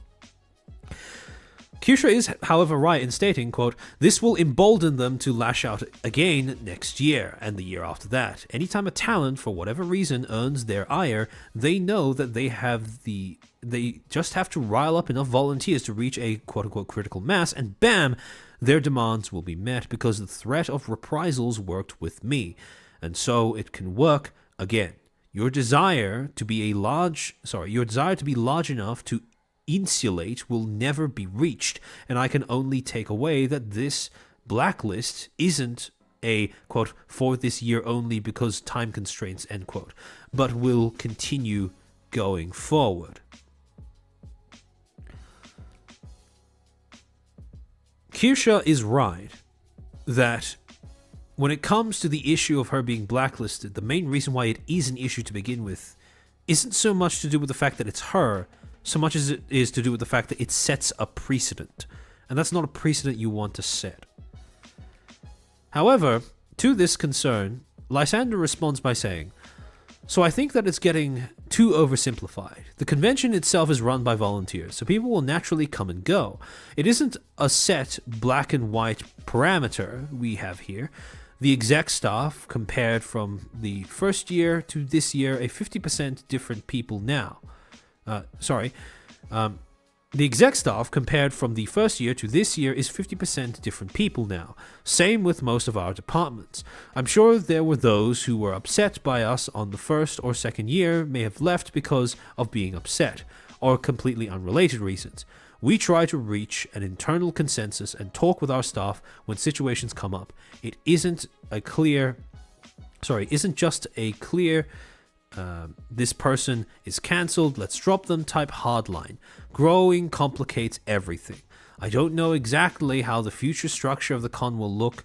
When I'm gone, it could be completely sterile, cooperate, corporate, I think he meant to say, convention that doesn't pay attention to the community anymore. I'm just trying to state that as we grow, things will inevitably change. Now, Kendra, man, that's a lot of words that can be discarded with "I don't care, just be consistent, bro." yeah, it absolutely could be. Now, one thing I do want to say, though, with him saying that we try to reach an internal consensus, talk with our staff, one of the biggest problems with Offkai, as we will end up seeing, is the fact that, like I said before, they went all in on professionalism and neglected the other two pillars of a PR strategy. One of them that they neglected, and quite obviously so, as you can see in this message alone, is clarity. For example, when you say that volunteers left because they quote-unquote caused a problem with one of the talents of one of your sponsors, what exactly do you mean by that? Do you mean they all just walked out because they threw a hissy fit? Was it their decision to leave? Or did you tell them quite gently that they should probably leave before they cause more problems? Did they quote-unquote step down?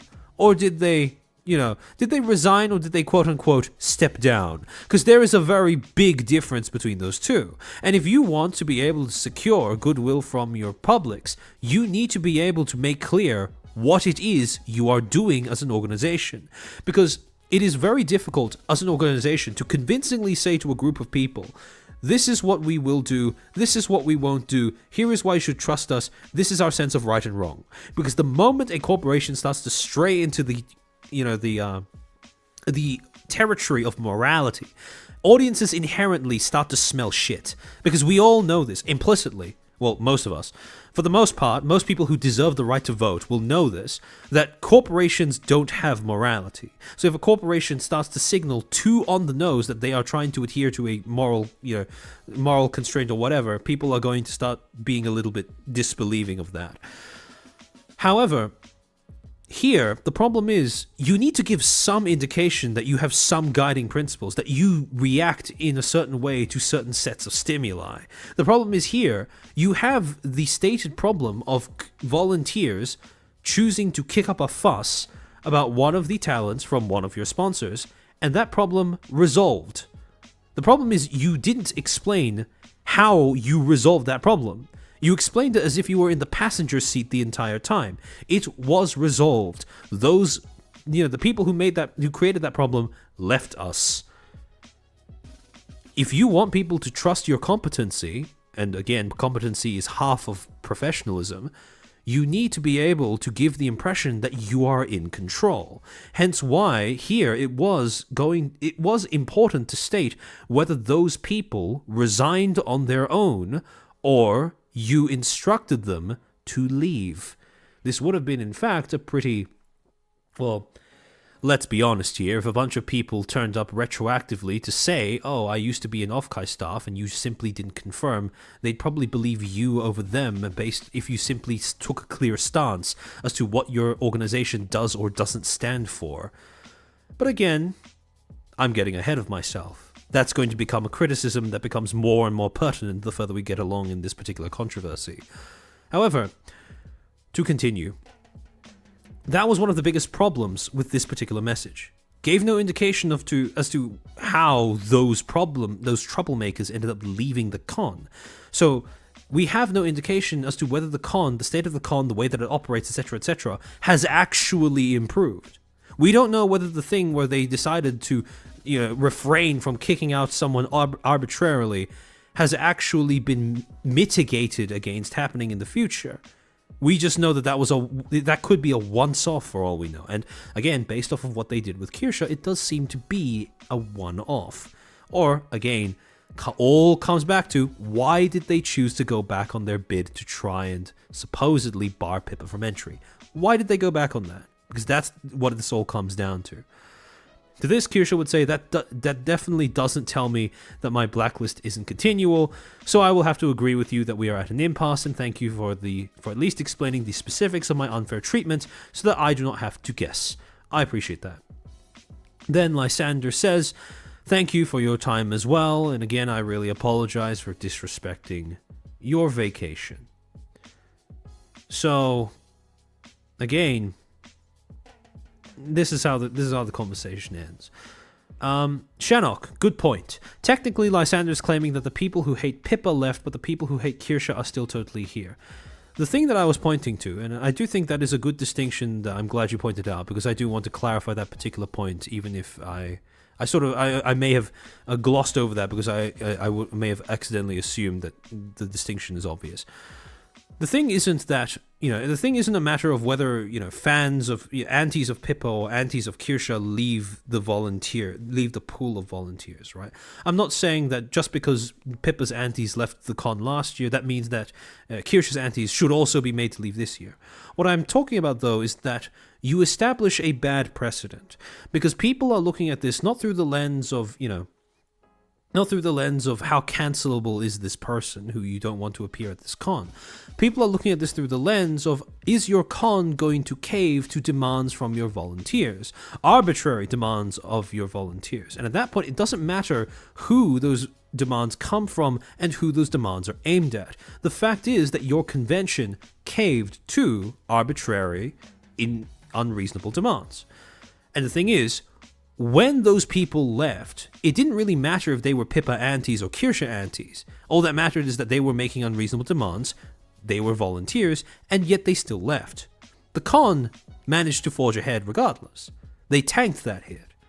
Now, it is entirely possible, because we don't know the time. Again, this is what I was talking about when I talk about the lack of clarity. We don't know when that group of volunteers left. Did they leave halfway through the con? Did they leave halfway through the con? During the pre-planning phase? Immediately afterwards? We have no idea when.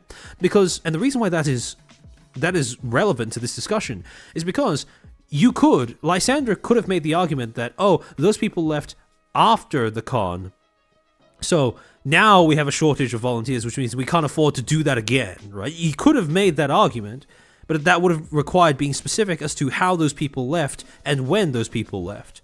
Because if they ended up leaving before the con and the con ended up going ahead as normal without any problems whatsoever, then suddenly Offkai doesn't have a leg to stand on when it comes to barring Kirsche, because they can afford to tank a loss of volunteers and the con still goes ahead as planned.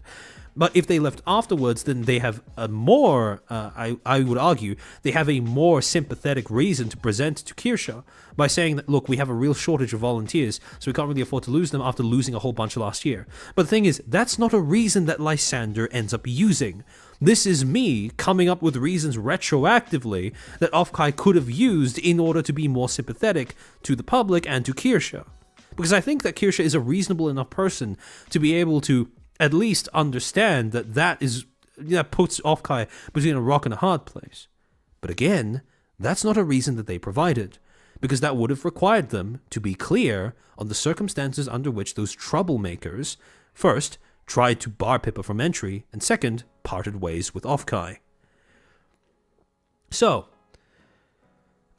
Rio, it's not just that it caved after the invite was confirmed, which in the type of con I worked for, that would mean we have contracts signed.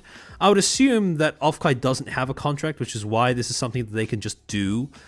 But I would expect that if they do get larger and they start putting out contracts, this might be more difficult to pull off. So, in summary, the main takeaways that we've gotten from this conversation between Kirsche and Pippa. No, sorry, Kirsche and Lysander. I have Pippa on the brain. Shanok, yeah, so by the time that Kirsche accused... Yeah, big reason I imagine Lysander didn't use that explanation is that Lysander thought that the Pippa thing wasn't public information. Yes, and can you... Okay, so, again, I'm getting ahead of myself a little bit because I will be looping on this point later on in the stream as well. But I want to make this very clear. If you have bad actors in your group, it doesn't matter what that group is, a corporation, a business endeavor, a community, whatever. If you have bad actors in your midst, and you don't disown them publicly, you don't make an example out of them, you are now chained to them because they are going to be seen as a representative of you. The problem with Offkai is that they couldn't own up to the fact that they allowed a bunch of volunteers... they couldn't allow it to be disclosed to the public that they even considered humoring a group of volunteers who wanted to bar a specific content creator from appearing at their con for arbitrary reasons. And so it became this thing that they just couldn't bring up, which then shut them off from being able to draw on a whole bunch of different lines of argument, appeals to sympathy, etc., that they could have made use of down the road. It would have been as simple as, let's just assume that the reason why Offkai decided to choose Face Connect and Pippa over whatever volunteers were kicking up a fuss was the most cynical reason possible. It was just because of money. Just because Face Connect became a sponsor in 2023. Now you have a choice. Alienate those volunteers who were already going to be alienated anyways, while making a stance in the eye of the public, owning up to the fact that, yes, this was a problem that we had, but it's a problem that we have committed ourselves to not having in the future. Or try to play both sides, have your cake and eat it too, take the money from FaZe, and yet still refrain from doing anything about the volunteers that caused the problem. And again, here's the rub, right? Offkai's justification for banning Kirsche, like I said before, relies on the basis of professionalism. It relies on the assumption, the implicit premise, that the volunteers and Offkai's business interests are simply part and parcel the same thing, inseparable from one another. But the FaZe thing, the Pippa thing, that throws a wrench in the entire behemoth, the entire operation, because that was a very clear instance where it is quite possible, again, assuming that it was only for cynical reasons, money and nothing else, right? That is a archetypical example of the volunteers being at odds with Offkai succeeding as a business. Because if you have volunteers that think that their personal pet peeves override your obligations to your sponsors, you're cooked as a business. So, again, there is very much this. I suppose it is this house of this house of cards of lies, or not lies per se, but house of cards of things that must be kept hidden, which, as each little bit stacks on to the parts that you set up below it, as it grows from its foundations, you lose more and more options when it comes to addressing, to phrase it in a better way using that same metaphor. The higher you build your house of cards, the more disastrous it is when one piece falls out of place, right? And that is exactly what has happened here with Offkai's exchange with Kirsche. Because they all started from that base foundation of keeping it secret that they had a group of volunteers behind the scenes trying to bar Pippa from entry, and the fact that they are now, as a result of that, they cannot address how that group of volunteers is no longer with them, the circumstances under which those volunteers left. They cannot make any sort of appeals to sympathy by saying that those group of volunteers mean that they are now more understaffed this year than they have ever been before. And as a result of all three of those things, they have no leg to stand on when they're trying to justify blacklisting Kirsche beyond but my tweets. And the worst part is, they hid all of that for fucking nothing, because Kirsche accidentally ended up bluffing her way into getting Lysander to admit that it happened at all. So it's a big fat net zero when it comes to keeping things quiet. And I want to make this clear, right? I want to just restate this. It is a very viable PR strategy in times of controversy to buckle down and shut up. The problem is, though, if you're going to buckle down and shut up, you need to make sure that you don't end up saying something that breaks that streak, or you don't accidentally find yourself being represented by someone else who is going to break that streak. The problem is here, they didn't commit to shutting up.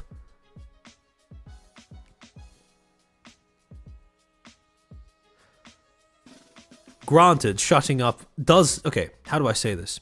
Shutting up can be a good PR strategy. Shutting up is rarely the best PR strategy. And I say that because that relies on you actually fixing problems behind the scenes. Shutting up essentially acts as a sort of band-aid solution where you buy yourself some time for people to sort of maybe, their short-term memory loss to maybe kick in as a way of, again, trying to resolve the problems behind the scenes before the topic comes up again in public discussion, right? That is the aim of shutting up. The problem is, if you shut up and you don't fix a problem, shutting up won't do anything, because inevitably that problem is going to rise up to the surface and all of a sudden it's no longer within your control over whether people start talking about it again. And here, the problem is, they shut up and they didn't do anything. Evidently, they don't seem to have extracted any sort of lessons from that schism that emerged in Offkai over whether Pippa got to attend or not. And now that they haven't dealt with that problem, they either haven't, because they could have done one of two things, right? Either they could have established a policy where they try to, more in advance, clear every single guest with every single volunteer, i.e. not leave things to the last minute, or they could have improved their vetting process against both volunteers and prospective creators to show up at their con. The problem is, Offkai didn't do any of these things. And so, a year on, you now have the exact same problem. Except now, for whatever reason, Kirsche hasn't been able to make it worth your while to hush it up. So now, everybody's talking about it. And your cover-up of the first time it happened amounted to jack shit. And that's the thing that pisses me off when I think about this specific exchange that ended up happening between Kirsche and Offkai. And again, last year when I covered this exact same topic, I don't think I was as exasperated at the conduct.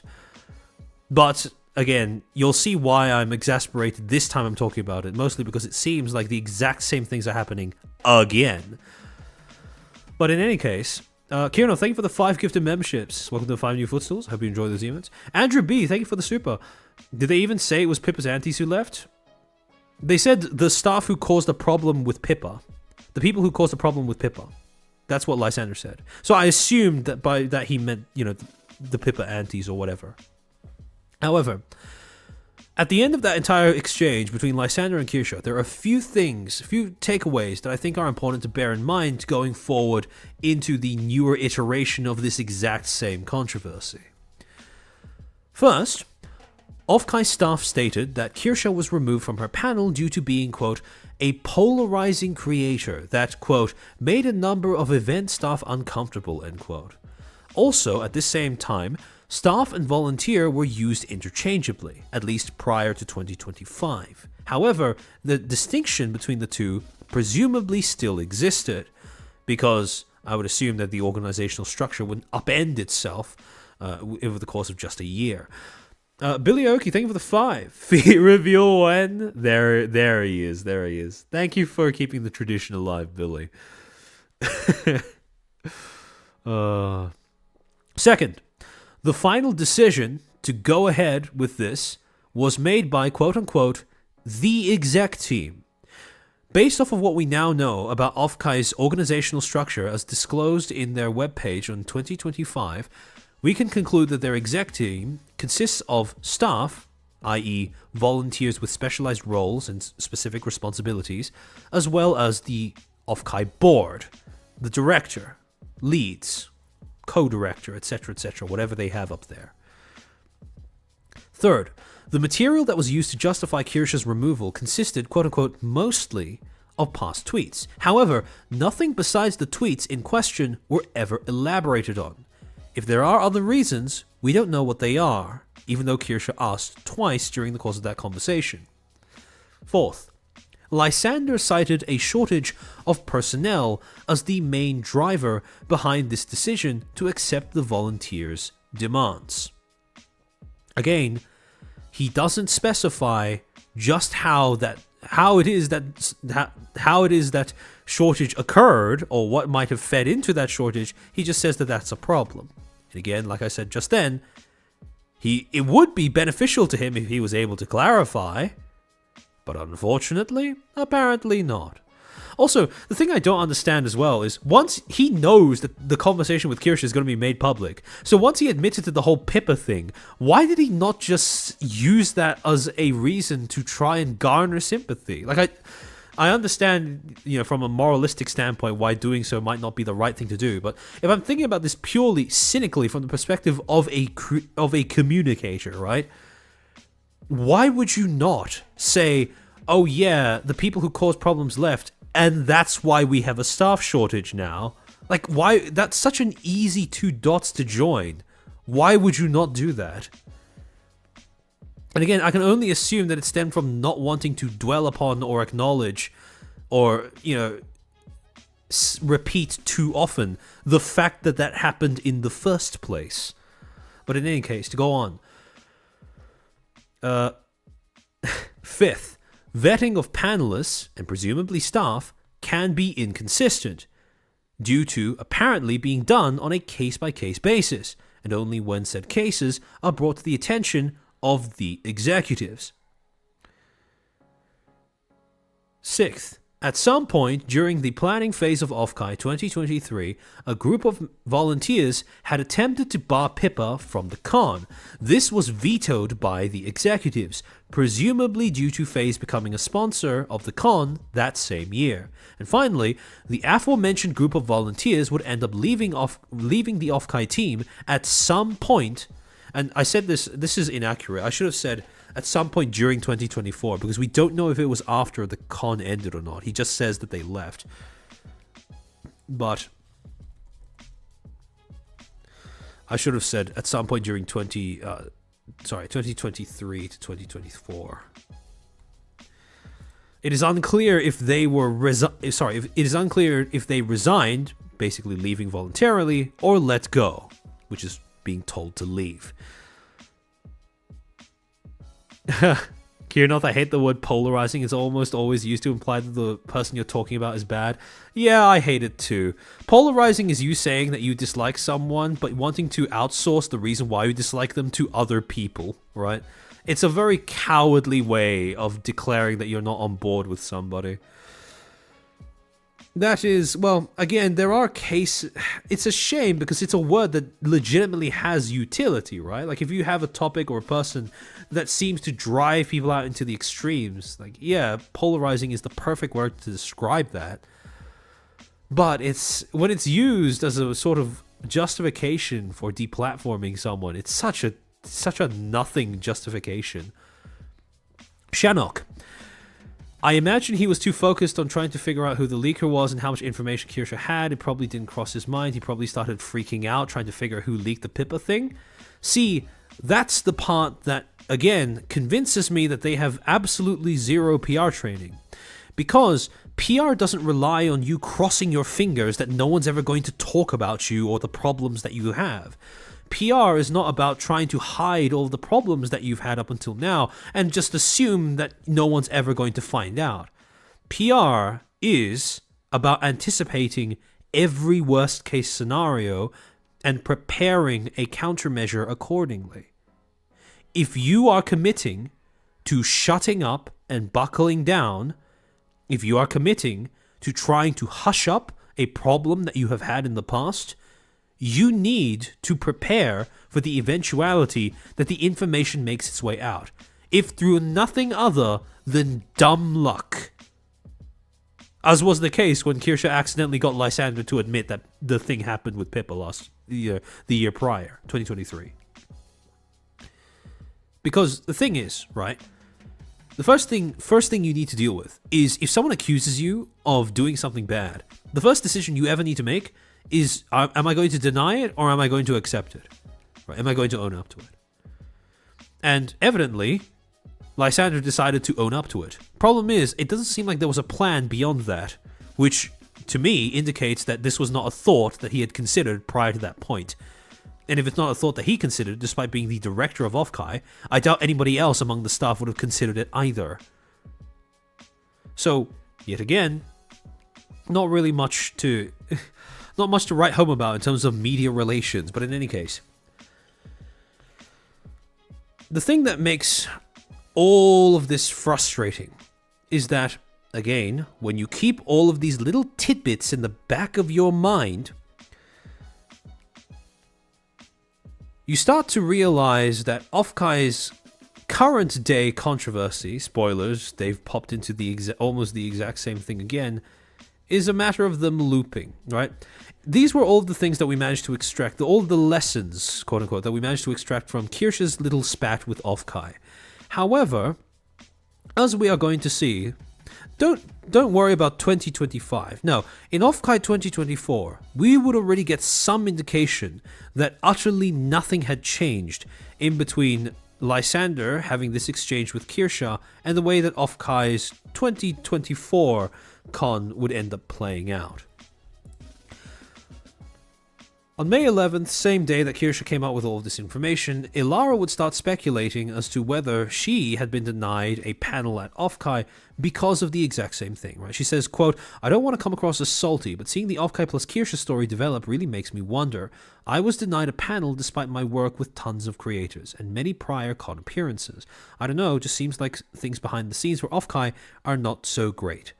And that last line, seems like things behind the scenes for Offkai are not so great, that is death for public perception and reputability. Because the last thing you want to do is give the public the indication that something is wrong, right? But have no plan of solving it. You can tank it for a while if you know it's coming, that's perfectly fine. But if you have no solution and no ability to clarify what's going on, the logical outcome is that people are going to start assuming the worst once things start to fall apart and go sideways. The reason why I show this is because what happened after this little exchange between Kirsche and Offkai, that was not a one-off event. There was a cloud lingering over the entire thing because of this spat. And so, this little exchange between Kirsche and Offkai became the backdrop, the context with which everything that has happened with Offkai since has been compared with, has been drawn back to, referenced. And so we move on to the main event, so to speak, for 2024 Offkai that we're going to be discussing. On April 17, 2024, Offkai announced on their official Twitter account that that FaZe Connect's Gen 3 Euphoria was going to be appearing at their con. In addition, about a week later, on April 23rd, Offkai would then make a follow-up announcement that FaZe Connect was, yet again, a major sponsor of the convention. Whether you're looking for a new bold flavor or something simple and satisfying, this year's Offkai Gen 3 vendor hall sponsor, FaZe Connect, has something brewing. Oh yeah, they have some VTubers too, I guess. Have you chosen your FaZe Wars 2 team yet?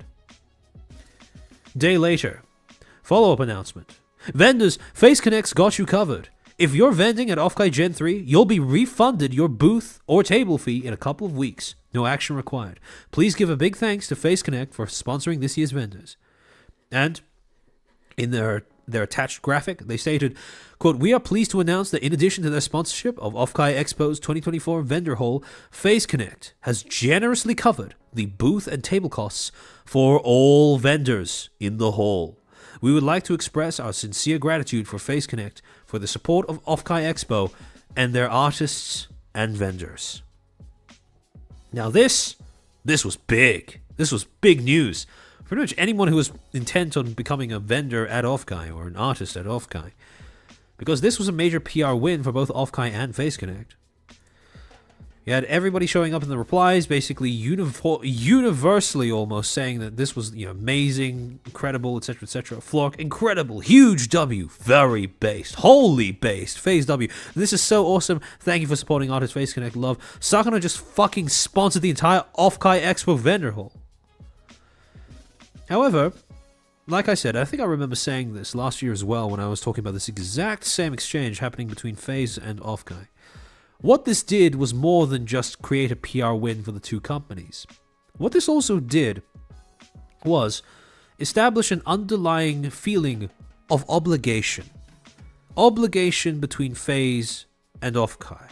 Specifically, obligation that Offkai now held towards FaZe. I want you to remember that going forward as we get to later sections of this stream. Fast forward to the day of the event, June 2nd, 2024. A FaZe Connect performance by the name of The Disappearance of Pippa and Tenma was scheduled to be streamed live from Offkai's official Twitch channel. But there was a slight problem. It didn't actually work. After a brief period where you could actually view it properly, it was played on mute for a while. Then, instead of streaming the performance, it cut to a bunch of ads. And I don't mean Twitch ads. I mean Offkai promotional ads and all of those things. And people, fans who were watching, started to get a little concerned. They started to ask questions. What was going on? What happened to the performance? Why is it that this particular performance was so scuffed?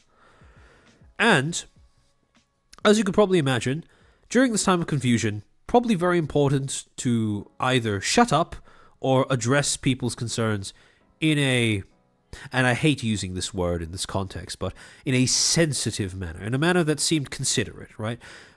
A way that is designed to placate people rather than seem adversarial or stir up drama. Unfortunately, one of Offkai's official Twitch mods didn't get the memo, because when people started asking questions in chat, he decided to respond with the following.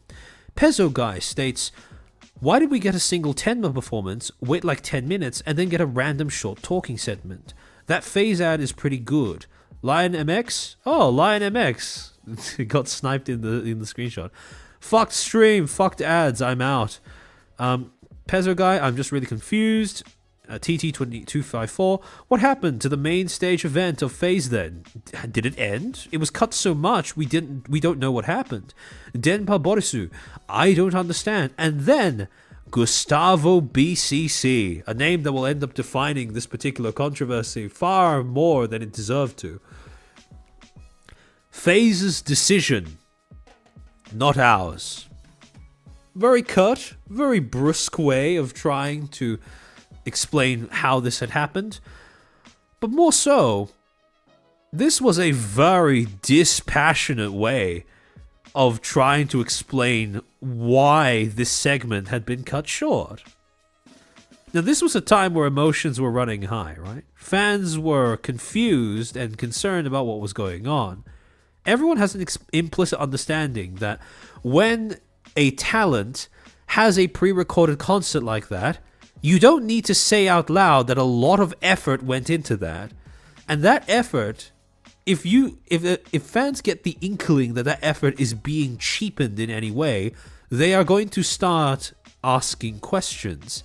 The problem is here, not only was that effort cheapened by the fact that the event that it was supposed to be streamed at didn't manage to play it, but now what you had was a response that seemed to shift the blame onto FaZe. Again, it could very well be true that the decision to cut to ads was one that FaZe had the last call on, but you don't want to phrase it like that, because now it seems like you are blaming them for the performance not going ahead as planned. And the issue is, while this was happening in the Twitch chat, Offkai Expo's Twitter account and whatever media relations managers were struggling with this ended up putting out a tweet addressing the situation at the same time. Quote, "We had some internal miscommunications regarding the streaming of FaZe Connect's panel, resulting in an unintended broadcast and poor stream experience. As always, we appreciate our friends at FaZe." Now, leaving aside the obvious grammar mistake with, as always, we appreciate the friends at FaZe. What is the issue with this being Offkai's official response after a mod had just popped up and said this in the Twitch chat? Some of you who watched the last stream that I did about Offkai will probably remember this. In the meantime, I'm going to use this as an opportunity to just hydrate again, because I can feel my throat dying.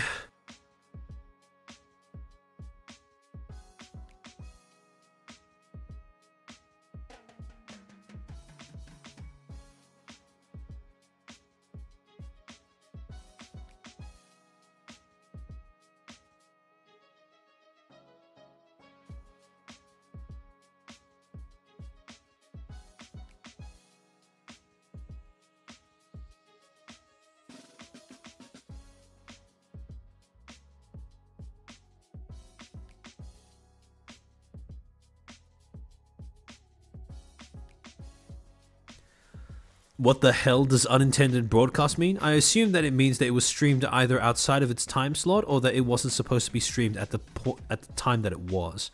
Oh, sorry, those two are the same thing. Yeah, I would assume that it means, either it was started outside of its time slot or that there was something got fucked up in terms of actually making it go live. Yes, Sumo Knight, they have no representative. We had internal miscommunications. Who had internal miscommunications? The problem was, this doesn't specify in any way, shape, or form who made the call. And the only other bit of context that people are going to be able to use to factor in their understanding of what ended up transpiring here is this. Gustavo is saying FaZe's decision, not ours. When you combine this and this, what you end up getting is a duo of messages, essentially a dual set of messages that add up to the impression that this is Offkai trying to offload the blame for the event going wrong onto FaZe. And when you look at the responses of people in the replies, you get the impression that this is the exact same thought process that they went to when interpreting this tweet. For example, Kawi, huh? What's going on here? Including a screenshot of Gustavo saying FaZe's decision, not ours, in the Twitch chat. David, IXIV, the Lumi Clipper. Weirdly, the stream was also officially announced in the FaZe Discord. They deleted it when it got awful. And then your Twitch mods put all the blame on FaZe in chat. Also, didn't one of your volunteers from California threaten to walk off if Pippa was there some time ago? And this is where the whole thing with Kirsche starts to bite Offkai in the ass. But yeah, sure, it's only miscommunications. Maybe add incompetence from Offkai staff/management to make it more believable. Smugglana, interesting. Nanners, assuming that shit is true. Sorry, Nanners, not Neanners. Assuming that shit's true, Offkai, what the fuck y'all doing? Even though we don't have confirmation if it's true or not, based on past things, I wouldn't be quick to doubt it, honestly. It's just petty, super petty. Then you have a look at all of the other people who responded. Didn't Sakura pay for the vendor spots for this event? This is how you treat his company. I'm not sure what's going on, but anyone remember when Offkai's director admitted that volunteers were threatening to walk because of Pippa, given that things are looking shady? You need to stop depending on preachy volunteers who screw with people they don't like. Sure, they're volunteers, but they shouldn't have a say in who attends the event. Or you could hire actual professionals for the streaming setups. Maybe don't let your staffers sabotage the events of talents they don't like. They're going to do it again later today and tomorrow as well if you don't stop them. You're blaming FaZe? What a sad way to treat the company that sponsored your vendor hole. Again, this was where all of the prior context preceding this event started collapsing in on Offkai at once.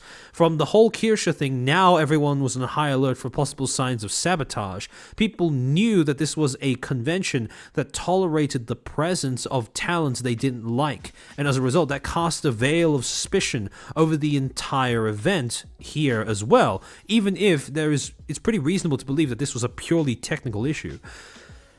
On top of that, you also have the underlying feeling of obligation running from Offkai towards FaZe because of the fact that Sakuna sponsored the entirety of the vendor hall, now rearing its head to essentially, like I said, bite Offkai in the ass. Because when you have that underlying expectation of obligation and it gets subverted, people tend to get angry on behalf of the person or entity, I should say, that the obligation is owed to. Everything was falling apart. And then, as if things couldn't get worse, people started digging into Gustavo specifically. This should say June 3rd. For example, Triggerpoint and Kendra both ended up looking at Gustavo's Twitter presence and realizing that Gustavo was, for want of a better way of phrasing it, something of a Pippa anti. I find that Offkai Twitch mod, by the way, showing that Gustavo was the Offkai moderator in chat, and also side by side with the tweets that Gustavo had made deriding Pippa as recently as March 6th of that same year, so 2024. Kendra, I find it ironic that Offkai Expo vetted out Kirsche Verstahl for tweets, but never vetted their staff for the same issue. Some of the posts date back to February, so they should have never become a staff member in the first place, just all around rude and problematic. And again, like I said before about how Offkai ended up creating more problems for themselves the higher they built their house of cards, because of the way that they justified blacklisting Kirsche, they'd now established a precedent for themselves that they are willing to vet on the basis of tweets. The problem? They'd failed to do that when it comes to their own staff.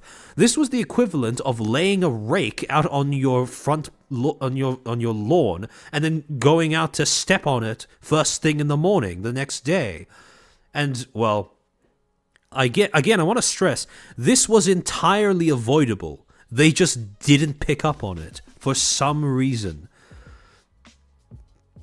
Yeah, Kendra, nice tweet. Also, when you actually look at the tweets themselves, it's kind of mind-boggling that someone didn't look at this. No member of the executive team at Offkai looked at these and decided, yeah, we probably shouldn't accept this person as part of the, as a moderator during the same time slot that FaZe was attempting to stream a concert.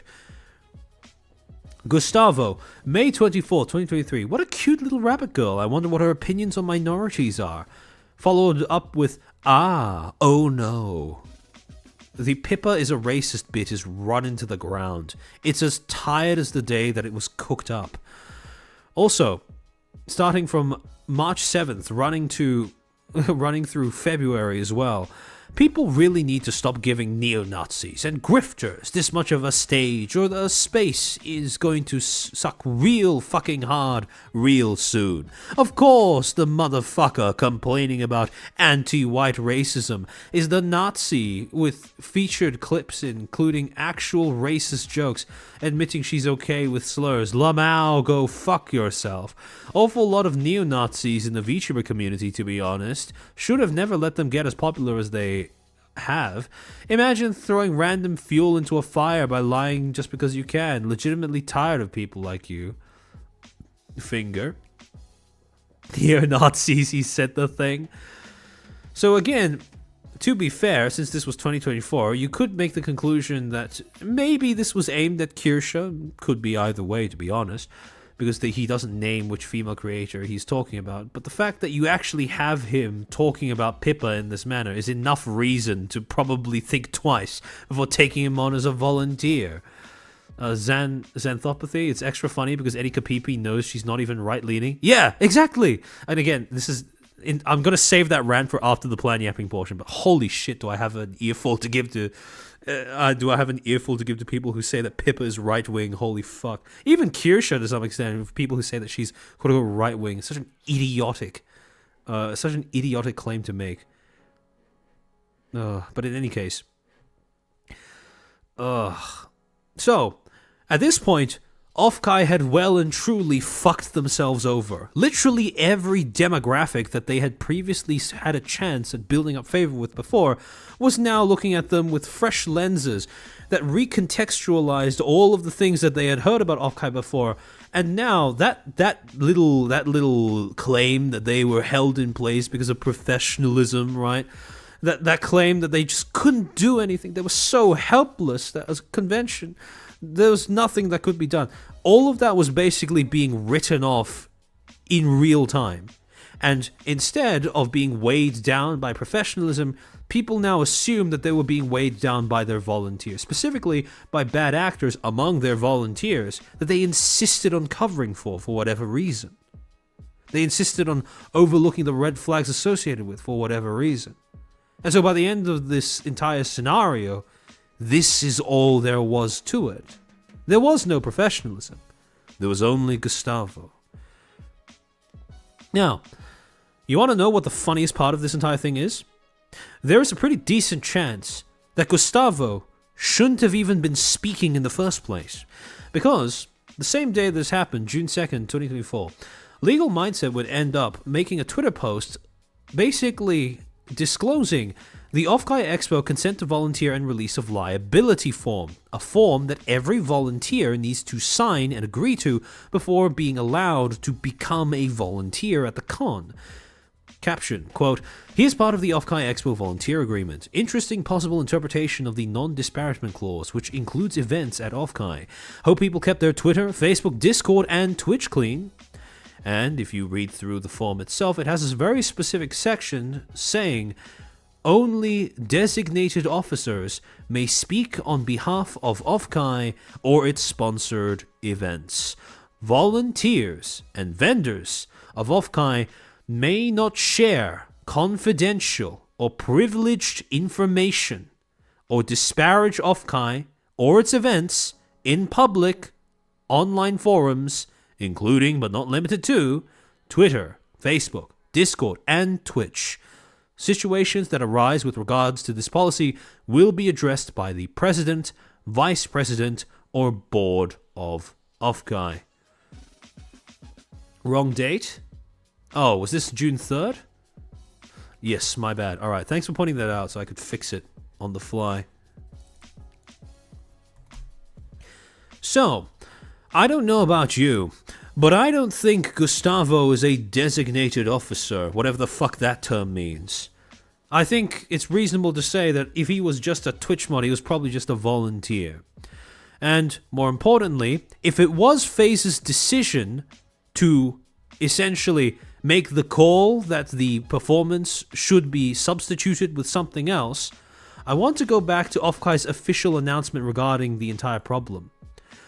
"We had some internal miscommunications regarding the streaming of FaZe Connect's panel, resulting in unintended broadcast and poor stream experience." You want to know what's missing from this statement? The idea that it was FaZe's decision to make that call. They only said internal miscommunications. They didn't say whose decision it was to finally end that broadcast. Which means one of two things. Either when Gustavo says it was FaZe's decision, he was lying, or that was information that Offkai did not want to be let out into the public. Which is a pretty clear-cut, open and shut case of Gustavo speaking out of turn and disclosing information to the public that should not have been disclosed by just a volunteer. This was something that, if disclosed to the public, should have been done via a designated officer, as per this volunteer agreement. Gustavo had just violated the agreement. Either way, it was overstepping? Absolutely. But this is proof that there was an actual policy that Offkai had in place that was designed to prevent this exact thing from happening that Gustavo ended up violating. Now, at this stage, you might be convinced that literally everyone, their dog and their mother, was dunking on Offkai. There was no respite, nothing anywhere. No form of comfort or refuge for Offkai's volunteers, Offkai's reputation to exist in, that wouldn't immediately lampoon them for what had happened here.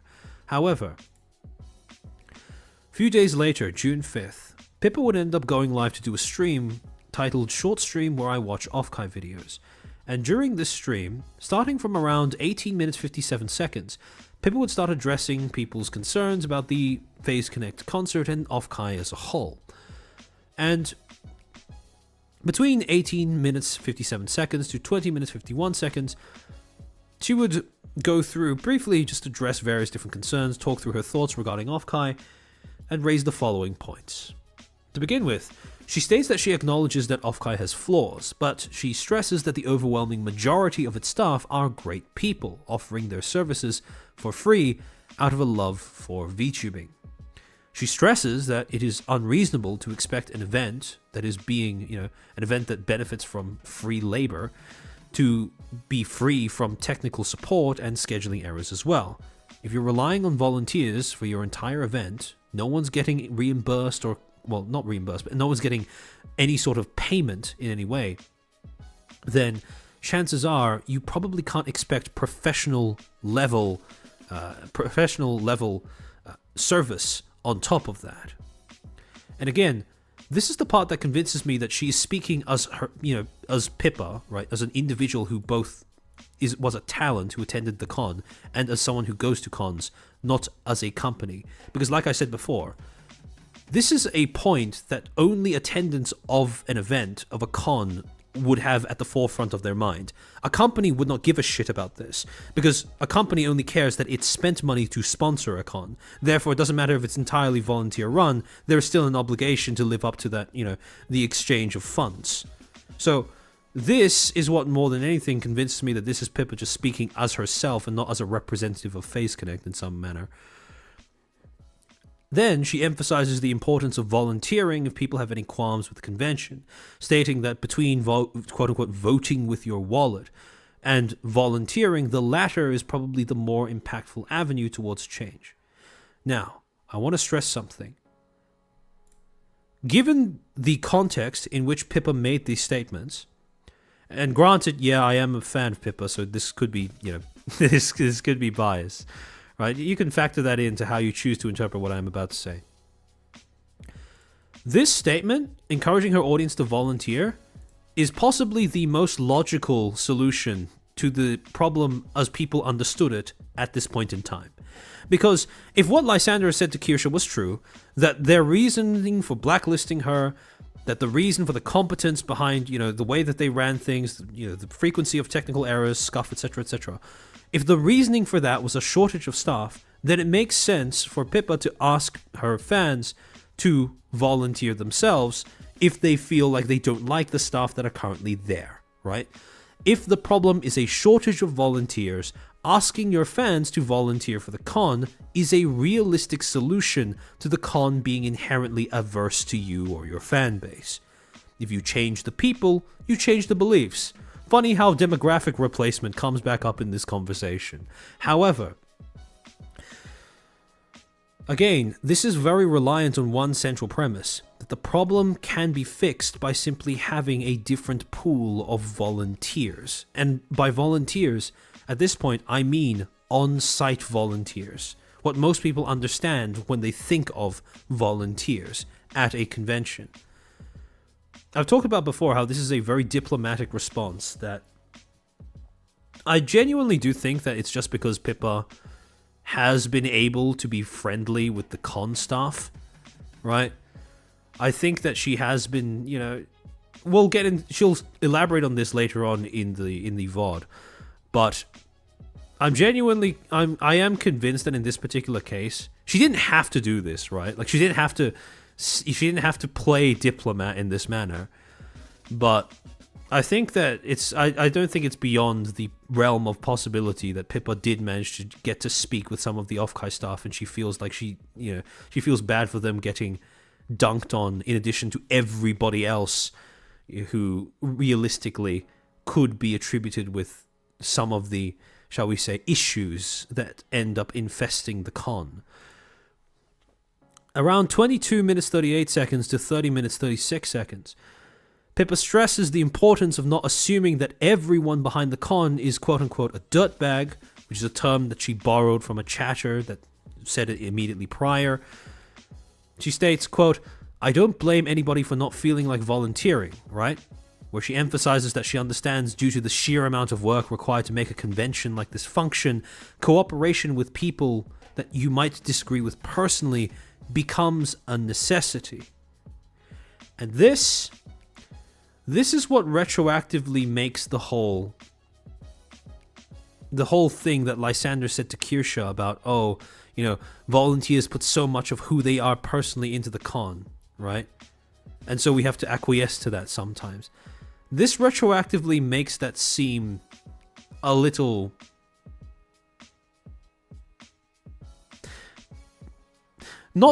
I wouldn't say disingenuous, because I do think that I think it's believable that Lysander was arguing it in good faith, but it does make it seem cheaper as a justification because of the fact that Pippa is so willing to put aside those personal differences in favor of pursuing professionalism. That being said, though, you do still have the argument to steelman possible arguments against what I'm saying. you do still have the argument that Pippa is a professional in the sense that she is being paid to be a streamer, whereas the Offkai volunteers are still not being paid, so they're still volunteers. But again, I think that the overall rhetoric of, if you want to make this work, you're going to have to put aside your personal differences. That does seem to be something that appears to be lacking among Offkai staff for reasons beyond this controversy from 2024. Ronwell Dobbs, after learning that Pippa admitted to not having an internal monologue, I can no longer give way to her statements. People without an internal monologue still think. It's just that they don't think in the form of an actual discernible monologue. Although it is quite funny to factor that into things sometimes. And finally, during this particular section, or the first half of this section, I should say, she acknowledges that it's both easy and tempting for people to adopt a stance of moral outrage directed at Offkai, especially if they were never committed to attending it in the first place. In other words, what she's saying is, if you were never going to attend, realistically, if you didn't have a badge that you could refund, pretty much everything you are saying, people who are going to, people who are never committed to attending Offkai, who are now talking about how, I'm going to boycott Offkai, or I'm never going to go to Offkai again, etc., etc., etc. I was going to go to Offkai, but now I'm not so sure. Like all of that is it's easier to do, easier to say, harder to do, right? And then she caps off this section by stressing that people are doing their best. She states that she hopes that her fans are not summarily dismissing the entire convention due to the actions of a few bad actors. Basically, again, reiterating that thing that she brought up just before, saying not everyone at Offkai is a scumbag, right? Not everyone at Offkai is a dirtbag. The overwhelming majority of the staff there genuinely care about what they do. They genuinely are putting their best effort into making the con work for everyone involved. It's just a few bad actors that are ruining it for everybody else. And she asks her fans to define the entire con based off of the actions of those specific actors. She also emphasizes that not everything, quote unquote, has to be a drama. And that while she doesn't deny that issues exist/arise while running an event like Offkai, nor would she ever advocate for simply letting others, quote unquote, walk all over you, sometimes it is best to simply strive for addressing an issue discreetly and amicably. This is just professionalism 101, right? If you have the option of solving something in private, just do that, right? And so her having this stance, I mean, some people might go, "Oh, wow, that's so weird coming from Pink Yabbit," right? But I mean, like, again, if you watch Pippa, this is like very part and parcel of how she operates as a creator, especially when she is streaming on stream and thus a representative of her entire company. You'll see why I emphasize that so much in a few minutes. And then finally, she caps off this entire segment by saying that she doesn't want her viewers falling into the trap of being swept along into people basically false flagging as kapipis, trying to speak out on her and her community's behalf solely to throw vitriol at Offkai. If people's only intention is to say fuck Offkai, etc., etc., she's basically asking her audience to take note of how, or to be careful of assuming that all of those people claiming to be kapipis just to shit on Offkai are genuinely kapipis, etc., etc. And again, in light of this, I want to make it very clear. What I say about Offkai, my criticisms of Offkai, they are purely my own. They are not representative of Pippa or her community or any other creator or their community for that matter. This is just me making my observations as an individual, using whatever knowledge I have about these specific topics. So, at the end of this particular stream, this was probably one of the most prominent instances where someone had stuck their neck out for Offkai after everything had gone down. This was a talent that had no reason to try and take the heat off of Offkai, opting to do that simply because she has a love for the convention. And so, with this in mind, you could probably see that, this would probably this would go a long way towards opening the door to people possibly being willing to overlook what happened with Offkai, and possibly consider that in the future things might not be as bad. Again, like I said before though, when you're crafting a PR strategy, you cannot rely on this. You can't rely on the people outside of your organization, essentially, of their own volition, out of the blue, stepping in to take the heat off of you during a time of controversy. And yet, this happened. Yet, Pippa decided to do this. Yet, I think, based off of... Well, I mean, you can confirm this for yourselves, but if you go through her chat around the time that she's talking about this, during the stream, you can see that there are quite a few kapipis who are now, basically nodding along, seeing her point, etc., right? This is essentially, like I said, an opportunity that you should never expect, but sometimes does happen, where somebody, completely of their own volition, outside of your organization, chooses to step in and essentially give you an opportunity to fix your problems PR-wise. Problem is, this is an opportunity that you actually need to take. If you don't end up fixing the problems that exist under the surface, despite the fact that you've been given a free pass like you have here, this is yet again, simply wasted goodwill. It's an opportunity that, in Offkai's case, seems to have been overlooked, I suppose. I didn't out of principle.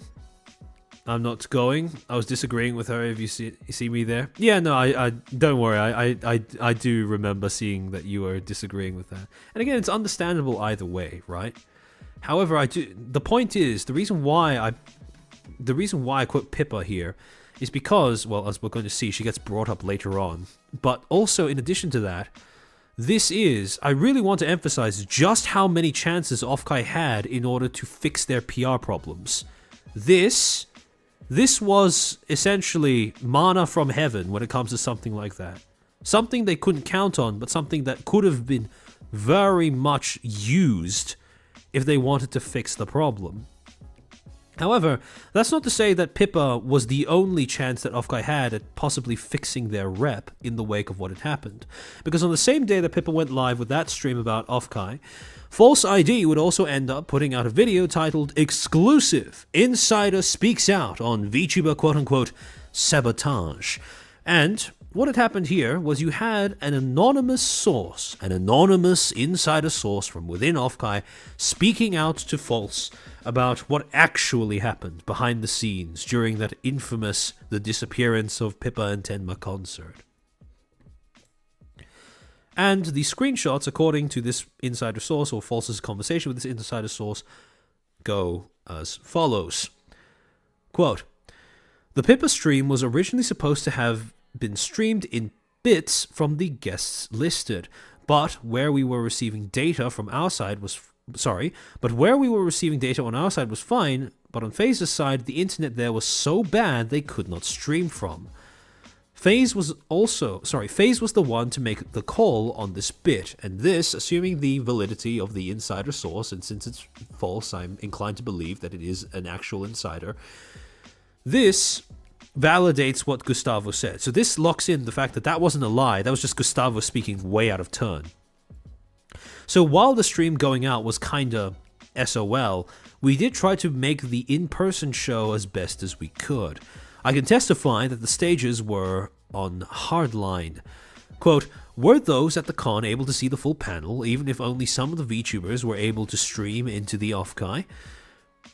What was shown at the con was pre-recorded. Stuff we received ahead of show per our request, mostly a concert/skits shown. We did send out via our system to an anonymous stream point, so if they could get a better internet set up to view, they could with crowd view of the show. but they tried to make the connection happen to no avail on their side, basically saying that there was a breakdown on FaZe's side of the connection, and as a result, FaZe then made the decision to cut off the stream entirely rather than simply struggle through it for the entire duration. The initial call pre-con was to stream. Last call was not. TBH, the switch saying yes and no was flicked on and off a lot in the end. What they were saying is basically, but when Offkai was communicating with FaZe, there was a lot of points in which the conversation flip-flopped between should we shut it off, should we not, etc., and that happened a lot towards the end, hence the broadcast issues. Hence why Offkai in their official statement cited miscommunication on the inside. Quote, FaZe has made the call to not show on the Twitch stream FaZe made the call to not show on the Twitch stream what was being seen at the con due to these technical issues, ? To which the insider source says, the ending call was that. The contact was calling the tubers and talking with us. Semi-juggling act on their part. Stressful on all parts. The mod did get the boot though, due to some actions of that stream. We're going to revisit that little tidbit of information later on. I can confirm HR does ask these questions of, do you have problems with X-Tuber?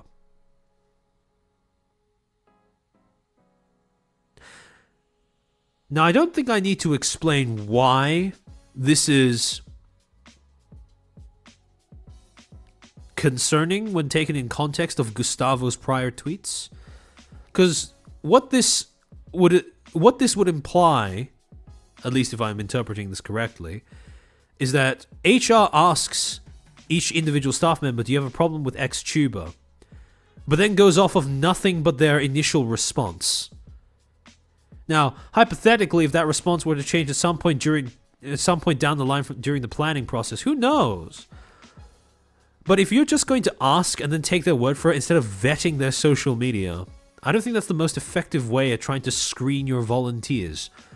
But to continue, I did want to reach out to you on what I can, because it just irks me that people are using this stream as a means to have FaZe leave. FaZe did get a lot of love from the con, moving their booth to a different spot due to the hotel not allowing streaming in the atrium after 6 p.m. and trying to make it right, fighting the hotel on behalf of FaZe for their needs, etc.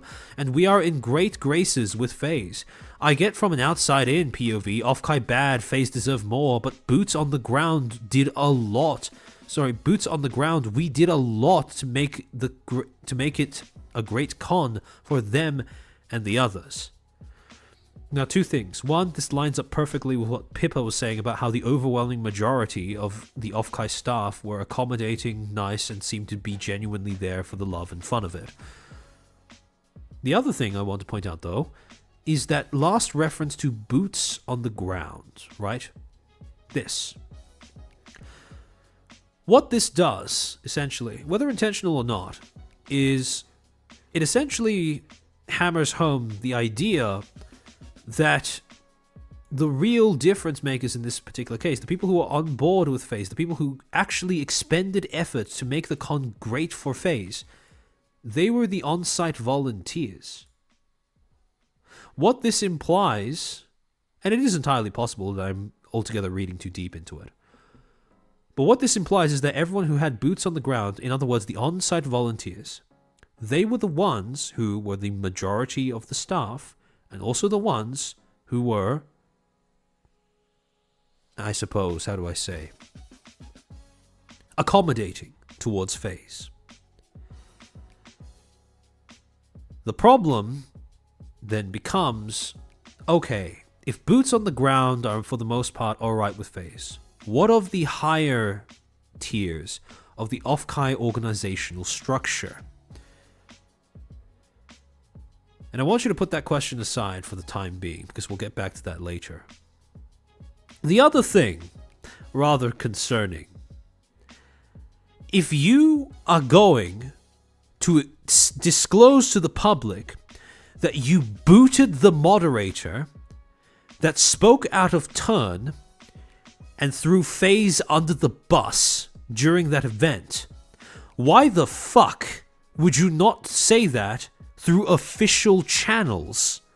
Why would you go through an anonymous insider source using another creator's channel. Like, I get that False ID is a big content creator in this space, but that's no substitute for taking a stand, clarifying your brand, and establishing what you do or don't tolerate as an organization. It was on paper. The public had access to your volunteer agreement. They could tell at even a cursory glance that Gustavo broke one of the terms listed. You could have said the mod got the boot in wake of their behavior. And what's more, that would have solved the problem of this tweet coming off vague as hell and seeming like it only fed into playing a blame game using phase. Because the main problem with this tweet, right, is that when people read, as always, we appreciate our friends with phase, after how vague they'd been about internal miscommunications, and after Gustavo threw phase under the bus, people automatically interpreted the as always, we appreciate our friends at phase as being artificial, disingenuous, stated in bad faith.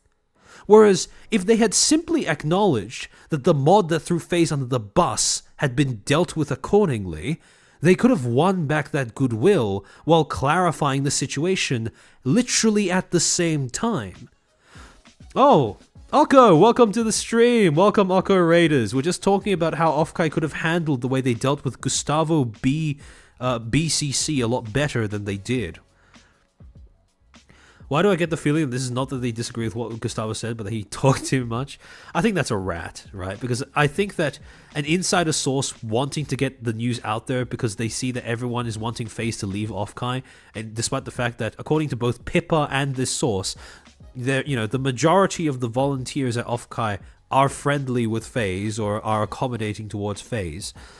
Thing is, though, their messaging does not bear that out very well.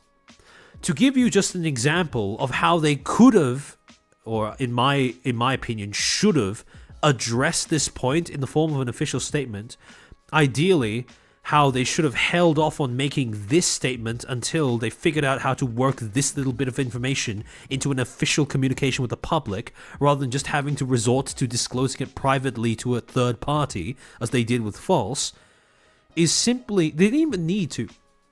The most exasperating part of this for me is looking at how vague this statement was and realizing that in order for them to work this little tidbit of information into this, they didn't even have to change that much in terms of phrasing.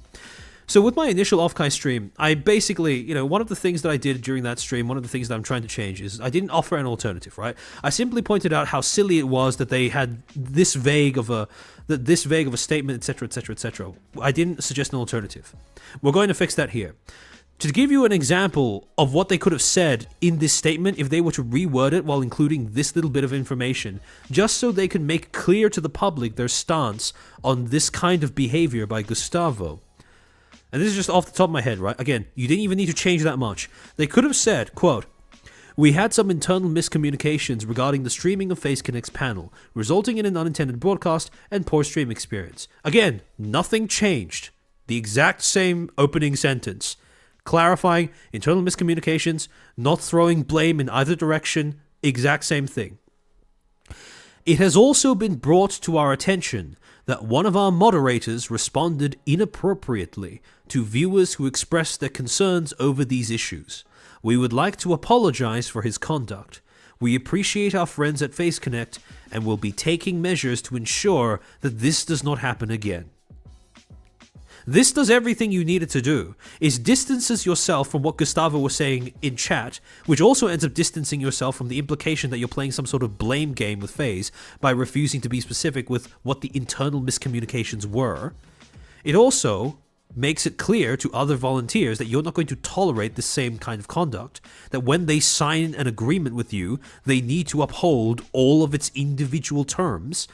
And on top of that, it makes the last bit about, we appreciate our friends at FaZe come off a lot more genuine than it does here. Because here it just sounds like something you've tacked on to a blame game right at the end to kind of mitigate the impression that you were giving shit to them.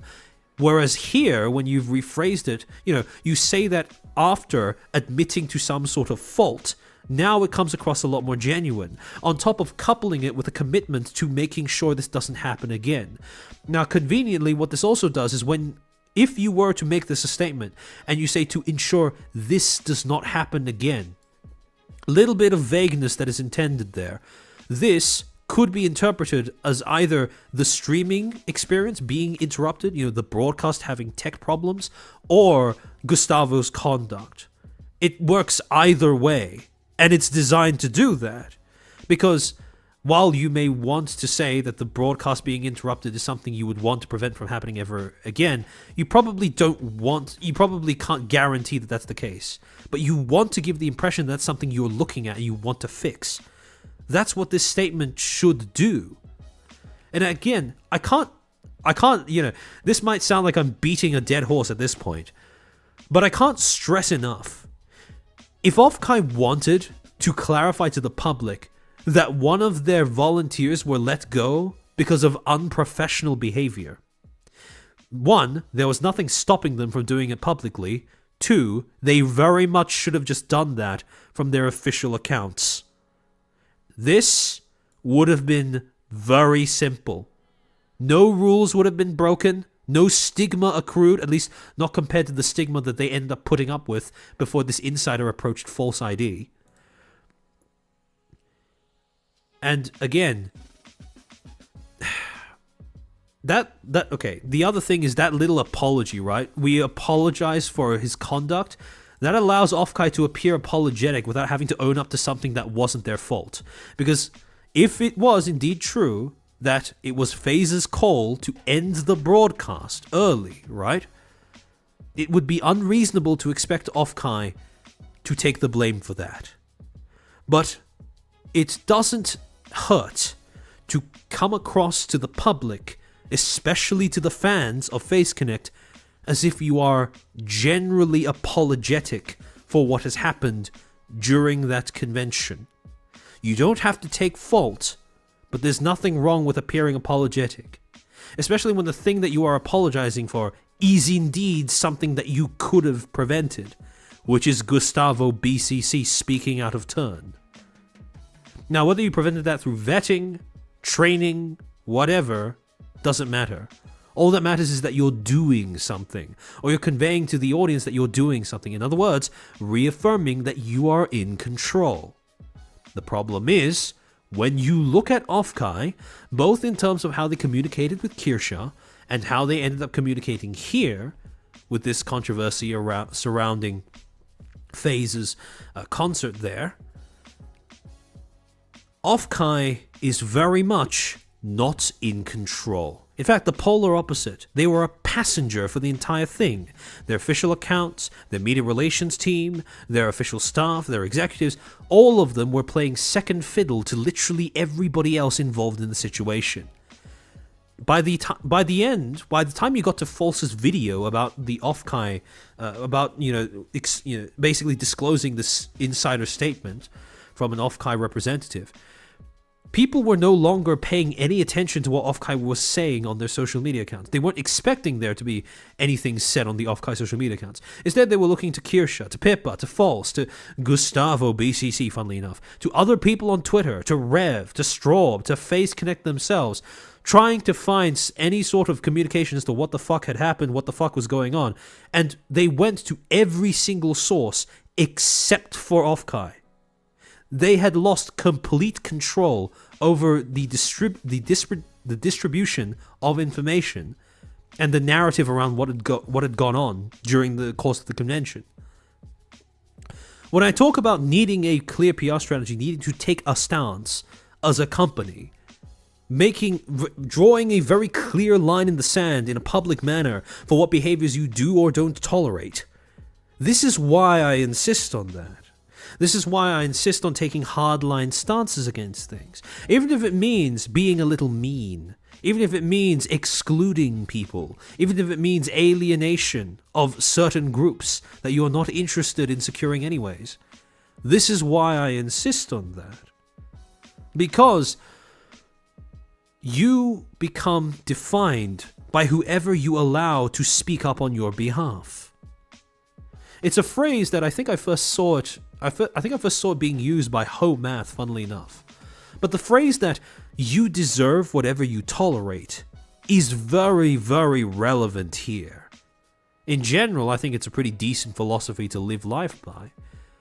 But my point is, if you as an organization, you as a business, you as an event, if you're willing to tolerate this kind of behavior from individual actors in your midst, well, don't expect people to be sympathetic when they end up doing something stupid that ends up making you look worse as well. Don't be surprised when that happens, because it will.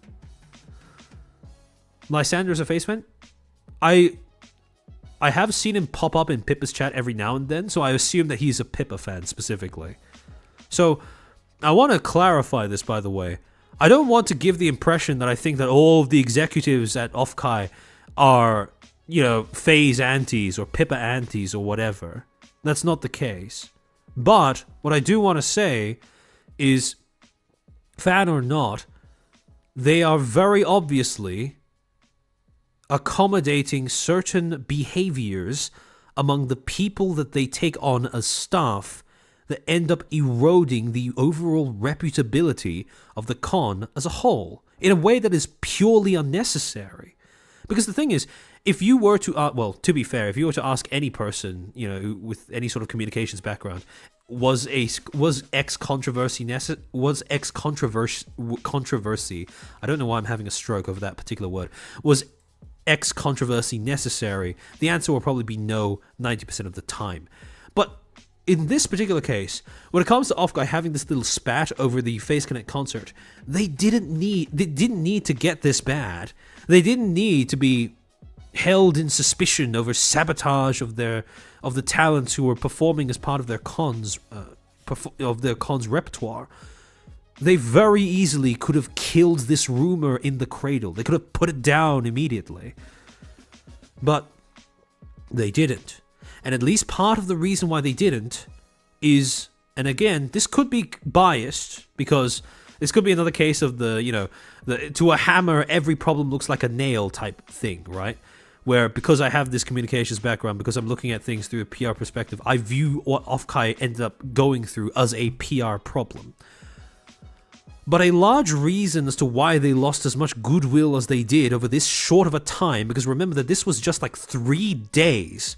This was over a course of 3 days. People went from singing the praises of Offkai and FaZe during April when they announced that Fish had bought out the entire vendor hall, to within the span of 3 days suspecting the entire convention of sabotage and saying that FaZe should leave Offkai entirely. That is a drastic shift to make within the course of 72 hours. But in any case, this shift did not have to happen, and it happened, at least from my perspective, because of how abysmal Offkai's PR strategy is. They don't seem to have one. They seem to be allergic to taking a solid, clear stance against bad behavior in their own ranks. It's not a shame to admit when something has fucked up internally. It's a shame to hide it and then get found out later. I really do. This is not unique or restricted to Offkai in any way. But I really do wish that more people running these businesses, organizations, events, whatever, would grow a pair of fucking balls just so they could discipline bad behavior that emerges from among their ranks. There is nothing wrong with excluding a bad actor whose existence serves to do nothing more than tarnish your identity through association. If you are going to elect someone as your representative, as Offkai does whenever they promote one of their volunteers to have a role in an event such as a moderator, then you need to make sure that they are going to represent you well.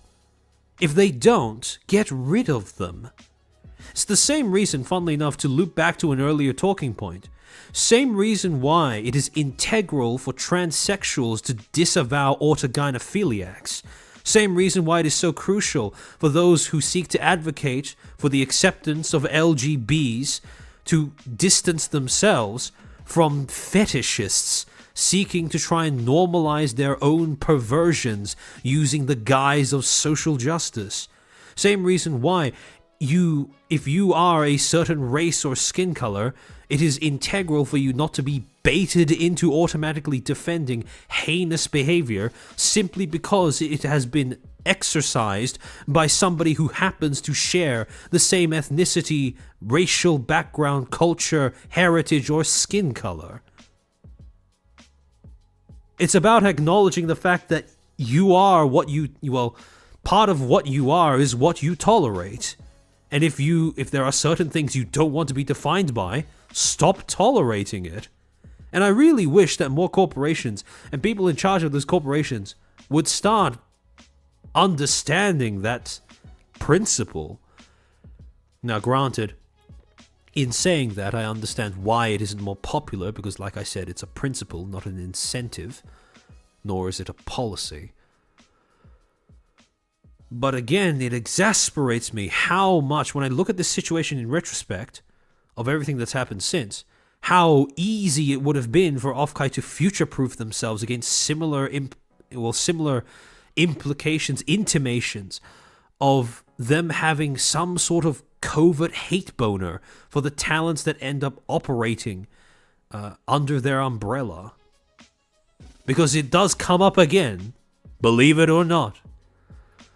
So, by the end of this entire thing, just again, another recap, Offkai had, in the way that they handled Kirsche, and the way that it then went on to contextualize the way that they failed to handle Gustavo, they set for themselves a few very awkward precedents that they couldn't live up to. First, with Kirsche, with blacklisting Kirsche from the con, Offkai established that they are willing to vet attendees according to their social media activity. Unfortunately, that didn't stop them from vetting against a volunteer that openly disparaged talents belonging to one of the major sponsors of the event. Second thing with Kirsche, they established that executives will acquiesce to the demands of volunteers when the latter expresses discomfort, quote-unquote, towards a specific creator. However, when you look at Gustavo, you realize that, as a volunteer, he was granted a position of authority that allowed/enabled him to communicate with fans and attendees on Offkai's behalf, in spite of the fact that he had been deriding talents belonging to a major sponsor on his social media publicly prior to his enlistment.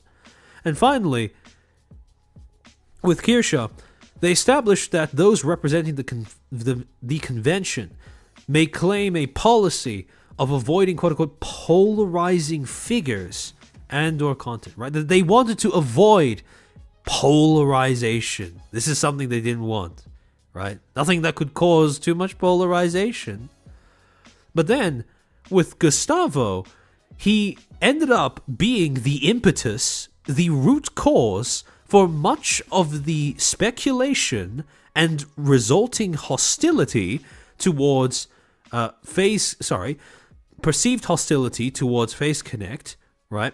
And overt hostility towards Offkai, that to the point where it necessitated an anonymous insider coming out to refute those things, to those suspicions, speculations, rumors, whatever, publicly using False's channel as a medium.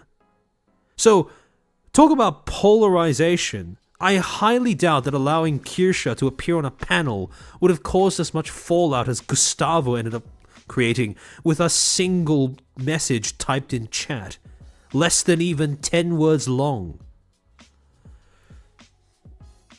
And this is where we get into the other portion of an earlier concept that we discussed, right? Professionalism. See, when I broke up professionalism into two parts, productivity and principles. Thing is, you can break those two down even further.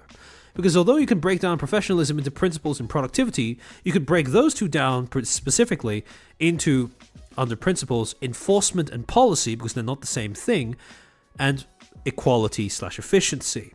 When a company wants to exhibit professionalism, they need not just these two qualities, but these four base qualities that comprise the tier above.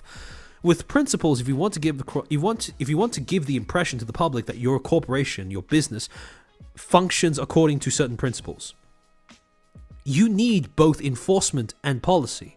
Just having rules be there is useless if you don't actually enforce them. That's the problem we've discussed ad nauseum when it comes to Twitch. Same thing happens here. Offkai does have policies that guard and define what is acceptable or not acceptable behavior on the part of their volunteers. However, when it comes to their way of enforcing that policy, that's where things start to fall apart a little bit, because they don't seem to be capable of enforcing it in a way that gets the message across that they actually have those policies in place. If you didn't see the legal mindset post on Twitter, you probably wouldn't even know that they have a volunteer agreement that states explicitly that volunteers should not speak on behalf of Offkai or its events unless they are designated officers. But if they had issued a public statement clarifying that Gustavo had been let go because of his conduct during that stream, it would have been very clear to everybody, staff member or not, having signed the contract or not, aware of the contract's existence or not, that that is a line in the sand that Offkai maintains. And then, of course, you have productivity, where obviously efficiency is how time-saving your process of creating your product is, and quality is obviously the end result. What do you end up putting out to your consumers? Do they find it to be useful? Is it efficacious? Does it last long? Etc., etc., etc. Is it enjoyable? Those two are pretty self-explanatory. But again, when you look at Offkai, the problem is not quality from what we can see. Because yes, there are hiccups here and there, but as Pippa said, right? These are hiccups that are to be expected when you have an all-volunteer con. For the most part, it does seem that most of the people who attend, most of the people who are involved, are capable of having a fun time there. So I don't think that quality is a problem. Policy, also not a problem, because they do have rules. They have rules written down that people need to sign. Agreements, contracts that you need to sign in order to become a volunteer in the first place, to get involved in the first place. However, what they do seem to have an issue with is enforcement. Maybe a little bit of efficiency as well, because they seem to be, short on staff, but that's not really something that they can really do. Or actually, funnily enough, the efficiency and the enforcement, they actually tie together in a way that I'm not sure if some of you may have picked up on by now, but again, we'll touch on towards the end of the stream. But for this time being, these are the two things that Offkai seems to be struggling with: efficiency and enforcement. Efficiency because they don't have enough volunteers. Enforcement because the bad actors aren't disciplined in a way that sends a message, essentially. And, like I said, if you get bought time as a company, as a business, to fix the problems you have on the inside, you have people coming out of the woodwork like Pippa to give you the benefit of the doubt and encourage their viewers to do the same. You have people like False willing to lend you his platform in order to clarify a sore point with regards to your last controversy. All of that goodwill, the goodwill generated by those two avenues of approach, those two opportunities, will mean nothing if you don't actually fix anything behind the scenes before the next controversy rears its head. And if you don't fix those problems, the next controversy will inevitably rear its head. As Offkai found out firsthand on April 18th, funnily enough.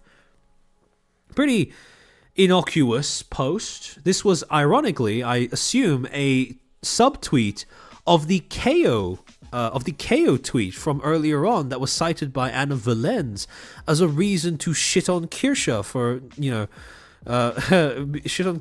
expressing quote-unquote openly bigoted views. This was where KO said that he wanted to foster an inclusive community. And this was Powder, VTuber Powder, basically saying, quote, what they say. I want to foster an inclusive community. What they actually mean. I want to foster an inclusive community minus white people. Pretty tongue-in-cheek, satirical way of poking fun at a well-known, established fact at this point that most of the inclusivity crowd are really just anti-white racists. But in response to this rather innocuous subtweet, a user by the name of Captain No Fun is G would end up popping up in the replies and would get the bright idea of saying, "Those white people did another mass shooting." And to this, Powder, understandably, went with a little bit of a bait post, right? A little bit of a cheeky gotcha type post, seeing if he would react, trying to drum up engagement, saying, "We know what kind of people you won't be selecting for your Offkai commentary talents," linking to two specific tweets made by Captain No Fun is G. One, him saying, "I'm excited to announce that I will be working with at Offkai Expo as their commentary lead and will be responsible for the selection and coordination of all commentary talent for our 2025 show. It's a privilege to be working on this role, and I thank the team for trusting me." Combined with another tweet that he made more recently where he said, quote, "White people kill more people than any other group, especially white men. If you want the US to be safe, then ship out white men." Now, I don't know about you, but if you're gonna say if you want the U.S. to be safe, then ship out all white men. I don't know. That sounds a little racist to me. Like, that could be your opinion, sure, but stand behind it, right? Own your racism. You know what I'm saying? But again, another good test. Again, this is an oldie but a goldie, right? If you want to judge just how racist something is, or whether someone is indeed an anti-white racist, take every instance of them saying white and replace it with another color and see if it still sounds the same, or is regarded as the same. Let's say, for example, that you said, "Black people kill more people than any other group, especially black men. If you want the US to be safe, then ship out black men." Now, all of a sudden, everyone, their mother and their dog understands that this is a racist sentiment.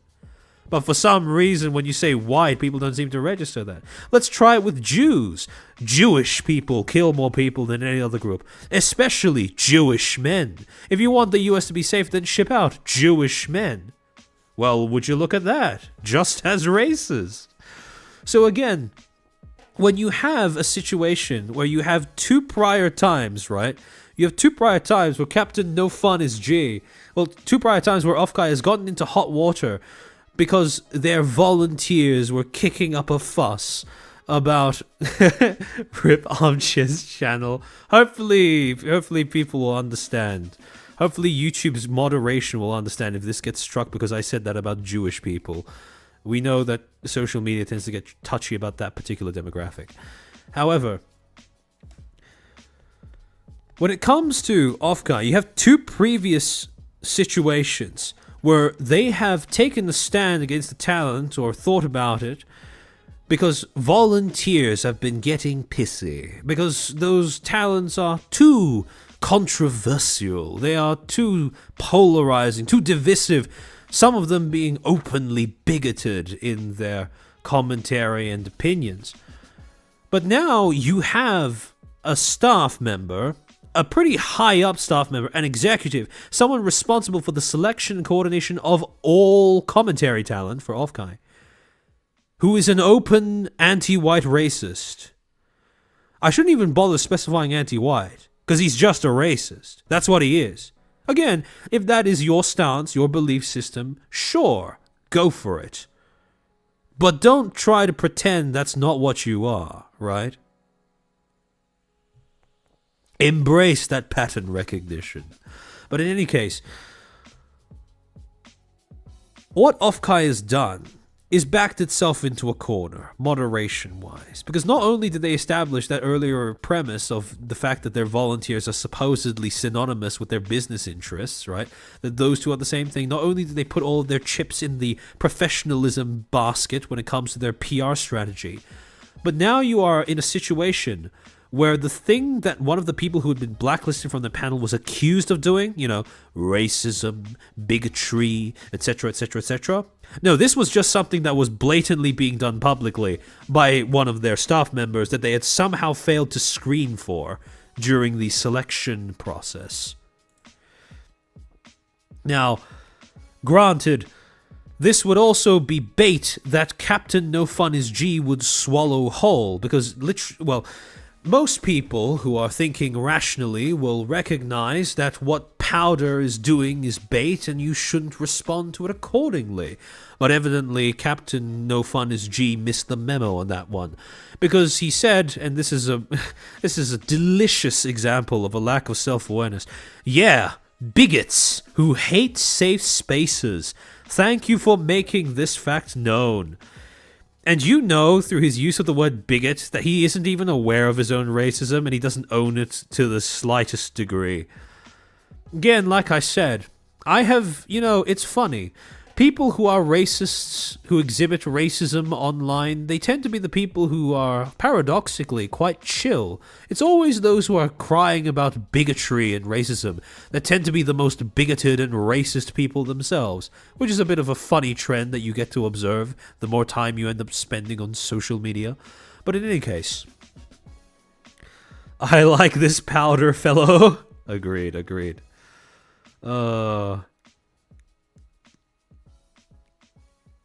They always think all white men but me, for I'm a good white man. To be fair, by looking at Captain No Fun Is G, I don't think he's white. But in any case, I don't think that changes the nature of the racism. All of what Powder does is bait. This is literally her entire timeline.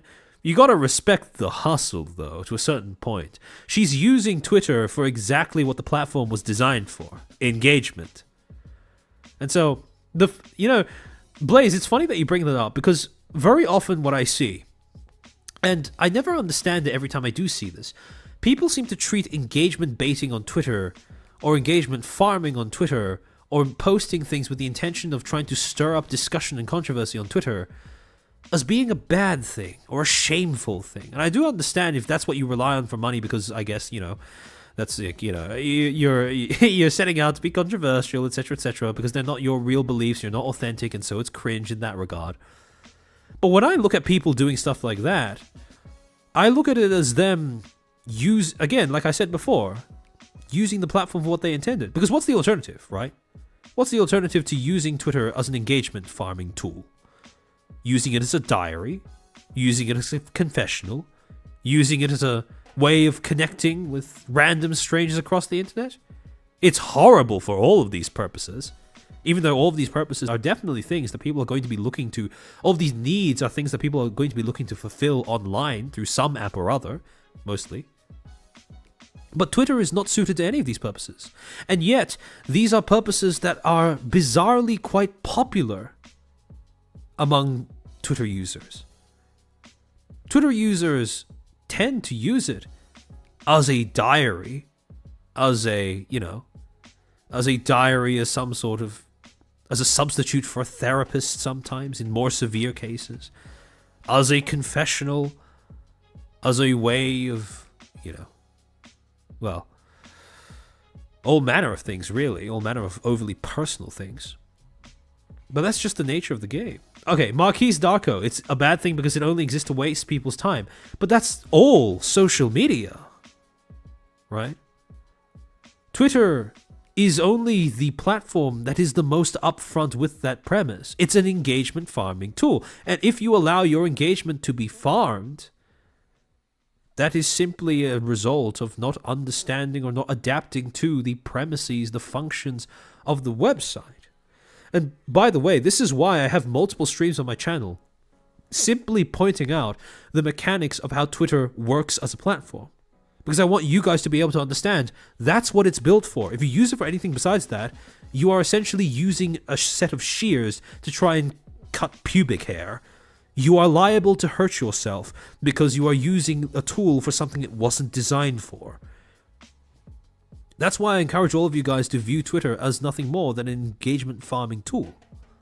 That's what it is. That's what it was built for. If you use it that way, you are going to succeed brilliantly. If you don't use it that way, you open yourself up to having it backfire right in your face some point down the line. But in any case,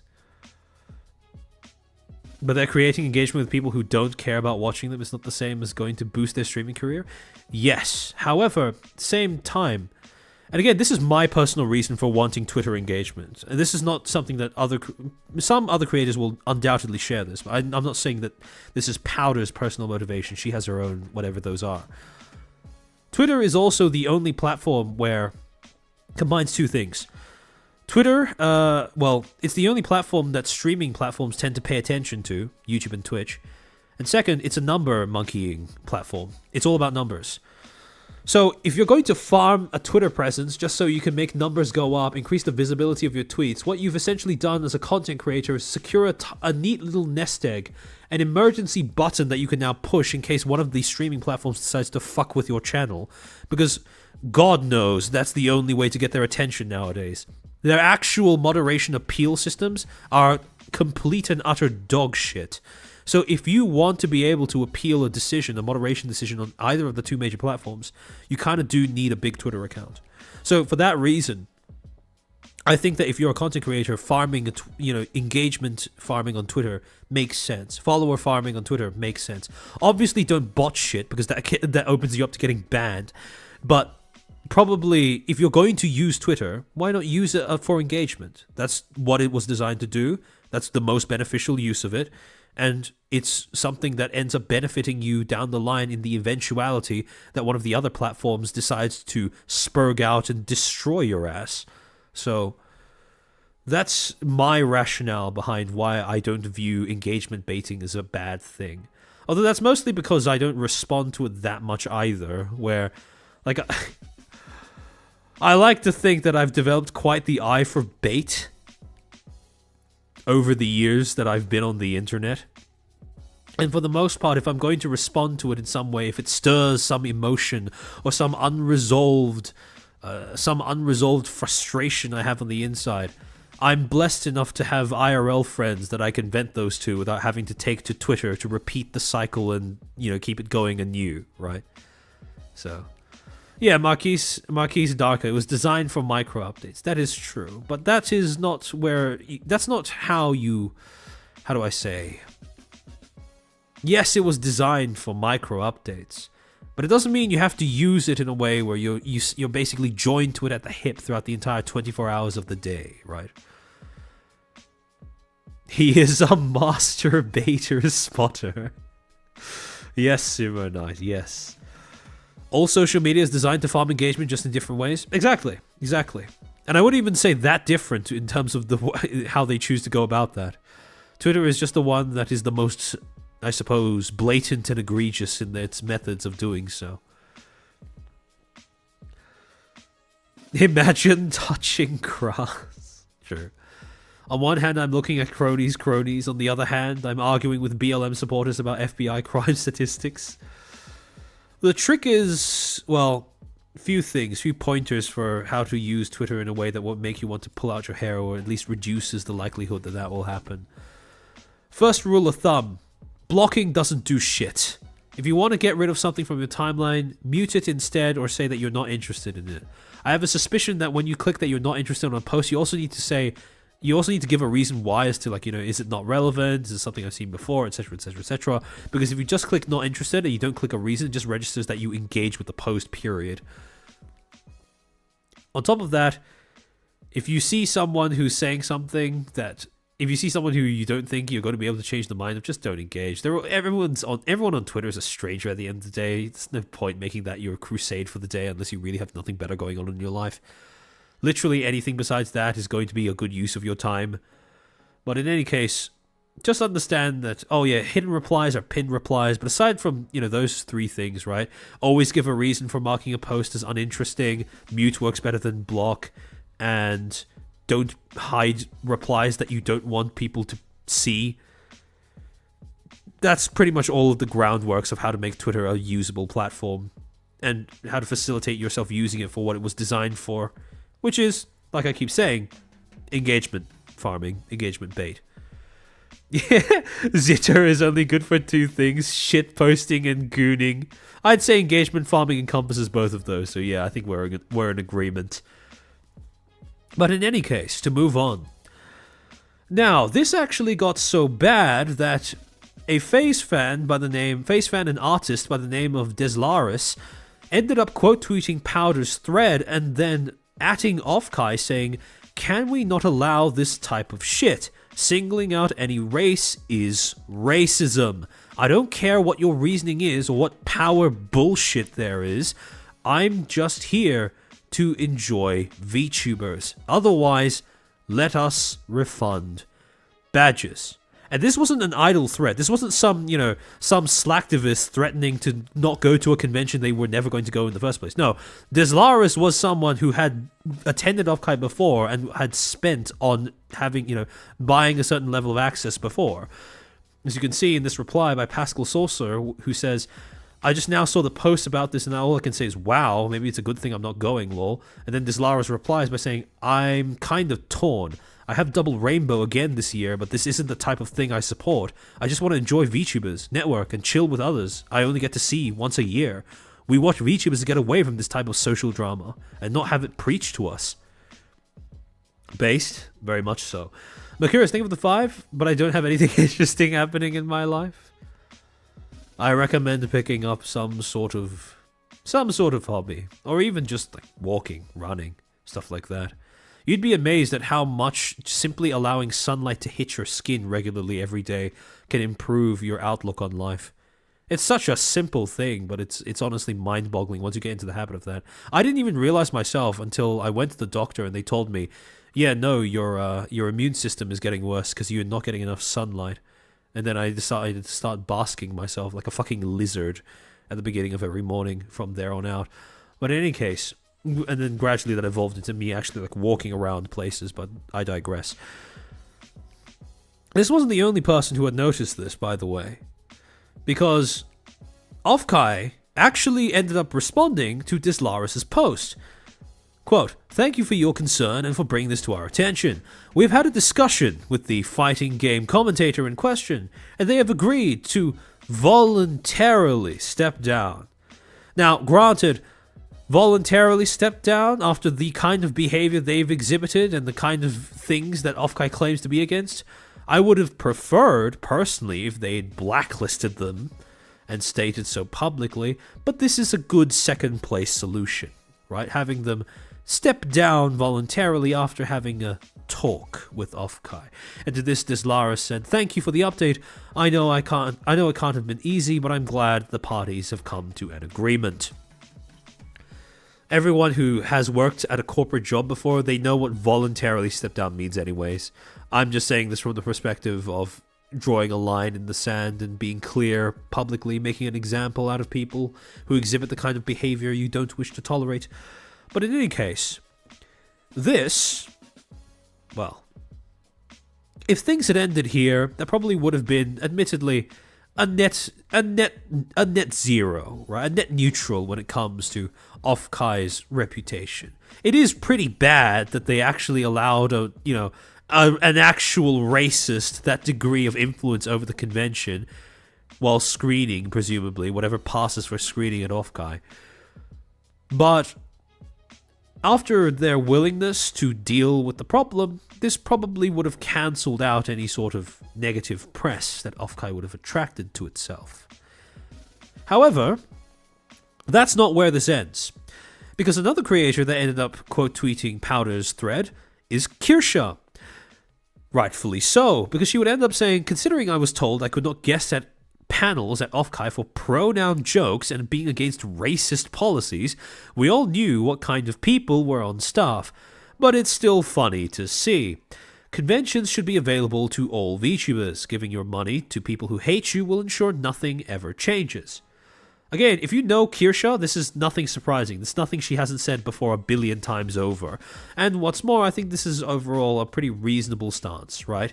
If you're going to say that you don't want people to attend because they make pronoun jokes and because they're against DEI, which is basically just racism, but supposedly for a good cause, right?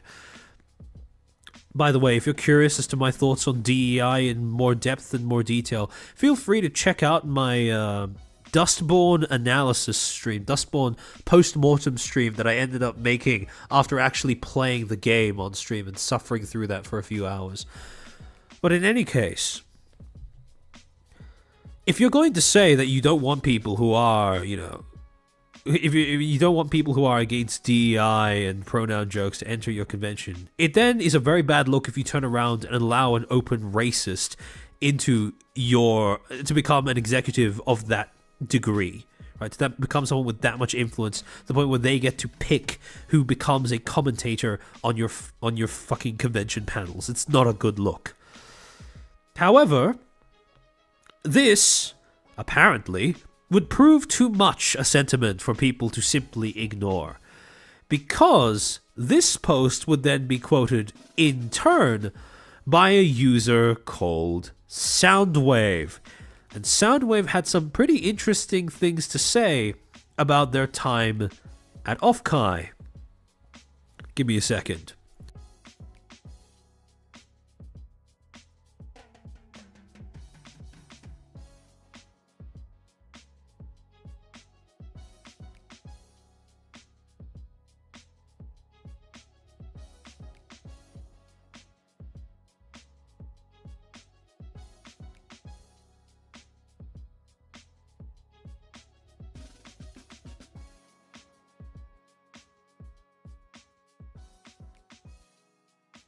Alright.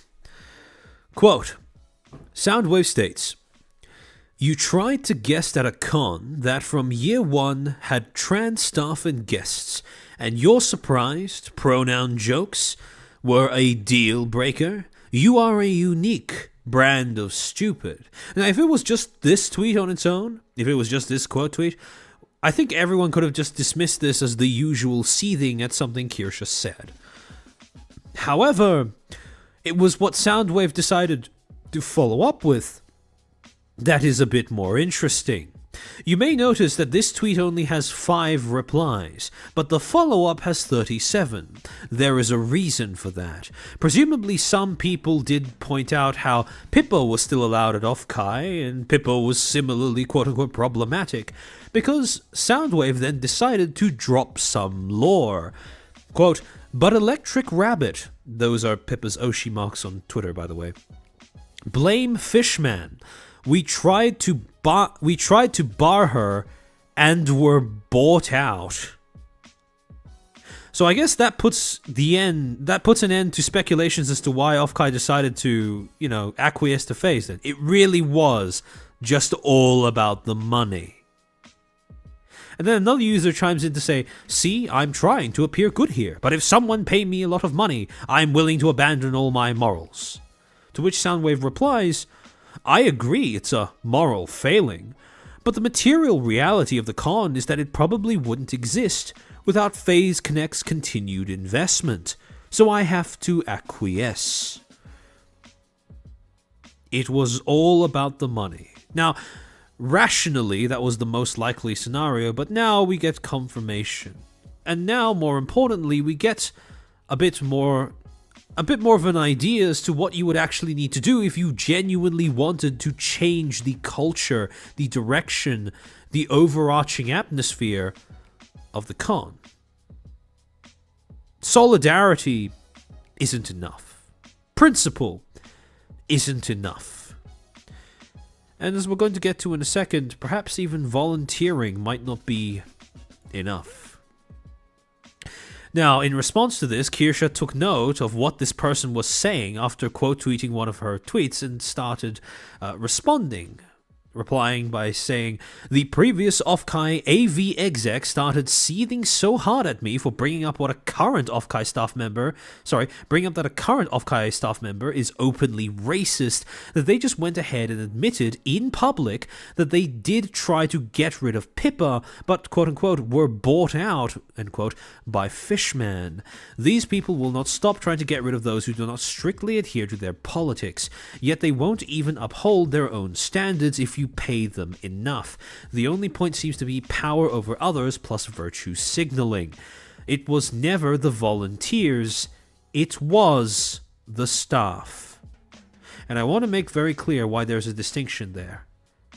The people who are coming out and openly admitting that they try to bar people who are exhibiting conduct like racism, open racism, while claiming to be against bigotry and claiming to be for safe spaces and inclusion, those are not on-site volunteers. Those are not boots-on-the-ground volunteers. Those are staff, executives, people given positions of power and influence over the con who get to select who else gets to join. And the precedent seems to be that they need to be called out on social media and generate enough of a ruckus before they get taken out back and shot in the head. Now, attached to this tweet, Kirsche included several screenshots of Soundwave tweeting both prior to this year, talking about Offkai 2024, and also talking about Offkai 2023 when they themselves were an executive. Soundwave spins wheel. Straub and Rev beef with spins wheel. Offkai on behalf of spins wheel. Kirsche ? May 13th, 2024. Get fucked, loser. And guests of honor and anybody with an average of more than 2 brain cells working at any given time, really, but go off. Basically quote tweeting Rev saying that he was not going to attend. However, the more interesting tweets are ones that were made in January through to May of 2023, during the time when Soundwave was an Offkai exec. January 23rd, 2023. It's a bit of a weird feeling having things come together so quickly. I think the AV team that's coming together for Offkai Expo this year is going to kill it. And that I have little place on it, let alone running it. Happy to have been the stopgap. So yet again, I want to point out, this isn't just any staff, any executive. No, this is the person who was supposedly running the AV team, right? The lead, presumably. May 14th, seriously considering resigning from Offkai. Kind of boggles me that someone hasn't called for it. Now by it, presumably what he was referring to is barring Pippa from entry. May 22nd, people using, quote, the VTuber community, end quote, as if Vibe hasn't already been segregated like JFC. All you'll want to do is tear each other apart, and I don't even know why I care anymore. I do know why. I feel obligated to, as an Offkai exec, and I also want to share a good thing with as many people as possible. But I can just do my thing and go home and enjoy it myself. I can actually just stop giving a shit. Should have listened to you sooner. You are fallen. VTuber is a slur. This guy hates VTubers. I don't know what he's doing at Offkai, or what he was doing at Offkai. But in any case, generally speaking, I would not recommend a company or organization acknowledge when an ex-worker is talking shit without naming them explicitly, and if they're not getting that much attention. However, unfortunately, in this particular case, not only do you have someone who's claiming to be an ex-exec, not only do you have them claim to be an exec who was the lead of an entire team, but you also have them getting quite a bit of scrutiny and attention, which is then redirected onto your organization and event, because of the claims that they are making. Not that those claims don't line up with Lysander, but because of the manner in which they do line up. See, the problem is, what Soundwave has just done is he's confirmed the more cynical parts of what Lysander said, which is basically that there was an attempt among the volunteers to try and bar Pippa from entry, while also confirming two things that confirming one thing that Lysander refused to say, and explicitly stating something that Lysander, going against something that Lysander was trying to imply. See, not only did he confirm that volunteers did try to bar Pippa from entry, but he also confirmed that these volunteers were not just any garden variety on-site boots-on-the-ground volunteers. No, these were execs, people in positions of power. But on top of that, what he also did was, remember when Lysander said, "We don't take any joy in making this decision"? This degree of seething makes it personal, feel personal, come across as personal, to the point where you can no longer claim neutrality anymore. Because that was what Lysander was trying to do when he said, we don't take any joy in making this decision, when he said that to Kirsche. This level of emotiveness when expressing that was what they were trying to do at the same time period as they were trying to do this is a direct contradiction to what Lysander was trying to say. And so in this particular case, this is one of the few instances where I would say that this is something that Offkai probably wants to be able to distance itself from, either explicitly or implicitly. I don't much care which, and I don't think anyone else would either, only that they do. Because what this has done is add a whole new layer of contextualization onto everything that happened last year with Offkai. Because it's one thing if the boots on the ground volunteers don't like a certain talent. It's one thing to fix that problem, because like Pippa said, you can just volunteer yourself, become someone who works on site, etc., and then the con will naturally end up shifting as a result of replacing the demographic with a new one. However, if the problem goes all the way up to the highest levels, people who are leaders of teams, executives who are leaders of teams, members of the board even, basically high-ranking executives who, at minimum, in order to join their ranks, require a specialized skill in order to even think about it, well, and also more importantly, who get to pick everyone else who gets to join the con as a member of staff or as a talent appearing on a panel, well, now that's a lot tougher of a problem to fix than just volunteer. Because this is a problem that relies on the consent of those currently in charge of Offkai before it can even be fixed. And with this tweet, right? This is the missing dots that Kirsche didn't have to completely showcase that Offkai staff did the bad thing. Yeah, this was. And as a result of that, with all of this taken together, in context, what this has now revealed is that Offkai is suffering from a bit of a negative feedback loop of sorts when it comes to their reputability, shall we say, as a con. It's not fatal by any means. They're not going to fail because of it, I don't think. I think it's perfect. I think they will end up surviving just fine. But again, this is an issue that's always going to be simmering away in the background until it boils over at any given opportunity. But what Offkai is currently facing is a bit of a catch-22. See, you have a problem with Offkai's volunteers, right? The fact that they don't seem to either pick volunteers that are good representatives of their brand, safe representatives of their brand, that are liabilities even to their brand, and which speaks to the fact that they don't have good vetting processes. But, again, not only does this create a problem where the volunteers that they are letting in are bad actors, but it also creates a problem where if they were to expel the bad actors, then they run into a problem where they have a shortage of volunteers. But what ends up happening as a result of this is now you get all of this negative press surrounding Offkai that makes it seem like an organization, an event that is being run in as corrupt a manner as possible, or, well, not the corruptest manner as possible, definitely containing elements that are corrupt to the point of being difficult, if not impossible, for the average con attendee or volunteer to fix, which disincentivizes more people from volunteering, because why would you volunteer at a con where the people who are currently in charge hate you or your Oshi? Which then reduces the amount of new blood that flows into the system, but that ends up creating an increased reliance on the actors that are already there and ends up amplifying the influence of said bad actors, at least until they reveal themselves, are called out on, and then Offkai is forced to expel them, at which point the cycle begins anew.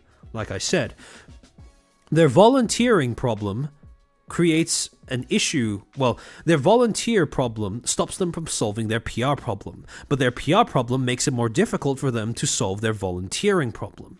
And as a result, you have this constant impasse where either side, people who might volunteer and the Oshis that might encourage them to do that, versus Offkai's current staff and whoever they may be harboring in their midst, neither side is willing to provide any sort of concessions to the other.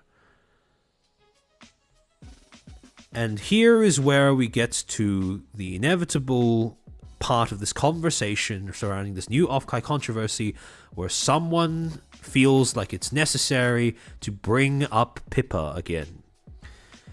Because remember what I said about both sides being disincentivized to cross that impasse, to be the first to extend good faith and goodwill to the other side? See, last year, the person who broke this cycle, that was Pippa. Except, with this new information coming out from Soundwave, that recontextualizes what Pippa was saying. Now, on April 22nd, few days, well, not a few days, but 2 days after that tweet blew up where Kirsche was essentially amplifying what Soundwave was saying on their own social media, Kenisu decided to make the following tweet stating, "The whole discussion around Offkai is very frustrating. Some people, a few more deranged than others, are intent on painting a narrative about the whole con rather than addressing the problem. Pippa was right. Volunteer if you want this to happen less." And then he links to a clip of Pippa talking about Offkai, the one drawn from a stream that we already talked about earlier on this stream. Few things about this tweet. First, if you're going to say that the problem with saying some people are few more deranged than others is that it implies that everyone who is characterizing Offkai in this manner are deranged. I think that is a very unfair way of referring to people who are criticizing Offkai and suspicious about the fact that the entire con might be irrevocably paused. However, another thing. When painting a narrative about the whole con rather than addressing it, if you're talking about the execs, if the con has an established precedent where they keep allowing these people who are either open racist despite trying to claim to be for the side of social justice and inclusion and anti-bigotry or whatever, combined with people who are outwardly contemptuous of the talents from the sponsors that make the event possible, who are in high positions of power, team leads, not just executives, team leads, I think it's a little difficult to make the argument that it's not a problem that ends up extending out to the entirety of the con. See, when Pippa said it's not everyone at Offkai, it's not the whole con that you should throw out, it's throwing out the baby with the bathwater. If we were just to understand that that's volunteers who are creating the problem, that's a fair assessment of things. But if the leadership of the con are okay with this kind of behavior, are alright with this kind of rhetoric, and are alright with being complicit in this arbitrary discrimination against specific creators, blacklisting them for no coherent reason, no consistent reason, certainly, when you look at the kind of people they give positions of influence and power of the con, then yes, that is a problem that affects the entire con. Now, it might not affect your ability to show up and enjoy it, but to insist that it's not something that affects the nature of the con, its branding, its public perception, how people end up reacting when things go wrong, I think that is, at best, naive, at worst, disingenuous. And finally, another thing that, funnily enough, this is a very common problem when people are expressing that they are angry at something specific on Twitter without, other people being able to peer inside their heads.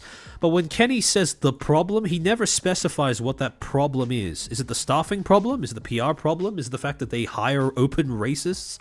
Like, there's a lot of problems with Offkai.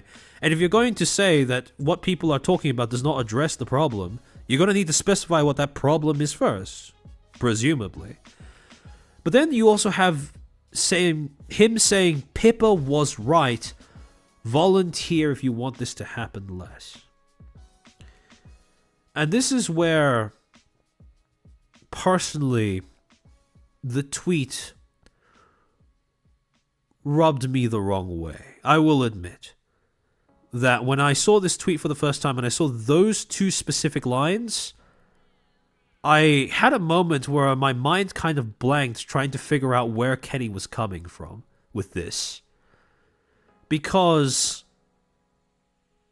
surely anyone who has been paying attention to the way the situations have developed can understand how the information that was blatantly disclosed by Soundwave and not pushed back against at all, not addressed at all by Offkai, can see how that recontextualizes, at least to some degree, what Pippa was saying.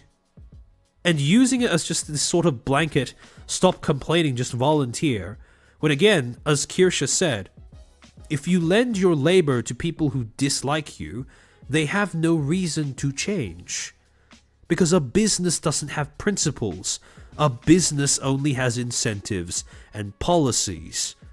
And evidently they only seem to be enforcing those policies when they're called out on it. No, nothing besides, nothing more. When you have a con that promotes open racists to the position of, well, to being an executive who has the power to determine who gets to participate in the con as a panelist, as a commentary talent, you are not looking at an issue that can be simply solved by just getting every Jack, Joe, and Jill to volunteer. You are talking about a problem that extends all the way up at the upper echelons of Offkai's organizational structure.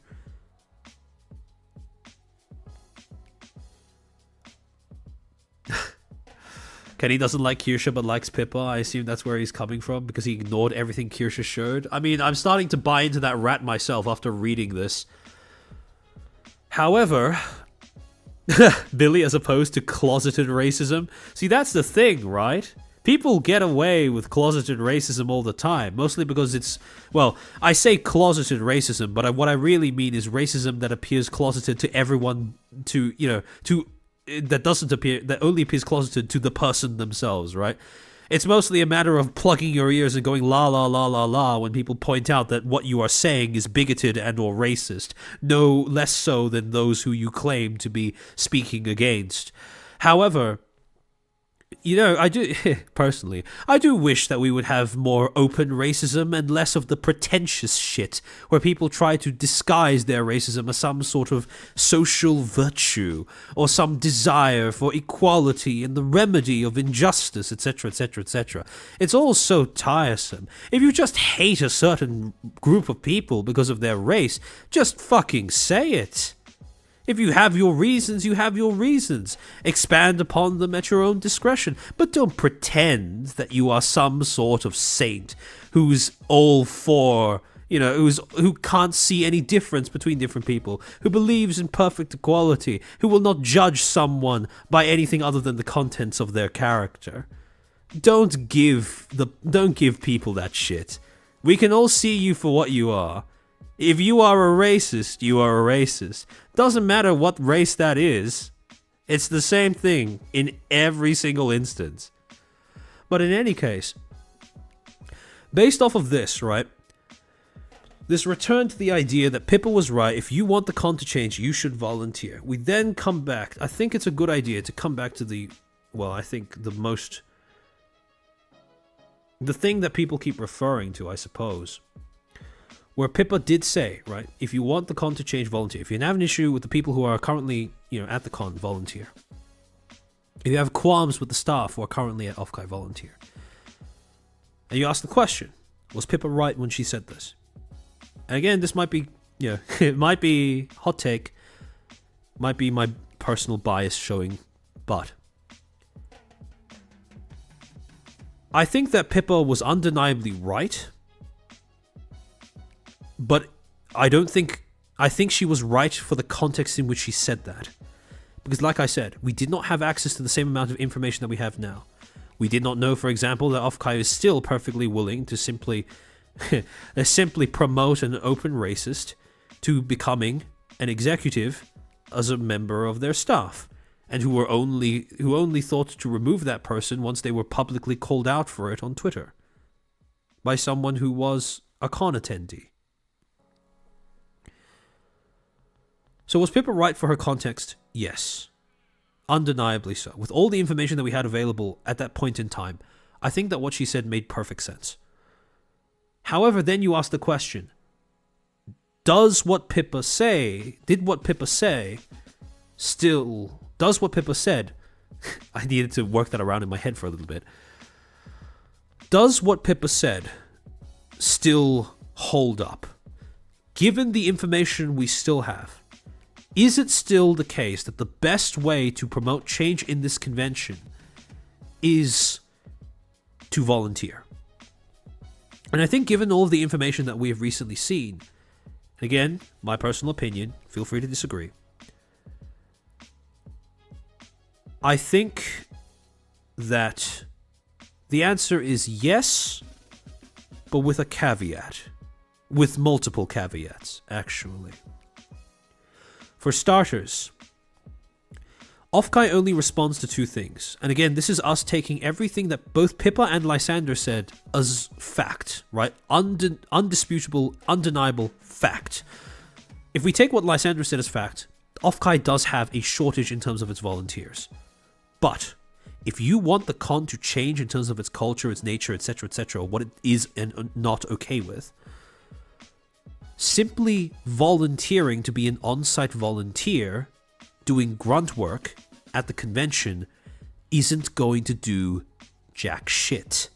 If you want the con to change, I do agree that volunteering is still possibly one of the most, if not the most effective way of doing it. But you're going to need to be a volunteer that is going for a staff role, not a volunteer role, as is currently delineated, as currently demarcated on Offkai's official website. Which means that you're not just asking for anybody, right? Any random person to volunteer. You're looking for people with specific skills. The willingness to donate those skills, even, to a convention. And that is a big ask. And that is something that Pippa herself acknowledged the first time she said this, right? That it's a big ask to get anyone to volunteer to help run an event like Offkai. Because, well, it's probably going to be even more so if you have a specialized skill that you're offering to the convention. However, with all the information that we now see, if you want some sort of decision-making power, influence over the convention, if you want to be able to make it so that they can't blacklist certain talents, etc., the only volunteering roles that are going to be able to make a difference, realistically speaking, based off of what we have now seen, are staff roles. Basically, all the difficult ones. Becoming an on-site volunteer doesn't seem like that really does anything. Seems like you can be let go if you fuck up bad enough, and they won't try to hide the fact that they signed you on. Unless, things get really bad and someone makes a public call out, as Dislaris did for Captain No Fun is G. However, that's not the aim to be an executive with less racism. Exactly. The other way that you can change it, money, right? Remember when Pippa said, the whole vote with your wallets thing is, it's something that a lot of people default to, but it's less effective than volunteering. It is undeniably the case that because Offkai is, it's a non-profit, but it still has business interests, right? I do think that using money to sway Offkai, precedent is there, right? With Phase Connect itself. Money will sway Offkai, but not the kind of money that you turn up to spend as an attendee. If you turn up with your wallet, that's not going to make a difference. If you boycott the convention, maybe, but you end up taking down a whole bunch of other VTubers in collateral. So let's assume that that's off the table. Let's assume you don't want to do that.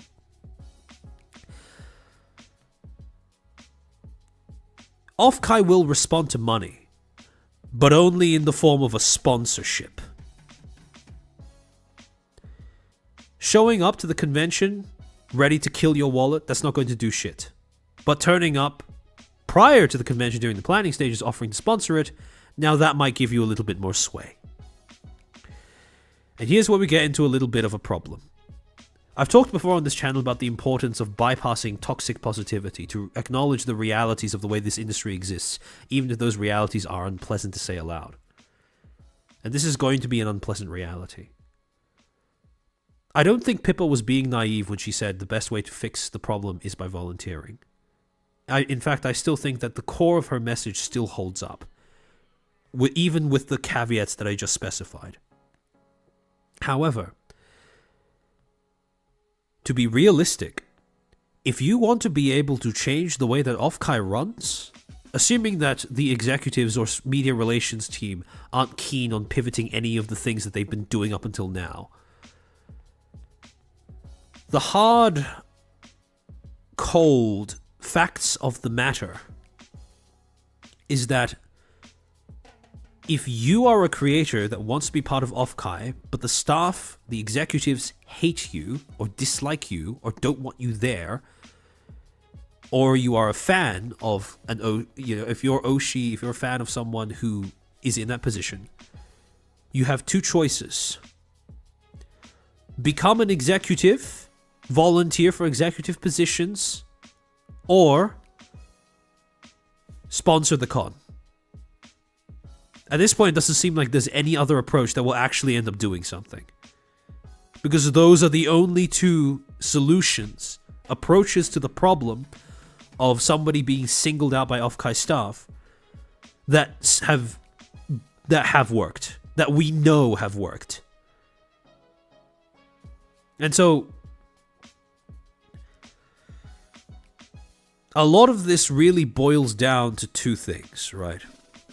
One, the lesson that Offkai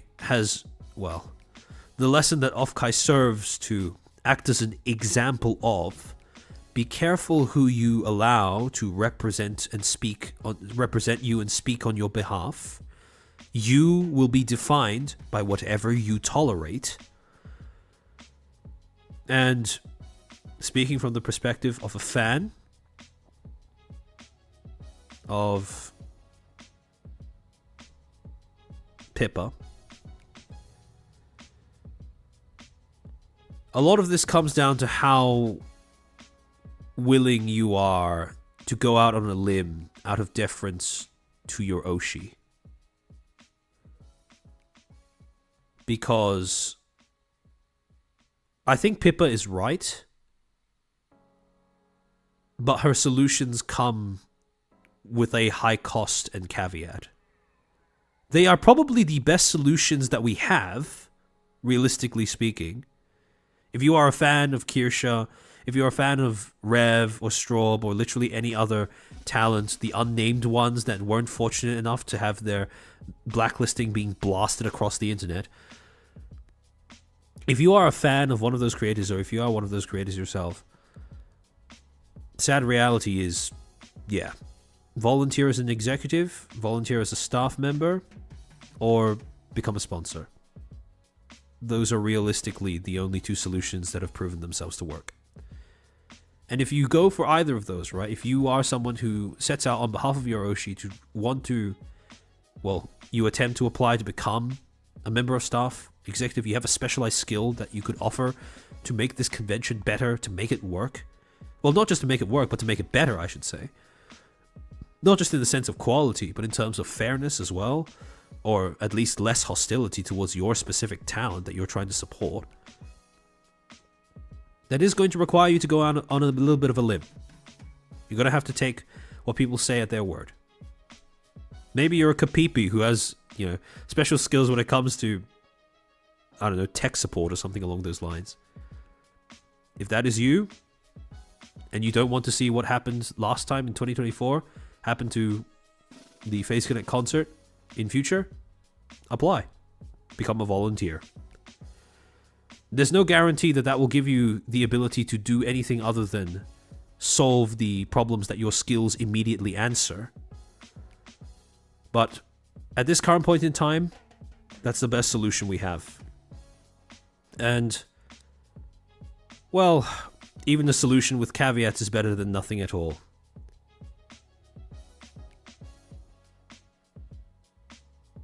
And that's about it. That's about all I can think about that I wanted to say about this entire thing. We should now ask Sakana to buy all of Offkai. Yeah, one thing I did see, I don't think people saying that FaZe should leave Offkai are really thinking about the big picture, to be honest. Because maybe some of the staff in Offkai don't like some of the FaZe talents. But realistically, when you look at the exchange that Offkai and FaZe are, having with one another, you kind of realize that I don't actually think that FaZe is getting a bad deal Some people may disagree with me on this, and that's perfectly understandable. But when you think about the optics of the entire situation, right? Especially the 2024 one, what ends up happening is FaZe sponsors Offkai. Offkai gives them plenty of promotion. A lot of people come into contact with their talents. A lot of fans get to interact with the talents, whether it be through in the form of enjoying media that they've created or, getting to speak with them directly. And then what ends up happening is the entire time there is this persistent undercurrent in how public sentiment that Offkai owes FaZe something. And I don't think it's in Sakana's interest to actually give that up, because so long as that undercurrent in public sentiment that exists, that Offkai owes something to FaZe, partially because they're a sponsor, but partially because of all of these rumors flying around. Well, no, I shouldn't say rumors. At this point, it's been confirmed, right? All of this precedent of Offkai having staff in the past that have tried to bar specific FaZe talents from entry. This underlying feeling of obligation that runs from Offkai to FaZe, I think it's something that benefits. Like, again, this is quite cynical, right? But I think that this is something that undeniably benefits FaZe. PR-wise, optics-wise, even though it's difficult to quantify in terms of an actual cash sum. I still think that FaZe, Mythic, and VShojo should look into organizing their own convention. I mean, if the incentives are there, then sure. The only problem is right now I don't think the incentives are there, because right now what Offkai is doing is essentially, well, it is the biggest VTuber con that we have at the moment. And it's also, again, like I said, it's one that FaZe has a, well, at this point, I think it's fair to say that FaZe has a good relationship with Offkai, even if their fans may be led to believe otherwise. Even if I, again, as a fan of FaZe's talents, right, as a fan of Pippa, I do think that the way that Offkai has handled communicating about FaZe leaves much to be desired, but I don't think their relationship is bad overall.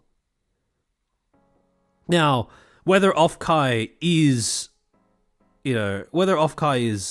paused, that's a different matter. I think we know the answer to that question, but that's a different topic of discussion. But is Offkai beneficial to FaZe at the moment? I think the answer is yes. Now, undeniably, FaZe is beneficial to Offkai, and based on how much you dislike Offkai as an entity, as a business, that's probably something that you take issue with. But I don't think it's unreasonable to say that at the moment, I don't see any reason why FaZe would change its current arrangement with Offkai. Although, something could happen a few weeks down, a few months down the line that would make me, what I'm saying now come out to be utter drivel, right? I could end up looking like just a gigantic idiot saying this, but at least based on all the information we have at the moment, I think the relationship does go more in the favor of FaZe than it does Offkai. So FaZe should keep going to Offkai to leech off their declining clout. I wouldn't phrase it like that, because I'd argue that quite a lot of Offkai's clout does come from its sponsors. Like FaZe, FaZe, Oshi. I have Oshi Push on the mind. FaZe, Oshi Push, VShojo, Mythic, etc., etc. Everybody else. Is Mythic involved in Offkai? I can't remember. Maybe not. FaZe, VShojo, V4 Mirai, etc., etc. Like, that is where Offkai gets its clout from. That, and also basically being the default choice for VTuber conventions, at least in the US. So, yeah, Offkai's in a unique position where they can afford more fuck-ups than most other cons, but we'll see. We'll see how that pans out. But curious thing about the two, Sakana should set up a FaZe con. As much as I would like to turn off my brain and go full FaZe fan and go, yes, FaZe con would be lit, I don't think that would be a good idea. Like Pippa said, conventions are a lot of work, and that's just the labor side of things, not the money side of things. FaZe Connect trying to create an entire con on their own would be disastrous for their finances, and I suspect it would be disastrous for their staff as well. So, for the time being, yes, Offkai is not optimal, but I do think that Offkai is one of the best solutions available. That is unless there is some sort of plan for there to be an Offkai competitor rise out of the ashes or something along those lines. But who knows? Who knows? If anything, FaZe got a goodwill bomb in that controversy. Oh yeah, no, absolutely. The way Pippa handled that was perfect, because it basically was turning the other cheek, right?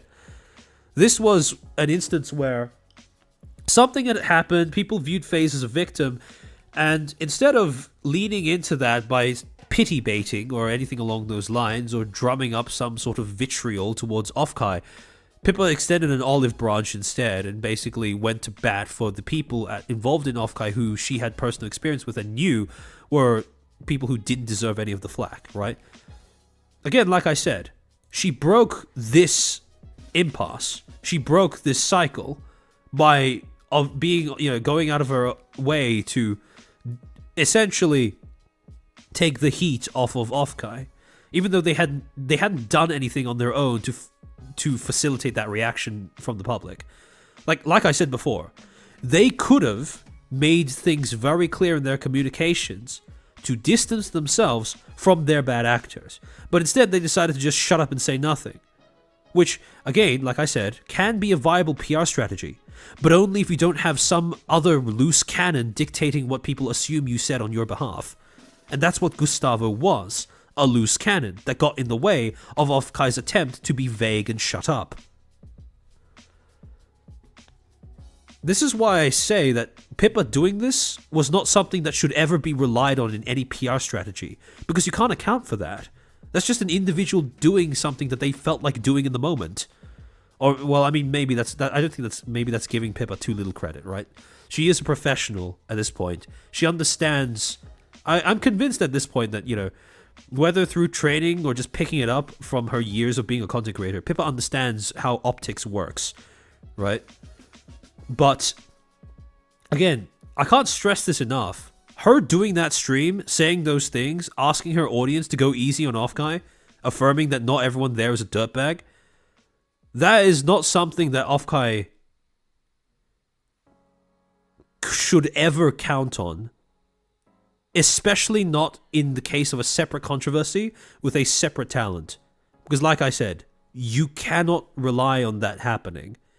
It is down to the individual choice of the talent in question in that specific moment. And so leaning on something like that, the goodwill generated by that, and doing nothing else, that's just inviting the same thing to happen a second time. This is why, for example, I gave an instance of... hold on, where is it? That's why I gave an instance of, for example, an alternate way that they could view one of the statements that they end up putting up publicly in the wake of that thing that happened with, the disappearance of Pippa and Tenma. Because if Offkai wants to be able to depend on things other than dumb luck when it comes to handling a controversy, because again, we're preparing for worst case scenarios, not the everyday operation of your con. If we're talking about handling controversy, being prepared for crises, learning how to do this is going to be far more sustainable an approach towards securing your brand, securing your brand identity, making sure your public perception is good, than simply relying on random acts of kindness from talents that are involved in your event. Because make no mistake, that's basically what it amounts to.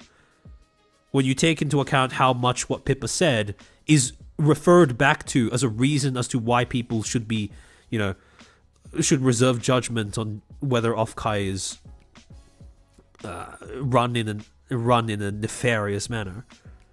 People refer back to what Pippa said as, it varies, right? Some people use it as a way of saying that there's nothing wrong with Offkai. Some people use it as a way of saying that, Offkai's problems are a bit more complex than people give it credit for. Some people use it as a way of simply saying that people should be less vitriolic when they're talking about Offkai, whereas some people simply use it as a way of saying that people should stop complaining, right? There's a whole bunch of different ways that people end up using Pippa's statement. But the fact that that statement is out there is, again, a source of goodwill that you cannot count on if you are an organization. Lysander said very clearly in this conversation with Kirsche, there is an obligation among those in charge of Offkai to protect their branding, their public perception and their volunteers. Well, if you want to protect your branding and public perception, maybe start, I don't know, enforcing your policies, making sure that screening your volunteers even. And I get it's easy for me to say, right? Because I'm not involved in running a convention. But at the same time, the reason why it's been such a controversy and scandal these last two times is because of how obvious it would have been to just go through the individual volunteer / exec social media and find a reason as to why they might have been a problem. I'm not saying that screening is easy. I'm saying that the examples where people fell through the cracks of that, whatever that screening process is, make it seem like the screening process doesn't exist. And it's all these little things that end up adding up to this impression that Offkai is this event that Face Connect would be better off without or whatever. Because I have been seeing that become more and more so a popular sentiment among various fandoms of the different Phase talents as the year has gone by. And I mean, that's not really optimal for anybody, right?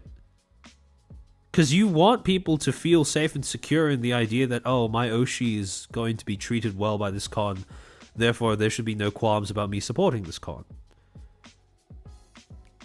At the end of the day, I really just wish Offkai would get their shit together and start actually developing some sort of coherent PR strategy, rather than simply shutting down and allowing their loose cannons to take them wherever they will. Because that's what's been happening up until this point. They've been a passenger in their own car the entire time. And I mean, sure, that can be fine, sure, that can work out as an arrangement, but at the end of the day, when the vehicle gets totaled, you're the one having to pay for it, not whoever was in the driver's seat. And this is the thing that I never quite understood. Where you make the same mistake over and over again in an incredibly public manner. You get backlash on it every single time to the point where you can't ignore it and you try to address it through whatever means possible, official channels or unofficial channels, as we saw when Offkai released this, before having that anonymous source approach false. And yet, nothing happens. Organizations like Offkai appear to simply assume that the goodwill they receive in the wake of one of their fuck-ups is a license to change nothing, rather than seeing it for what it is, which is a window of time that they have to address an underlying problem before the next time a controversy might emerge.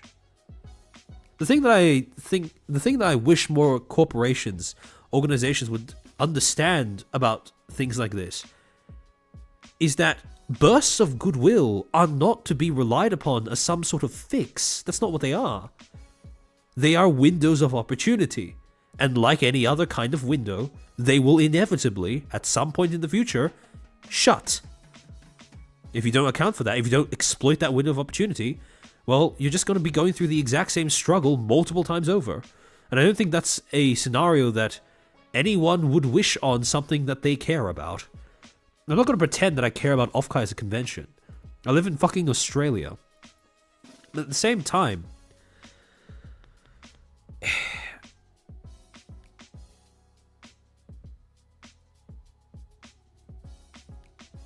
personally, and I say this personally, as a fan, I wish that people would stop tolerating abhorrent shit. And it goes both ways, kind of. Because as a fan, I'm torn. Because cynically speaking, I understand that Face Connect has no reason to ever split from Offkai. But at the same time,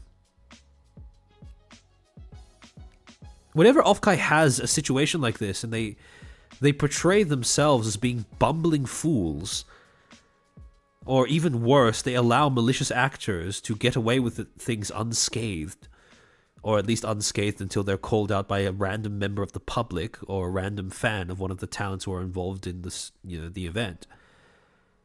It does to some degree bother me. for all my for all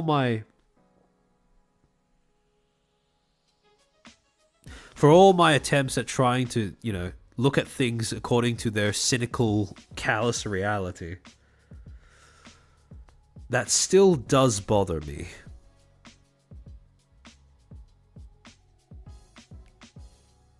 I would like to remind chat that to get to Offkai staff and volunteers that sabotage their sponsor, we had to go through replacement theory and UK grouping acts. It all ties together, because at the end of the day, it's all about demographic replacement. How do you fix a problem that emerges among a group of people? Do you aim for reforming practices? To what degree are you going to be able to do that? At what point do you decide that the best way to change things in the most drastic way possible is to simply swap out one group of people for another group of people? It's the same thing.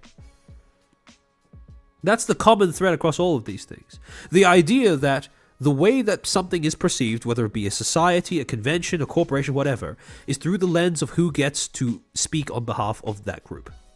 And also, that if you tolerate something, you deserve it. You're stuck with it. People are going to use it to define you. That's just how it works. And as an offshoot of both of those things, if you allow bad actors to take over your own representation, your voice, that's it. You're done. You're stuck with them. That's going to be how people see and hear you from now on. It also neatly ties into something that I talked about, I think the second ever stream that I did on the Shizzy video, which is that, too many people talk about representation all the time. They keep yammering on about how important representation is. But people always forget that representation doesn't matter if it's you representing, unless it's you representing yourself. If you rely on other people for representation, you're always at their mercy for what they choose to think, do, and say. What kind of life is that? Where you are essentially relying on someone else to be your mouthpiece the entire time. I don't think that is very much any sort of existence, to be honest. If you want to get something, if you want people to view you a certain way, give them a reason to do that. Incentivize that. Be your own representation. Represent yourself. I understand some people can't because of, various conditions or ailments or deficiencies. But for those that can and still choose to want to, still want to be represented by somebody else when they are perfectly capable of doing it themselves, that's the kind of thing that I never can understand. Zodikun, thank you for the super. Speaking of paying, bye. Thank you so much. Can we swap out communists for sane people? See, when we were talking about the whole Nazi thing, right? One of the things that I will never understand about, one of the things that I find it difficult to accept about modern society, especially in the West, is that everyone looks at a swastika or a manji or an iron cross and they instantly start shitting their pants. But people see the hammer and sickle, and they don't think anything of it. Like the amount of people that communists killed compared to Nazis. Nazis are a drop in the bucket compared to the death toll from communism. And yet somehow only one of those things is stigmatized in modern day, in mainstream society and media. Which is really quite bizarre. The Heretic, 7 for the 5. The one thing that I can come up with, the sponsors, Face Connect, etc., get into communication to form a single giant front for their wants from Offkai, aka that's basically like unionizing, kind of, right? And this is the other thing. I think, okay, so one thing that I've been talking about ad nauseum is the fact that Offkai is a business entity. It's not a person. But the thing that I think it's important to remember, especially for fans of Face Connect, is that Face Connect is not a person either. Face Connect is a business. Face Connect has incentives and policies just like any other business. And those are the things that it runs off of, not principles. Because, again, it is a business entity. Yes, the people running it do seem to have a coherent sense of ethical framework or principles. Yes, the people who are the talents under Face Connect have principles and morals, and etc., etc., etc. But the company itself does not. And that's why I don't think it would be a good idea for Face to simply up and abandon Offkai because of the previous controversies. Because this is essentially one business interacting with another. And as a result of that, the the relationship seems beneficial to phase. Their incentives lie more with Offkai, at least from what I can see from the outside looking in, than they lie outside of Offkai. So, as a German, the Iron Cross is not a Nazi symbol. Oh no, I wasn't saying that it was. I'm just saying that people see it and they assume that it is. Because, well, one, people seem to have developed a sort of, reflexive fear of anything that resembles anything that the Nazis used in their symbology during their time in power, but also because of the fact that they don't understand the origins of symbols. I don't think it's a coincidence that, for example, people will...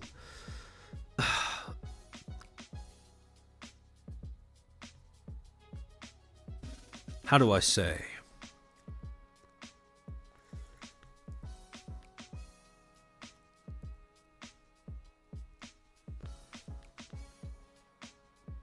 Very few people actually understand symbols beyond a superficial level, myself included, for the most part.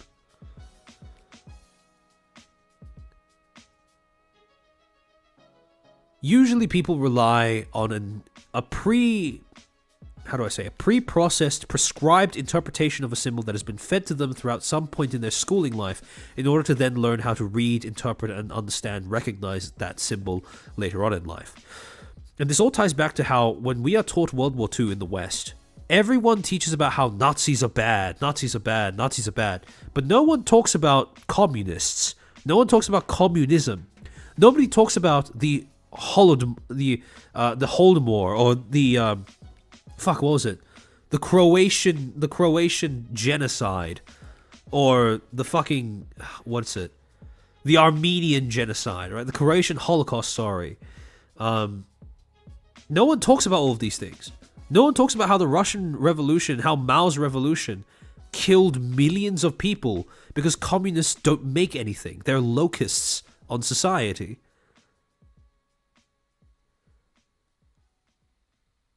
The Holodomor, I should say. Right? Yeah, the quote-unquote cultural revolution in China. Nobody talks about that.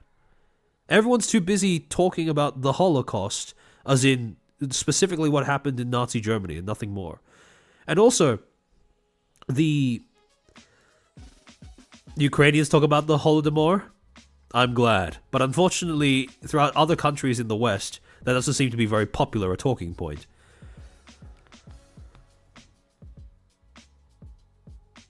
But it's always Nazis. And I mean, like, yeah, sure, fine. But what about all of the other... The problem with World War II, the way that it's taught, is that we're taught that it's this good versus bad conflict. Whereas in actuality, it was probably more something along the lines of various different evils vying for control over the world. And for some reason, people seem to have forgotten that communism is an evil. Or perhaps they were never even taught that to begin with. Which I find mind-boggling as someone who's Chinese.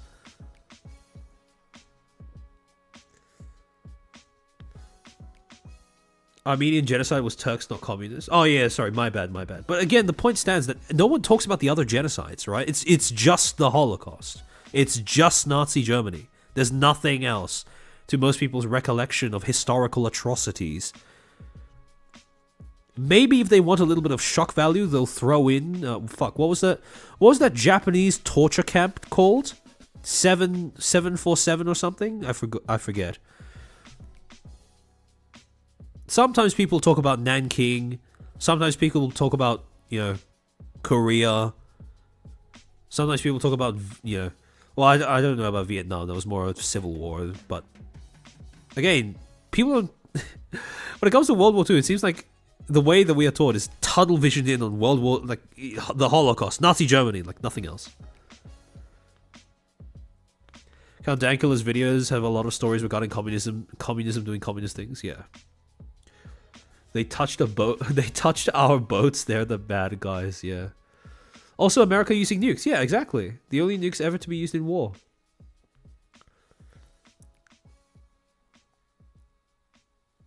Oh, 731. Yeah, 731.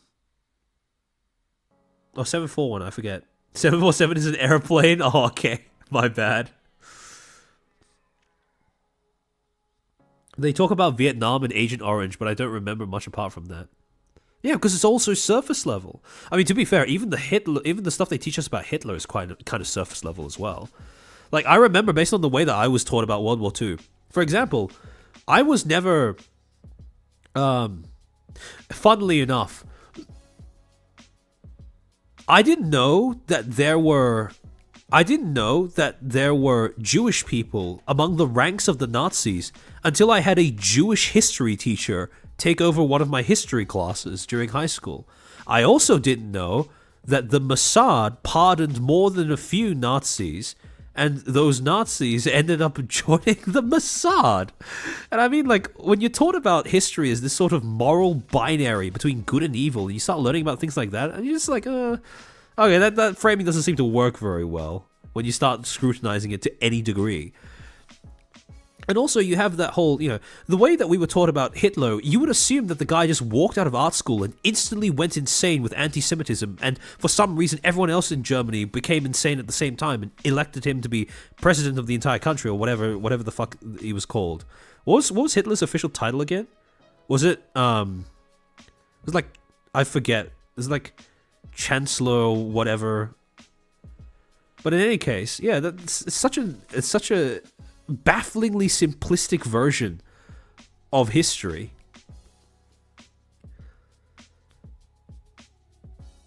People think Doge is a shitcoin, but historically it's the title for Venetian leadership. Yeah. Was it Chancellor? Well, okay, we all know Mein Führer, but that's more the name that he was referred to by his people as a kind of affectionate nickname. Hitler targeted the quote-unquote enemy Mao team killed. Yeah, that's true.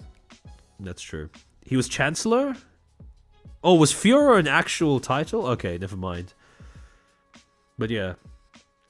They forgot Weimar Republic. Yeah, exactly. No one talks about the Weimar Republic. Like, the way that we are taught history in school, the only way I learned about the Weimar Republic was because I had one English teacher that was intent on telling us to research it when understanding World War II. Because up until that point, most people just understood Hitler bad, and that was the extent of our knowledge of World War II. When people actually started when the other kids started looking into Weimar, that's when we started getting a sense of, okay, so this is how it happens, right? Like this is how you get Hitler. This is how you get Nazi Germany. Because it doesn't make sense to assume that everyone simply woke up one day and they all went insane. Or they all became anti-Semitic in their sleep. That's not how it works.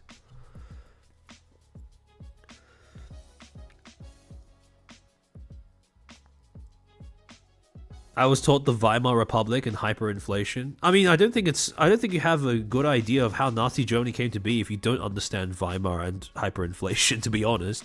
Like, those are two core elements of what created the circumstances that led up to World War II.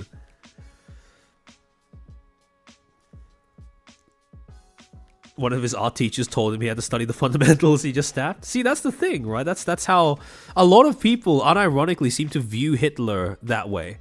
And I mean, like, sure, if you want to simply joke about Hitler, that's fine. But if you actually are interested in any sort of understanding of history, more so if you want to prevent something like that happening ever again, surely it's in your best interest to understand what made him such a successful leader.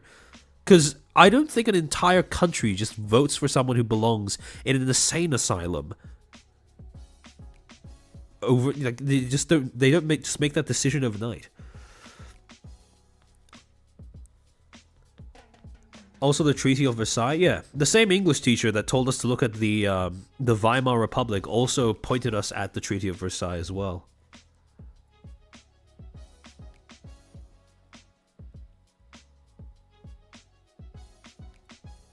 As meme, yes, I view him that way. There's nothing wrong with viewing Hitler as a meme. It's just if you genuinely want to prevent something like that from happening again, or if you want to understand how something like that happens, probably best not to buy into some of the more funny aspects of the way that, it's weird because modern Western culture seems to have turned Hitler into some sort of like cultural boogeyman.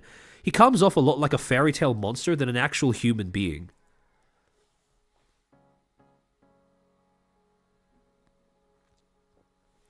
But if you discover nuance, how can you characterize World War II as battle between good and evil? Yeah. I mean, that's the most obvious reason as to why so much of Western society is dedicated to trying to force World War II into that good versus evil lens, right? We also don't learn shit about things like the Balfour Declaration, or, I don't know, the fucking,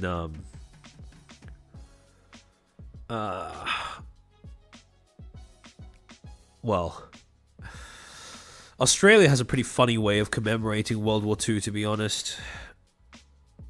The weirdest thing about this is something that I don't quite understand, which is that in Australia, we commemorate Gallipoli, which is basically an instance where soldiers from our country were landed on the wrong beach, and they tried to storm the beach in the face of machine gun fire, and they had to make a tactical retreat afterwards.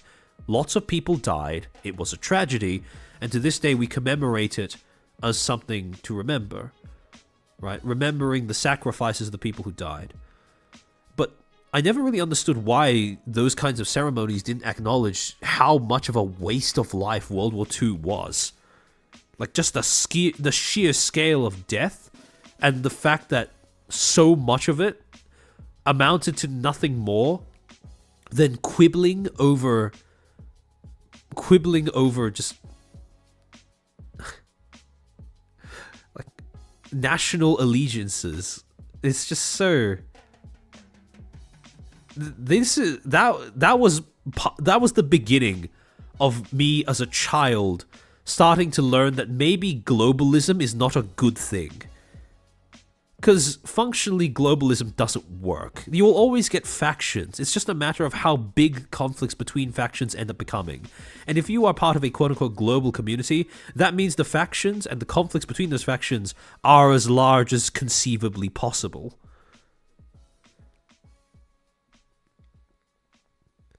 It's the same reason why everyone loses their minds when America and Russia seem to have high tensions with one another, but nobody seems to be giving a shit about India and Pakistan going at one another.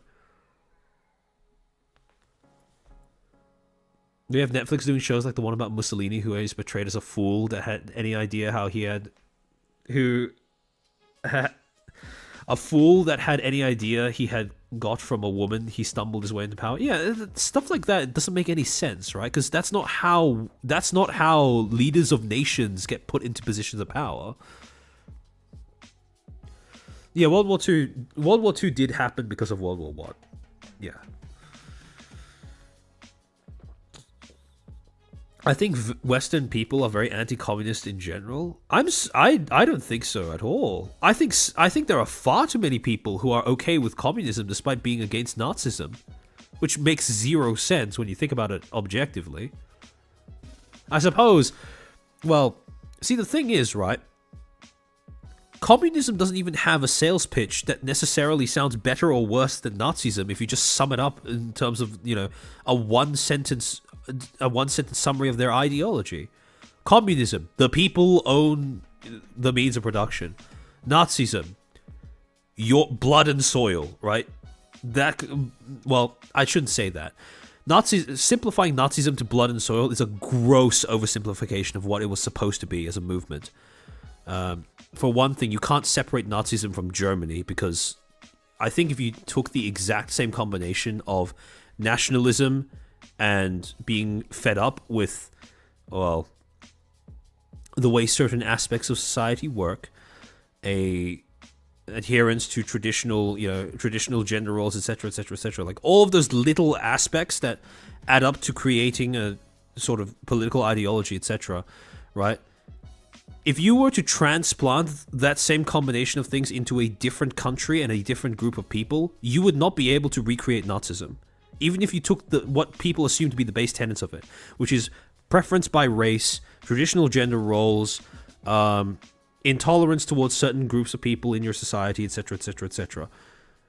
You take that same combination of basic traits in an ideology, you put that in, for example, I don't know, communist China, for example, you are going to get a completely different political doctrine to Nazism, even though the base premises seem similar.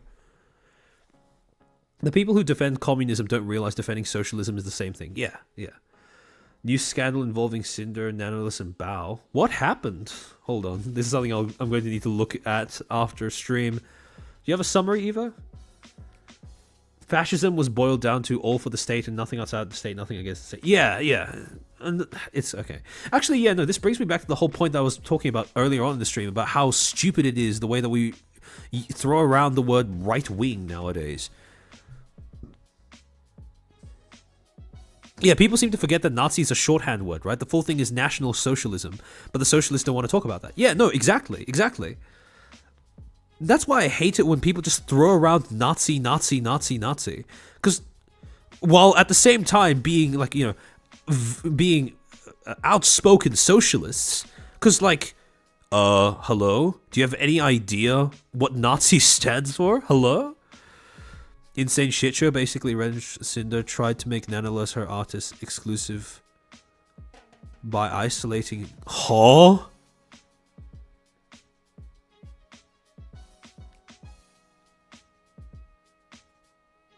Cinder was trying to gatekeep Nanoless as a 2D artist to her own style and badmouth Bao. Oh. Oh. It's stuff like that that really just hammers home the whole VTubing is just fucking high school. What the fuck? Okay. I suppose I'm going to look into it later, but... Actually, funnily enough, all three of those are people who are involved in VCard, right? I guess, you know, when we were talking in the VCard stream about how is that game going to handle a controversy happening to one of its talents, I guess now we get to see how it happens with three at the same time, so that'll be fun. Now Amcha got caught up. It's a shit show on Twitter now. Not only Bao Bao, 8 more! Holy! Okay. Well, I suppose I'll do a bit of reading after stream. We got cliques. I mean, all of those relationships are built on a house of cards anyway, right? Indie VTubing. See, this is like one of the things that make me really, really... How do I say? I vary from being exasperated and bemused when I see people trying to make the claim that indie VTubing is the future, corpo VTubing is dead, indie VTubing is the only way to do things in a way that isn't exploitative to new creators. Because I look at all of this shit happening and I'm going like, okay, in what way is indie VTubing objectively better than corpo VTubing? Like, it's just swapping one set of drawbacks for another. Like, if you want to say they're different, sure. But if you're trying to make the argument that it's strictly better, I don't know. It's more, do you want to put up with corporate autism or do you want to put up with interpersonal autism? And the interpersonal autism arguably gets a lot more exploitative. High school never ends. 2025 is the year where we find out how many VTubers are actually uber mean girls, it seems. Oh yeah, I mean we've been on track to find that out for a while, but I suppose I welcome it when we finally get to accelerate the process, I suppose. I want Armchair to read some ads with that voice.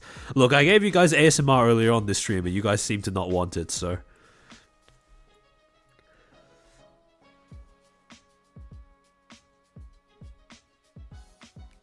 Bao versus Cinder roleplay VCard battles. When they have that VCard tournament, the Bao versus Cinder matchup is going to go crazy later on this year. But yeah, no, if that is true, that sounds like, that sounds like high school mean girl shit. This is why I stick to corporate malpractice, because trying to wrap my head around stuff like this just makes me want to, you know... Yeah, go read the docs. I suppose I will. It's because it was bad fanfiction. True. I didn't write the words myself. Child Taker with a 5. Nice pair of booba. Make it very easy for me to forgive. I have no doubt that that's the case. Oh yeah, but in any case, hold on. Let me get back to the whole like right-wing thing. Alright, so this is why I find this to be so idiotic.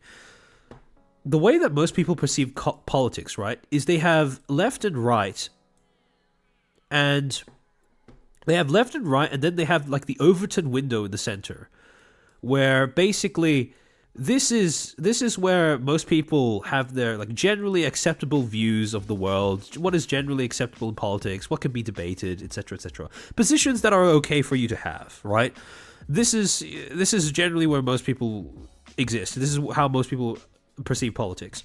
This is the point from which people perceive politics. The problem is, if you rely, the Overton window is essentially an average between either of the two extremes in politics.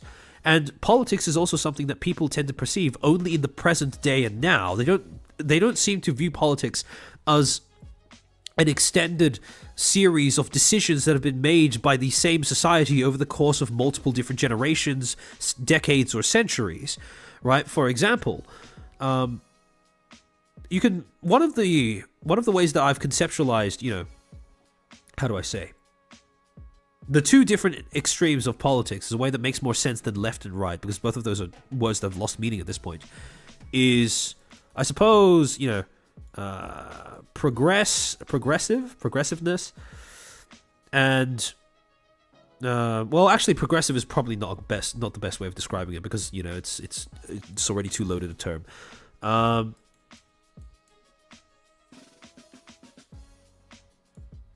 Oh no, I'm not saying that the Overton window is the extreme. The Overton window is where most people exist, and how most people, the reference point from which most people make the observation as to what is extreme or not, right?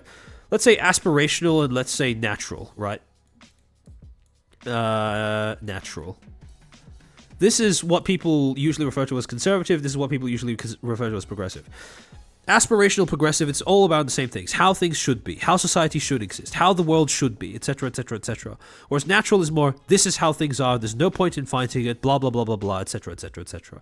Right? How nature defined things is how things should be, yada, yada, yada, yada. And over time, what ends up happening is every single time humanity as a species gets to the point where they can afford to move away from the natural towards the aspirational, that new point becomes where people perceive the opposite side of the spectrum to be, right? It's basically the tension between conservative and progressive, where every time a conservative decision is made, that new progressive reality becomes what is deemed conservatism for the time that people are looking at it, right? For example, take something as basic as you don't need to own property in order to vote. Centuries ago, that was a conservative position. But nowadays, we don't deem that to be conservative, because that was essentially a progressive quote unquote victory that was a progressive victory that was won so long ago that we now perceive it as a basic part of everyday politics, everyday political belief, as part of our political spectrum, right? We don't view the idea that you should only be able to vote if you own property to be a position that is conservative or progressive, because we don't even register that it was a thing at some point in the past, right? It's the same thing with other basic things, like, for example, voting age is 18 plus, right? That's also a really basic part of voting that at some point in the past was a position that someone had to put forth and then solidify, and now we take it for granted. Funnily enough, the 19th Amendment is actually part of that same process as well, right? Where a few decades ago in the West, people, it was the idea that women could vote, that women should vote, was deemed a progressive position. But nowadays, when we approach any sort of political discussion, it's taken for granted that women are going to vote, right? It's the same sort of thing. Every single time you make progress in that direction, in the direction of progressivism or aspiration or whatever you want to call it, the Overton window, most people's reference point for what is extreme and what isn't, shifts along with it. So trying to judge political positions based off of simply what the most amount of people around you deem to be acceptable in the Overton window is absurd, because that means you don't have any sort of objective grounding in reality. That's what makes left and right such an absurd thing to use as a sort of defining trait for a person to arrange their entire identity around. Because there are certain positions, certain political beliefs that are, there are certain political beliefs that trend more towards the direction of progressivism. There are certain political beliefs that trend more towards the direction of conservatism. And as a person, it is not even, it's not even possible. It is logical for the same person to hold sets of beliefs that go in opposite directions but are complementary to one another. Let me give you a really simple example, right? Let's say... Oh, okay. So a lot of people look at people like, you have people who are not familiar with Pippa or Kirsche. They'll often look at those two and go, oh yeah, they're right-wing VTubers. They're right-wing VTubers. They have so many right-wing beliefs, etc., etc., etc. But they are VTubers who are not only okay with, but supportive of and friends with gay people. The acceptance of gay people existing in society outside of the closet is an inherently progressive position. Now, if we look specifically at Kirsche, one of the reasons why a lot of people tend to say, oh, Kirsche's a right-wing VTuber, Kirsche's a right-wing person. Well, the reason that they cite for that is being anti-immigration. However, the thing is, something that a lot of people don't seem to think about is being okay, being supportive of LGBTQ whatever, right? Being supportive of gay people, being able to exist in society outside of the closet, that is a progressive position that complements being anti-immigration. And again, a lot of people will hear me say that and they might not understand how that works, right? Because isn't anti-immigration a right-wing thing? Isn't being okay with gay people a left-wing thing? And because they're only thinking along left and right, that doesn't make any sense in their head. But then you actually start thinking about like how those beliefs came to be, right? Instead of taking those beliefs as granted, as a fact, as an aspect of everyday existence that doesn't need to be dwelled upon, reflected upon, or dissected at all. How did we get to the point where gay people could exist in society outside of the closet? The answer is culture. Changing the way that people feel, act, interact with gay people. And so, all right, let's take a look at how do you go. Let's assume that you start off as a society that isn't, would have thought it'd be because she's anti-trans. Well, I mean, it's people use these interchangeably, to be honest. But let's assume, right? Let's assume that you are a society. You are a let's go one above that. Let's say you are a government, right? And you are a government who is overseeing a society that is relatively ambivalent towards gay people, right? Not very tolerant, not they're not persecuted, but they're not very tolerated either, right? And let's say that you, as the government of that society, you wanted to move in a direction where gay people are more accepted in everyday society. How do you tackle that issue? Well, the first thing you're going to have to work on is dismantling stigmas. And there are a number of ways that you can go about this. For example, education, sex education, making works of media that portray gay people just being a natural part of the scenery without constantly hammering home the fact that they are gay, right? All of those things factor into it. However, when you're thinking about wanting to destigmatize homosexuality in a society, one of the things that you are obviously going to have to consider at some point is what are the stigmas that you want to dismantle? What are the stigmas that you need to dismantle before gay people can exist outside of the closet, right? And when you start asking the question, what are the stigmas that accompany gay people? Where do they come from, right? One of the most fundamental stigmas that are associated with homosexual people is... Well, actually, you guys will probably know this. It stems from the most basic components of society. What is the one thing that every society needs in order to function? More basic than money, more basic than weapons, more basic even than constructed homes for people to live in. What is the one thing that every society needs and every society will collapse without? Well, to be fair, there are a lot of things that society will collapse without, but one of the most basic building blocks of a society. Yeah, Vivian, procreation, people. You need people. More specifically, you need your society to be able to replenish itself at a certain rate. And gay people are capable of a lot of things, right? A lot of our most beloved works of art, literature, architecture, whatever, they were all made by gay people. However, there is one thing that gay people just cannot do. They can't make biological children. And as a result, if you're looking at trying to destigmatize gay people in a society, you're going to have to figure out how to tackle that fundamental stigma. The stigma that emerges out of the fact that gay people cannot replace themselves in the same way as heterosexual couples can. So you need a society. By the way, this is also why tolerance towards gay people trends upwards the more rich a country is. Because a country needs excess resources to be able to support couples who don't replace themselves at rate. So gay people can, gay people can't have a kid without either, outsourcing or paying money to the third world as of current day, right?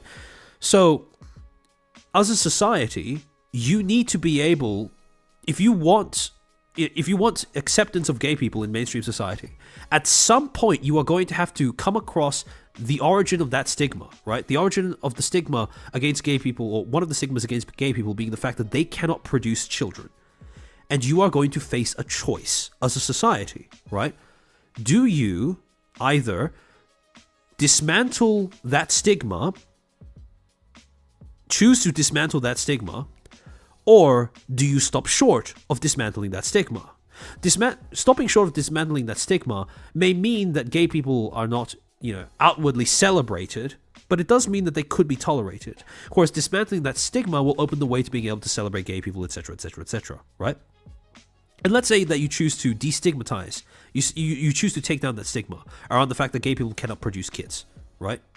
How do you do that?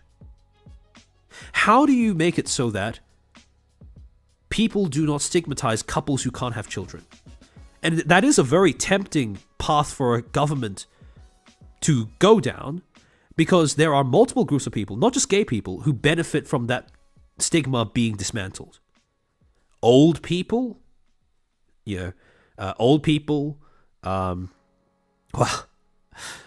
people with personality disorders, disabled people, people with some sort of ailment or disfigurement that prevents them from having kids. Again, it's not just gay people that benefit from that stigma being taken down, but again, it is a stigma that you end up taking down. And so, if, let's say, for example, that you, neats and VTubers, right? Gamers. Let's say that you do pursue that path. Let's say that you do want to dismantle that stigma. That you want there to be no stigma around the fact that, around couples that can't have kids, right? How do you actually do that? What is the process of actually doing that? The answer is, in order to remove that stigma, you have to essentially remove the importance of having children from the concept of love and marriage. Think about it. How do you destigmatize couples that can't have kids because of their sexuality? You make it so that having kids is not a primary concern to begin with. Now that is pretty much the only goal you need, right? Kids aren't that important to love and marriage. You can still love one another even if you can't have kids. But the problem is, once you do that, it's not just gay people that get the message. It's everyone in your society that gets the message.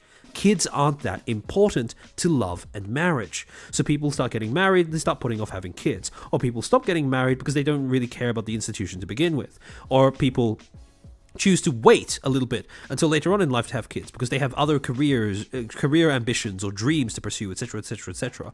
So the entire society starts cutting back on the rate at which they have kids, because that is a cultural attitude that you have now created in your population, in your society. And then what ends up happening in a lot of first world countries, especially in the West, is we run into a problem, right? We run into a problem where our governments are full of soulless number monkeys. Because what happens when a society stops having kids at a certain rate? Because again, you've taught your society that kids are not that important to love and marriage anymore. So, kids are cruel. True. Chair down is my Fugi's still working, right? So you've now reached a stage where your population is no longer having kids at the same rate because it's just not that required anymore. People can choose not to have kids. People don't think that you should be stigmatized for not having kids, so people just don't. There's no incentive. The behavior isn't encouraged, the behavior isn't there. So then what ends up happening is that little magical number that defines every single country called GDP starts to drop a little bit. And then all of the number monkeys in our government start freaking out, right?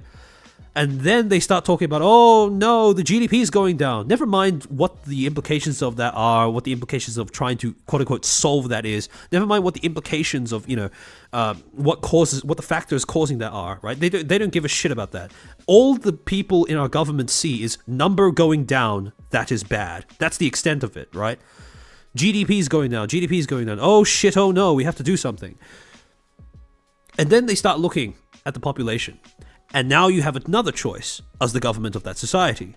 Do you bring back the importance of having kids to love and marriage, and in doing so, possibly end up reasserting some of the stigmas you just dismantled? Or, by the way, this whole thing about like bringing back the importance of kids, that's going to take decades, by the way. Decades, lots of media, lots of investment in public messaging, etc., etc. Or you could just import people. Import people who are going to have kids at a rate that is higher than your native population. And if you import those people, congratulations. Their rate of reproduction and your population's rate of reproduction balance one another out. And as a result, funny number goes up again. Right? Only problem. If you import a bunch of people to start having kids, what ends up happening? The people you are importing do not come from the same culture. They don't have the same cultural attitudes as you do.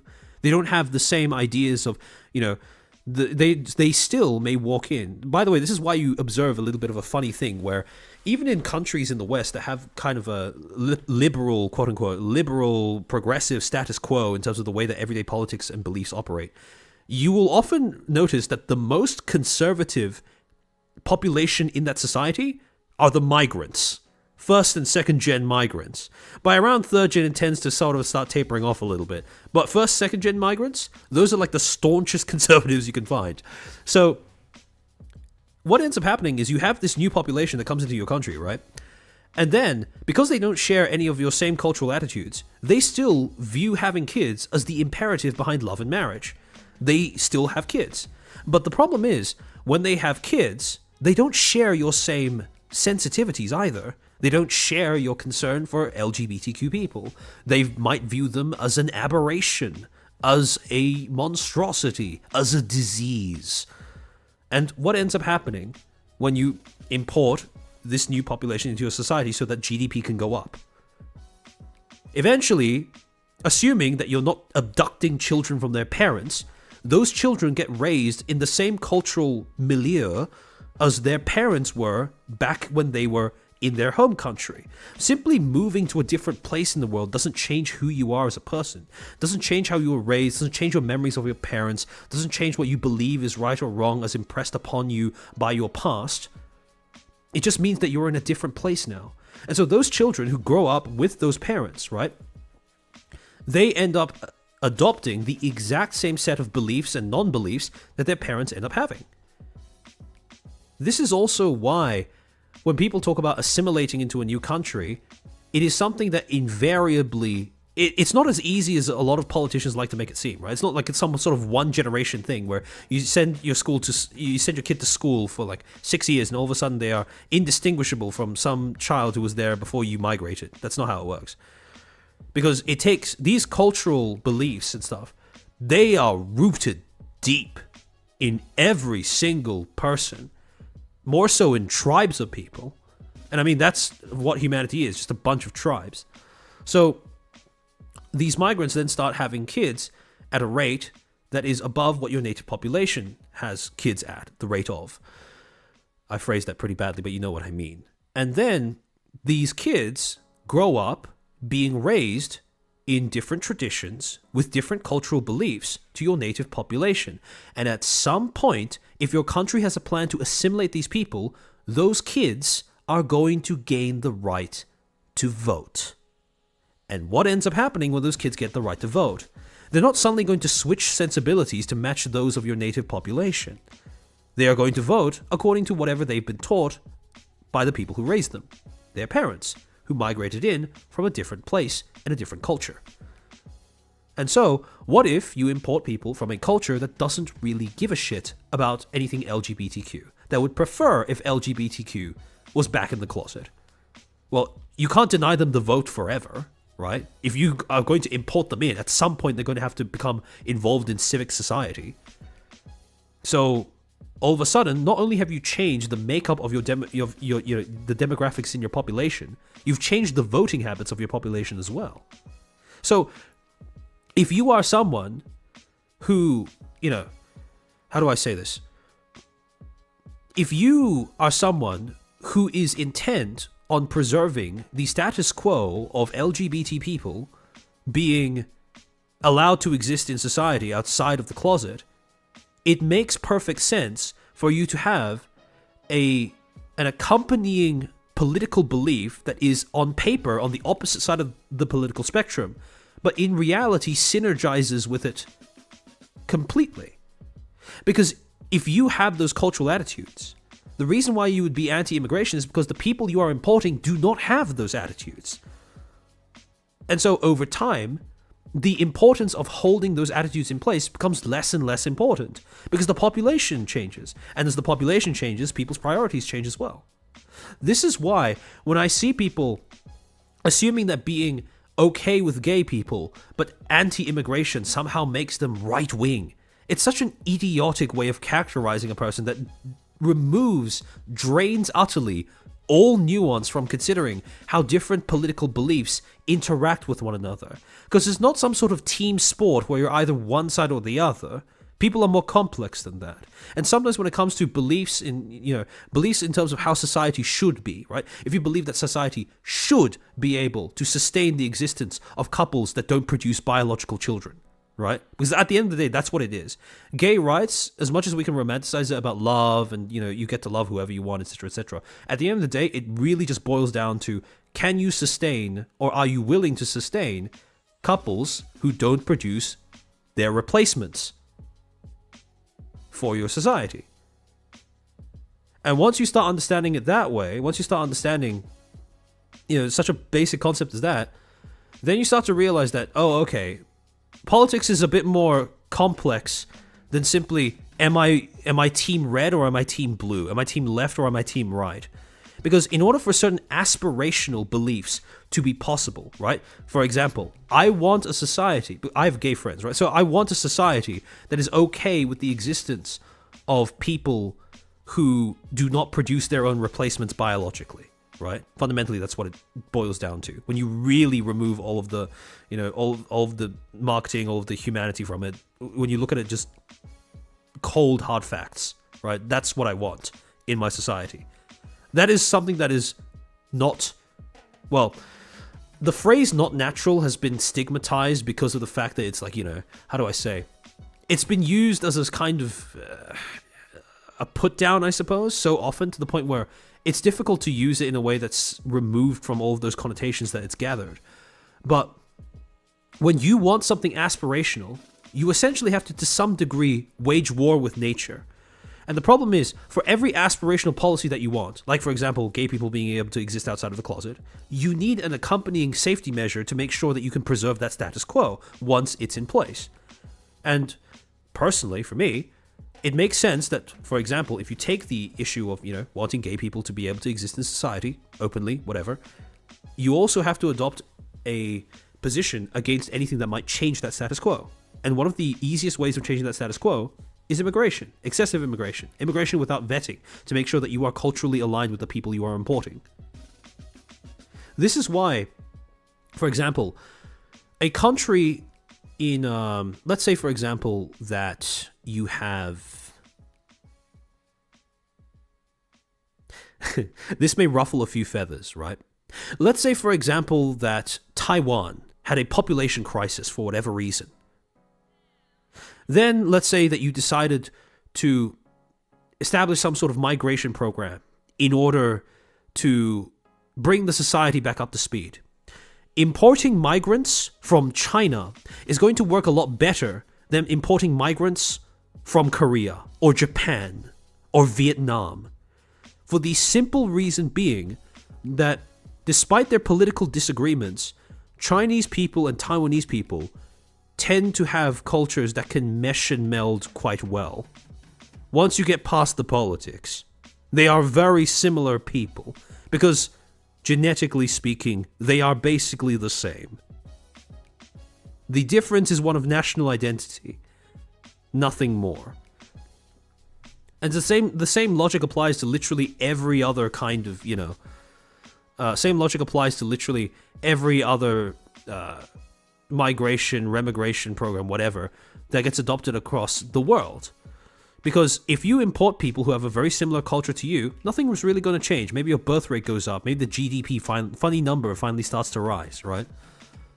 But if you import people who are from a very different culture to you, then what ends up happening is you essentially end up creating little conclaves in your own population and your own society. I mean, that's why China wants it back. Yeah, that is. Also that and cultural pride, but yeah, that's a big reason. I don't consider every right-wing person to only have right-wing opinions, only a majority, and vice versa for left-wing. Yeah. But too often I do see people who treat politics like team sports, right? You're left or right, and that says everything that you need to know about you. Doesn't make any sense when you think about it, right?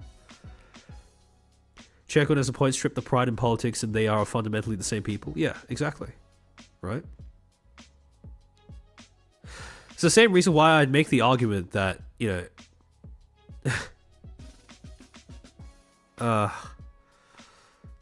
you import a weird kink of that country. Yeah, exactly. You don't get to just import people and get the benefit of numbers going up without some sort of thing that they bring in with them, right? You don't just migrate a people. You migrate a culture. You migrate traditions. You migrate beliefs and religions. Practices. You never just migrate numbers. I think it was Sam Hyde that said this in one of his monologues, but people who believe that you can simply, treat human beings as like numbers in a simulator are fuckers, right? That's not how people work. If you want GDP to go up, yeah, sure, you'll get it. But you bring in more than just a number go up. And that's the thing that I find to be so baffling. That should be one of those. I don't understand why this is such a partisan fact in so much of the West, West's politics. This idea that when you import people, you don't just import numbers, blank slates. You import people who have cultures, beliefs, practices of their own. Sometimes they don't gel with yours, and that's a problem. But I don't think acknowledging that fact in and of itself should be a partisan thing, which is so weird when I end up seeing it in, for example, American politics. Or Australian politics, for that matter. There's a channel, China Show, they comment on how Taiwan and China have very different cultures regarding the people due to the communist regime. This may be bias on my part, but I think that it is not impossible to assimilate a population of Chinese migrants into Taiwan, nor a population of Taiwanese immigrants to China.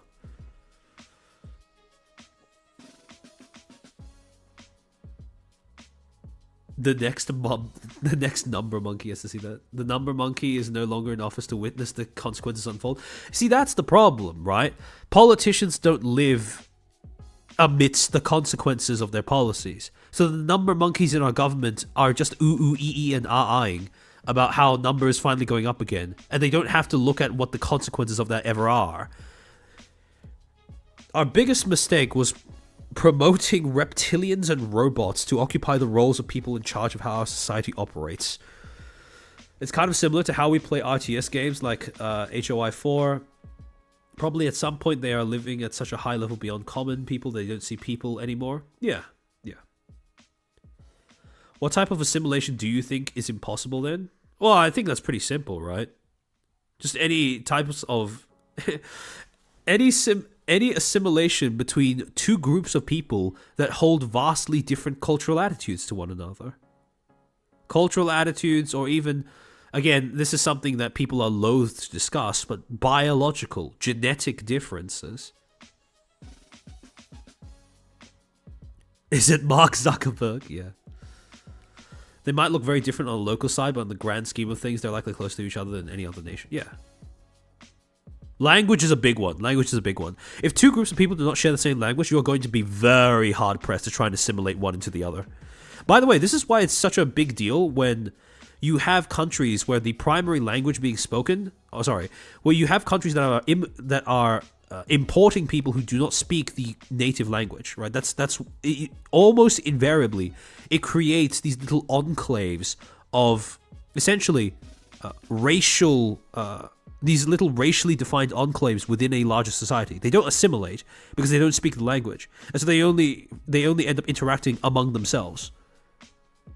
This is actually something that happens like very frequently in pretty much like every Western society, to my knowledge. But in Australia, for example, you will very often find that I don't know when exactly this happened, but you will very often find that you have ESL, that's why you have ESL quote-unquote communities, right? Because all of the migrants who end up moving to a country where they don't speak the dominant language, they just find one another, they start living close to one another. In Australia, we have things like, we have towns that are full of like primarily Chinese people. You would be able to pretty much,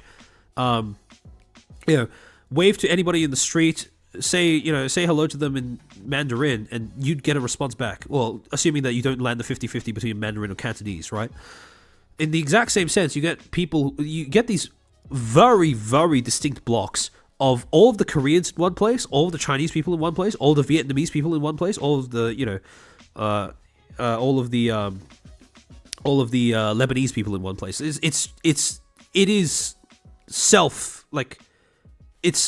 People arrange themselves into those patterns because of the fact that the generation that migrated do not speak the language of the country they migrated to. So they find one another and they build their communities that way.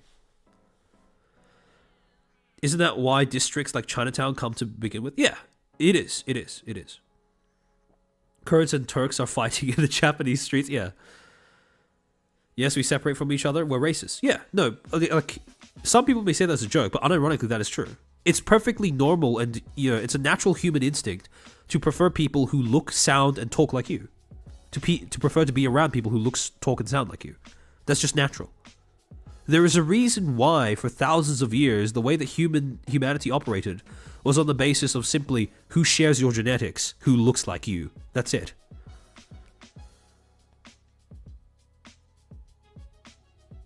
I think the biggest mistake that human society made is assuming that a rule that was good enough for animals was not good enough for us, right?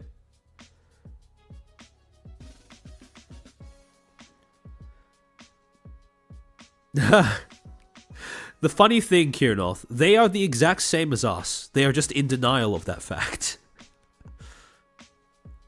Everyone has a racial preference.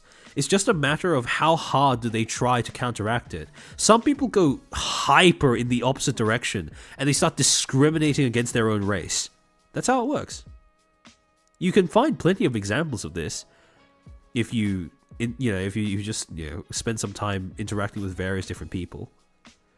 I cannot tell you the amount of times I've come into contact with a Chinese person who resents their own genetics, right? Who hates Chinese people, who hates the fact that they are Chinese. They want so bad to be like literally, it's usually, they want so bad to be white, right? But as a result, they don't want to be like, they don't want to be seen as like, they don't want to be seen as like the other Chinese people, like etc., etc., etc., right? And you see the same thing happening, actually, funnily enough, I see this happening quite a lot with white people as well, where there are so many examples of white people being almost culturally suicidal in the sense of they seem to actively hate they seem to actively be ashamed of being white for some reason. I was like, what? That's how you popped out of your mum's vagina. Why is that a problem? Yeah, just like Caucasians hating Caucasians in the Western world. Yeah, exactly. So we're going back to survival of the fittest, also anti-Filipino patriot. Filipino is a common online trope. Yeah, no, yeah, I've seen that. I've seen how much Filipino people seem to like hate being Filipino and hate other Filipinos. Although to be fair, in certain cultures they do create a bit of a crab bucket mentality. I know that in China there is a bit of that. In Chinese culture there is a bit of that going on, right? Where you have the element of how do I say the element of you need to do better than everyone around you, which makes it really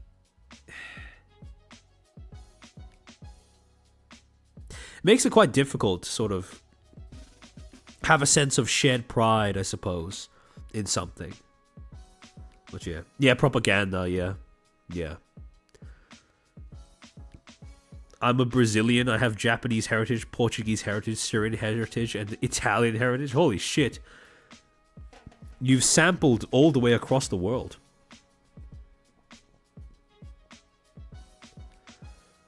Ollie London? Yeah. Ollie London is a great example of that. A bit seems like an understatement. Oh no, absolutely. I've seen people go crazy trying to denounce their own race. It's really a bizarre behavior to see from my perspective, because I just don't understand why that would work.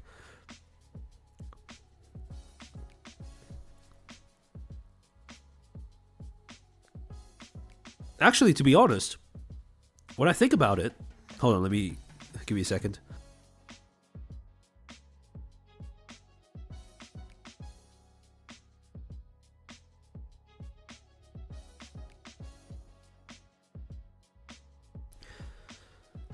I have a much easier time understanding supremacy and where supremacy comes from than I do understanding being ashamed of your own race. Because, at least with supremacy, there is an underlying idea of me and my tribe. You know, I want to look out for me and my tribe. Me and my tribe are the best. It's that unga bunga mentality of, we are the biggest troop of monkeys in town, right? But with being ashamed of your own race, like, you need a lot of influences in order to be dedicated to not only undoing your natural predisposition to favoring people who are genetically similar to you, but you actually have to go so far as to reverse it as well.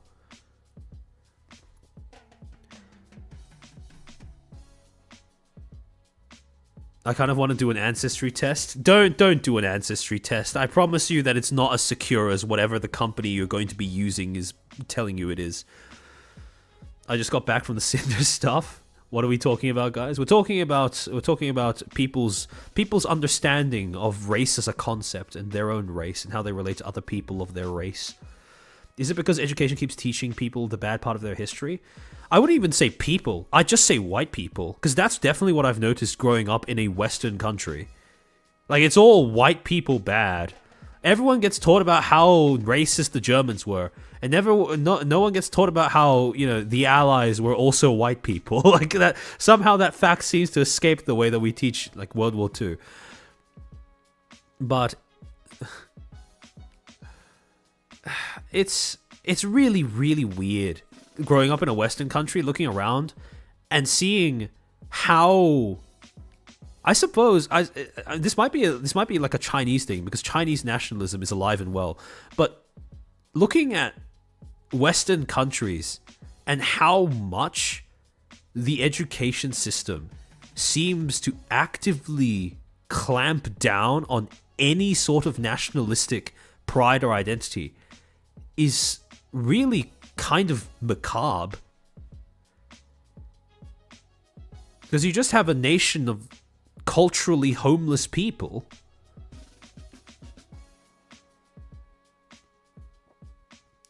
Nah, fam, it's the extremes in all cultures. Most Asian cultures either hate their own race or have insane supremacy over it. Maybe.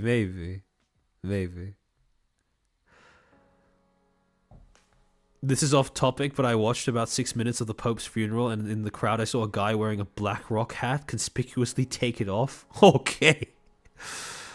It wouldn't surprise me if there was some sort of link there, to be honest, though. Reactants from the sins of the past century. Yeah, that could be it. That could be it. But also because of the fact that, you know, a population that is ashamed of itself will be less likely to insist upon its own rights, right? The more controlling a government seeks to be, the more it is going to teach its people to be ashamed of its own history.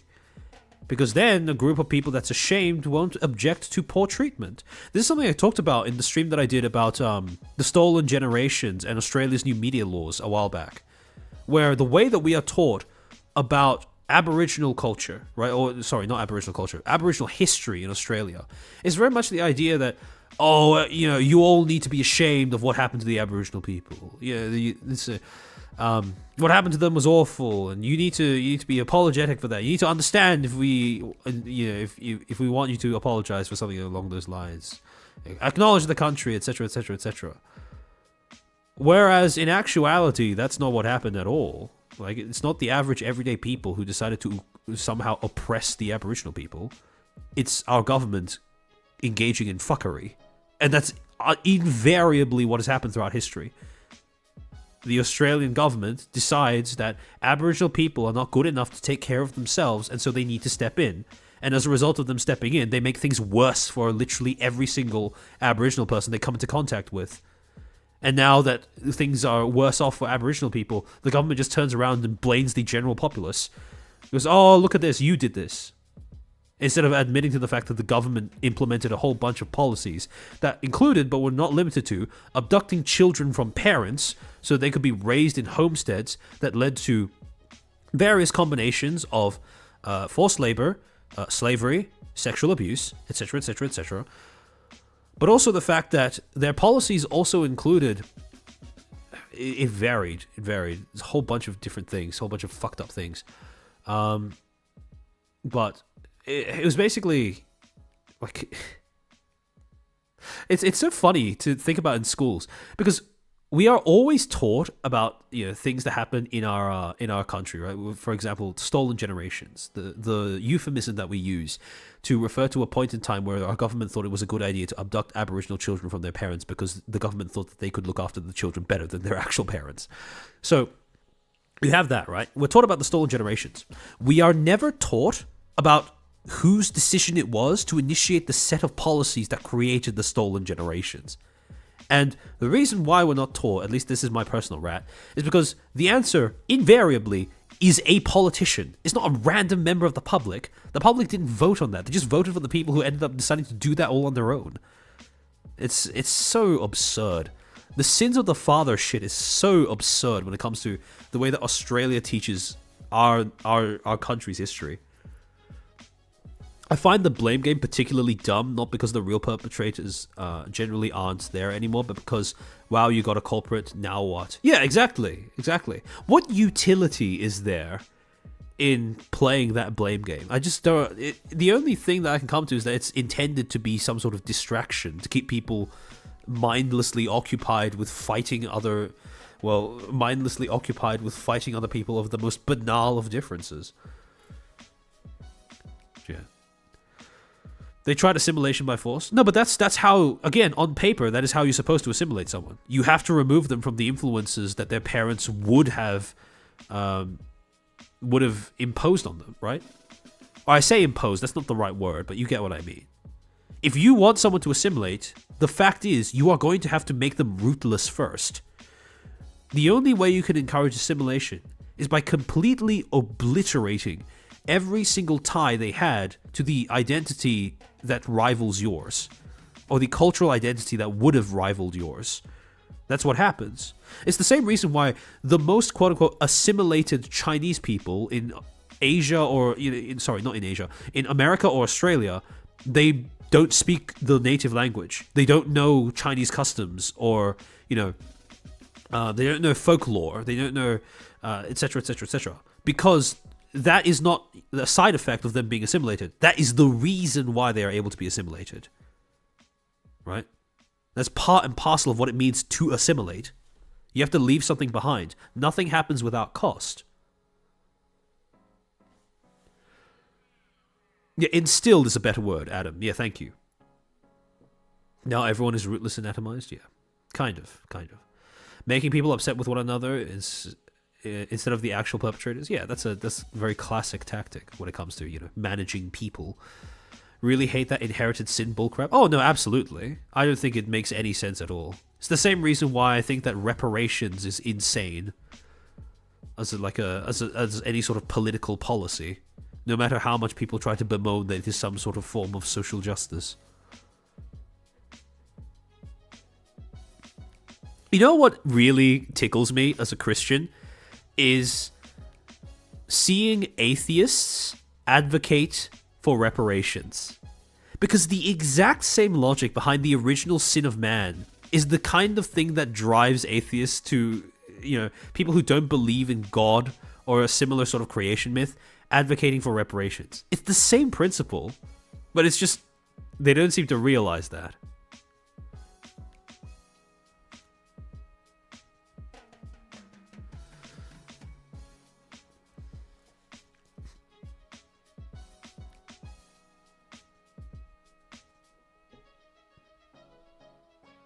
AKA, we blame the group instead of the individual that caused it. Yeah. Because blaming groups it's easy, right? Groups are a bigger target. It's very fat, so it's really hard to miss. So it's a lot easier to make that argument, say that someone is guilty of something because of the group that they belong to, rather than looking at each individual according to their own actions. Yeah, it's the secular version of original sin. Yeah. Basically. As a non-religious person myself, I hard agree. Yeah.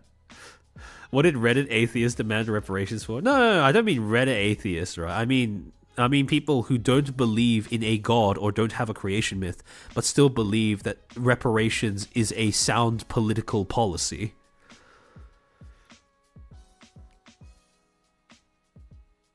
I'm not religious, but I've dissociated myself from atheists. I think everyone has. I think most people do, even without a religion.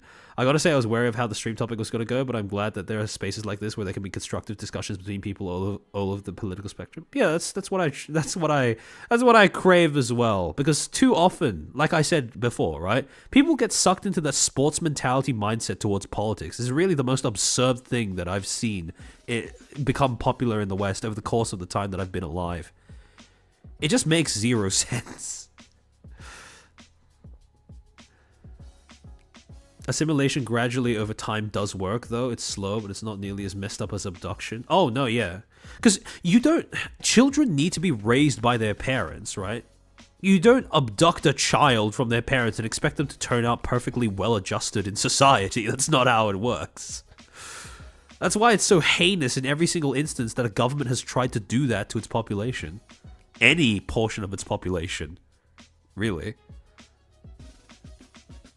The only children I would make an exception for are children in households where they suffer abuse. But even then, they are going to be better once they leave, most cases than not, more cases than not. But they are still going to be fucked up because of the fact that they leave. Like, that's an unavoidable fact. It's like pushing an arrow through the other side. There is no scenario in which you don't hurt yourself at all. You just need to pick the lesser of two evils. As an atheist, I find myself surprisingly pro-religion these days. That's because religion provides foundations for morality. Religion is what stops all discussions around what is right and what is wrong from just being because I say so and because I feel that way. Because if you remove religion, how do people impose what is right or wrong?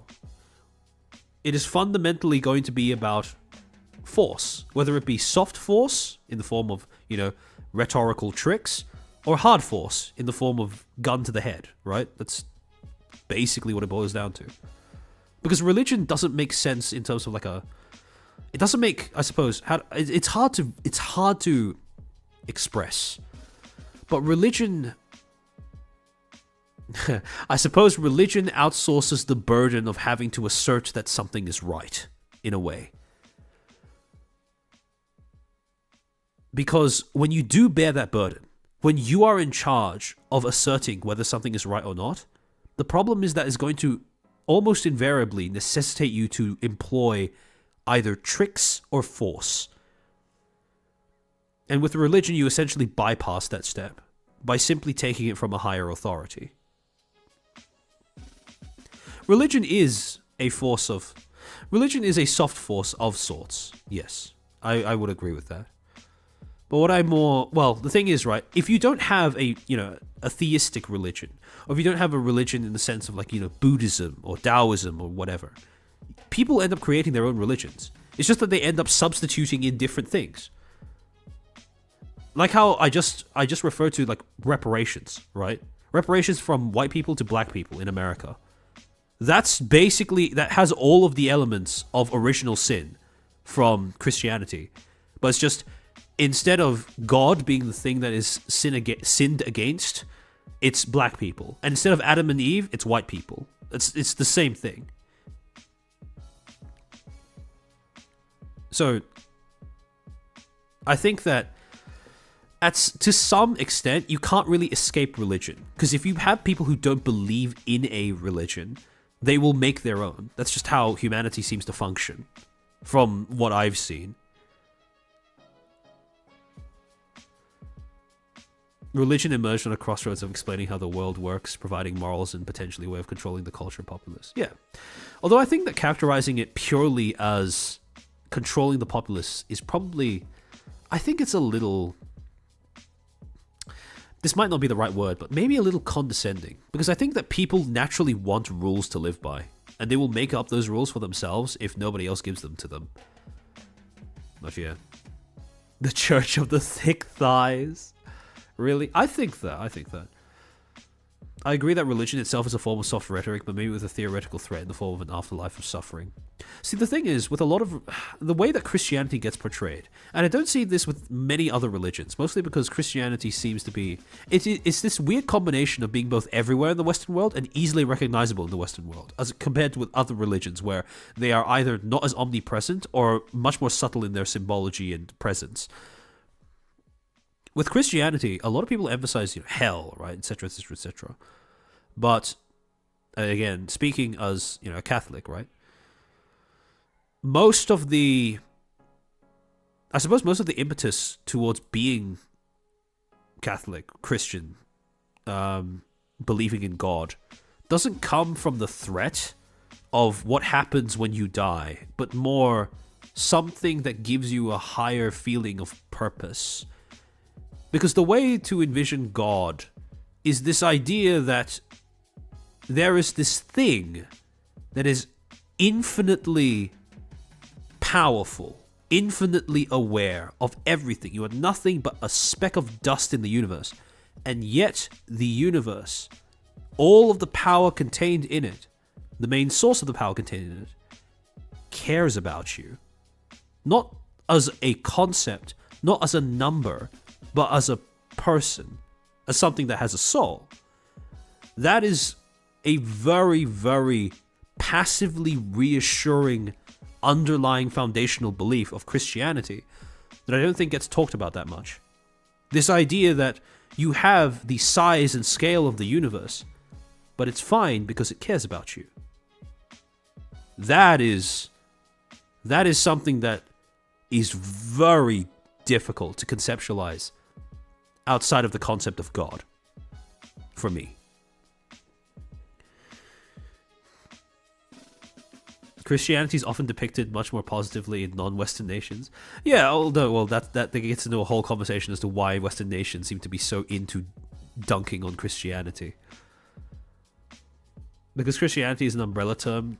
In reality, we have multiple religions that under a single name. Yeah, that's true. I just take Christianity's principles instead of the whole thing. That's fair enough. As a Christian but not a Catholic, a lot of religions about community as well. Oh, no, absolutely, yeah. That's a concept for all religions in the same vein, to be honest. Christianity, Islam, Judaism, even Hinduism and Buddhism to an extent. Yeah. I don't mean to imply that it's exclusive to Christianity, right? But it is undeniably a part of being Christian, being Catholic, that I don't see a lot of other when you see people talk about Christianity, it's always like, Lamau, look at this funny, silly belief system. Look at how repressive it is, etc., etc. I mean, yeah, it can be all of those things, but there's other aspects of it as well that I don't think get discussed that much. That made God the Yagoo of Christianity.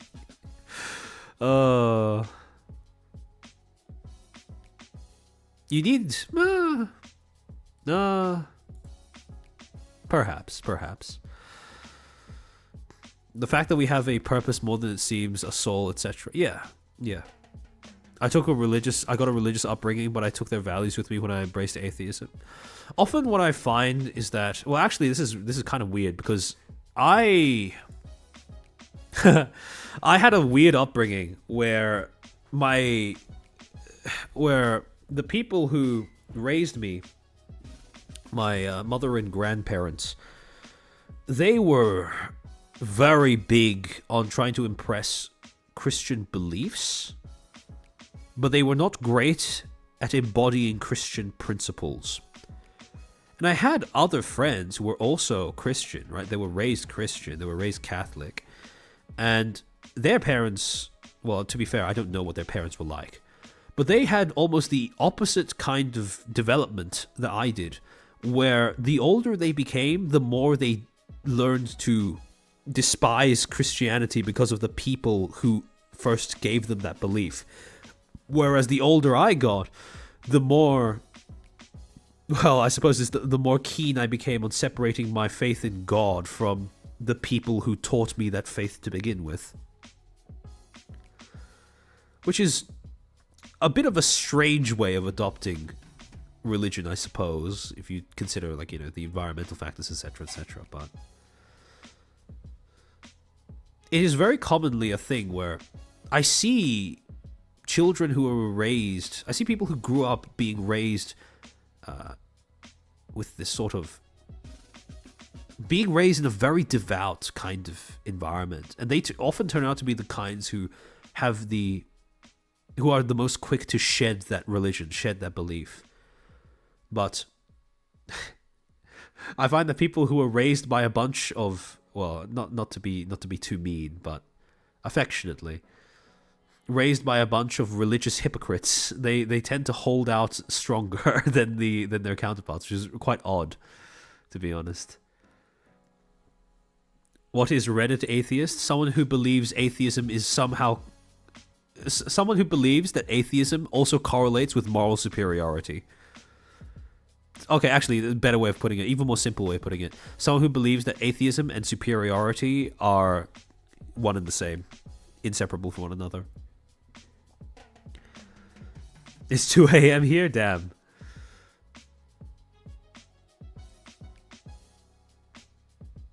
Oh, I'm not in the UK. I'm in Australia. I was raised Christian, but I didn't like going to church. I hated religion during the YouTube atheist days. I was a Reddit atheist too. I mean, I'm sure everyone has a Reddit atheist phase, right? When talking about religion, it always assumes that all writings are to be followed, but it's not. I do actually pick parts which resonate with me and discard that which does not. I don't think faith and blind obedience are the same thing. So I think that's the normal version of going about things, right? Because if you want to have a faith, you need, even the parts that you don't agree with, you need to find some way of, like, dealing with them, essentially. Because you can't just outright ignore them. I don't think that it's possible to simply pretend they don't exist, right? At some point, you need to acknowledge it and make a decision as to what to do with it, but yeah. When I learned how easy it is to twist religious beliefs, I'm very grateful for my parents for raising me in a morally consistent way. Yeah. The thing about Christianity is that it is, like many other religions, very vulnerable to abuse. Where, all too often, you see Christianity being used as a justification for things like trying to lord moral superiority over other people. Being used as a cloak for savior complexes or hero complexes. Being used as a sort of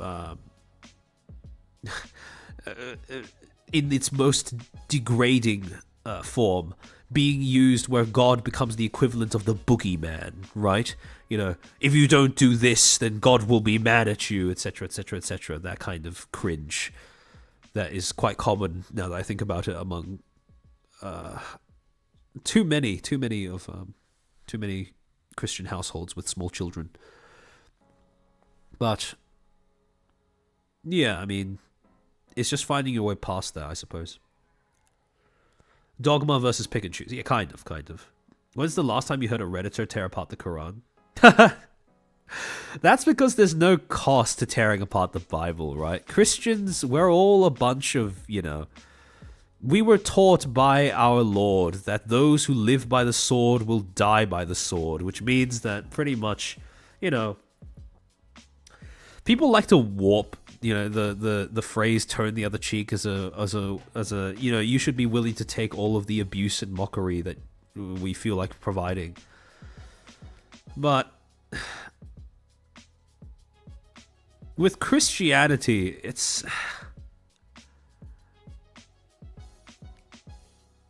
we don't have a lot of ways of trying to enforce our belief by force. And so the cost of mocking us is much lower than it is for other religions.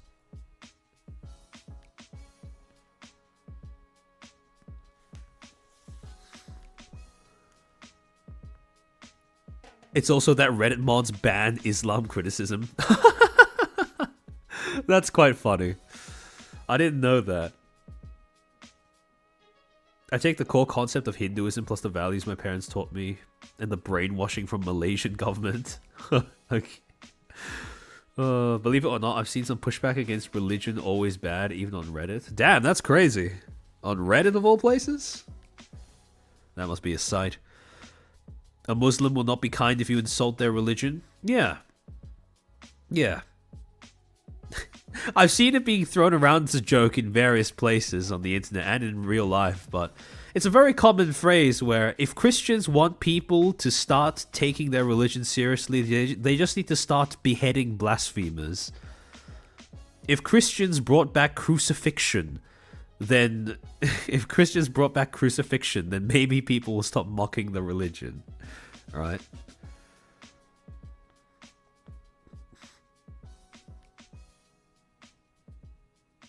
Don't talk about Asia. Yes.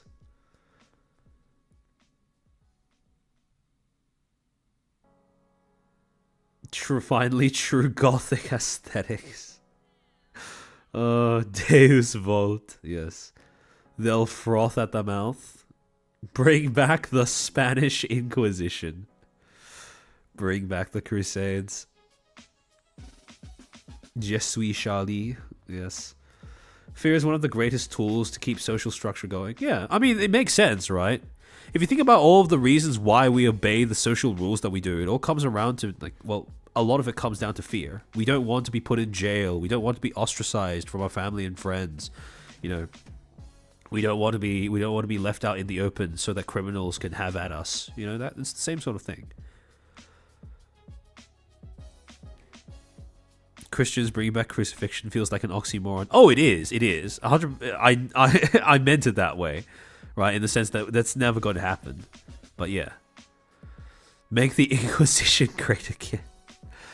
Do you think PaxTube is an extremist religious channel? I haven't seen PaxTube. As a child, I wanted to be a crusader. If anybody is asking, jihad is Islam version of crusade values. Yeah, pretty much.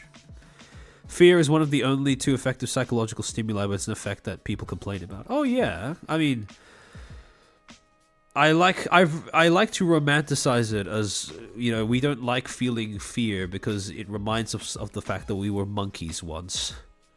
People, because we are human, we like to believe that we've conquered fear, right? That we are above it in some way.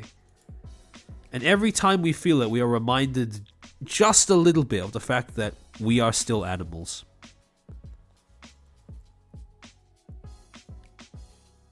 I need to head to sleep, no problem. Thanks for sticking around for as long as you have, Privacy Invader. Crusaders look cool as hell. Oh yeah, no, absolutely. They had drip.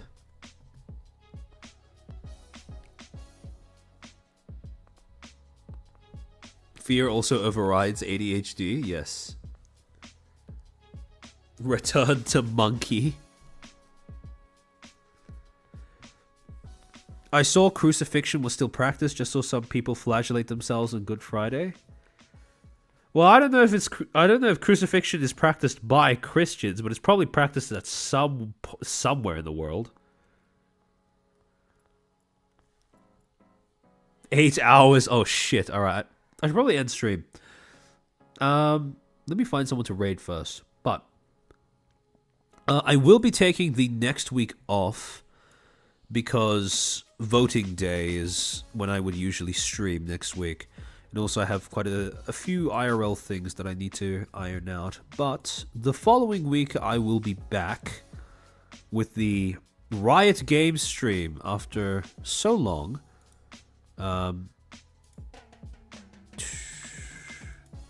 Hopefully nothing falls apart too prominently. Maybe I have a gorilla stream if things fall apart too badly.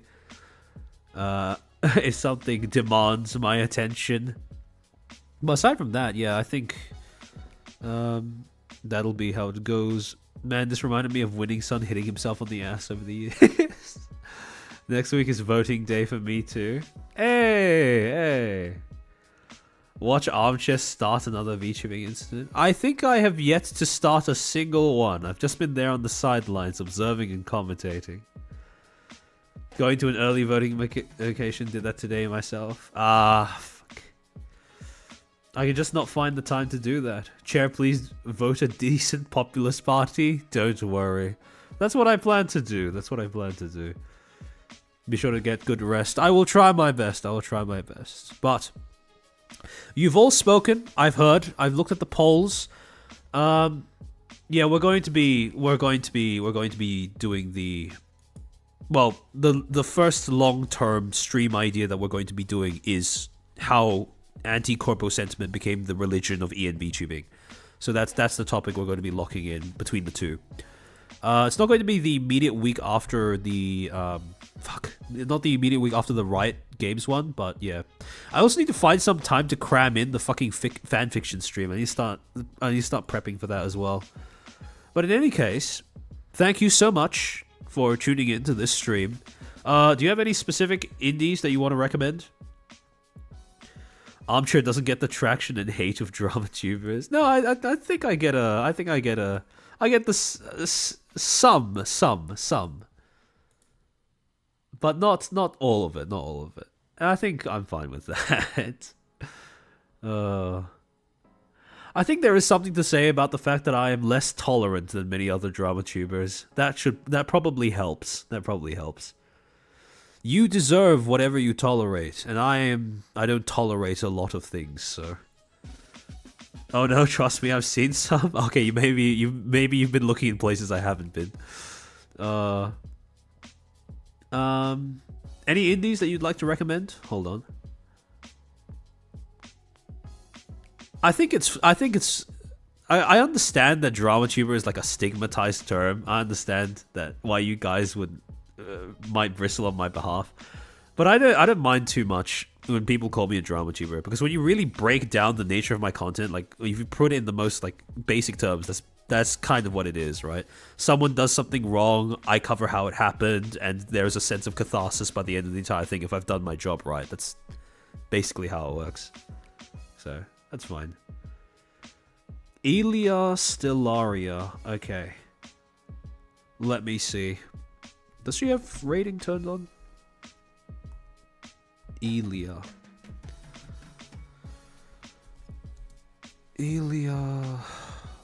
Oh, okay. She does have raids turned on. Best to call a spade a spade. Yeah. It saves me energy and time so that I don't have to fight with people over whether I'm a drama tuber or not. If it describes my content in the most basic terms, I think drama tuber is an accurate enough descriptor for me to not need to be bothered fighting it. I don't argue with them for your sake, I argue with them to see their reasoning, which is usually not good. I'll take your word for it. Drama tuber equals anyone who discusses the state of the VTubing industry. It does feel like that sometimes, yeah, it does feel like that. Alright, I'm going to be sending you guys off to Illyria's stream. Behave in her chat. Thank you for tuning in. If you're watching the VOD, like, comment, subscribe, do all of those things. It's good for the algorithm, yada yada yada. All of those things. I will be putting timestamps underneath the VOD at some point over the next few hours. I'll be uploading the slides to Patreon at the same time.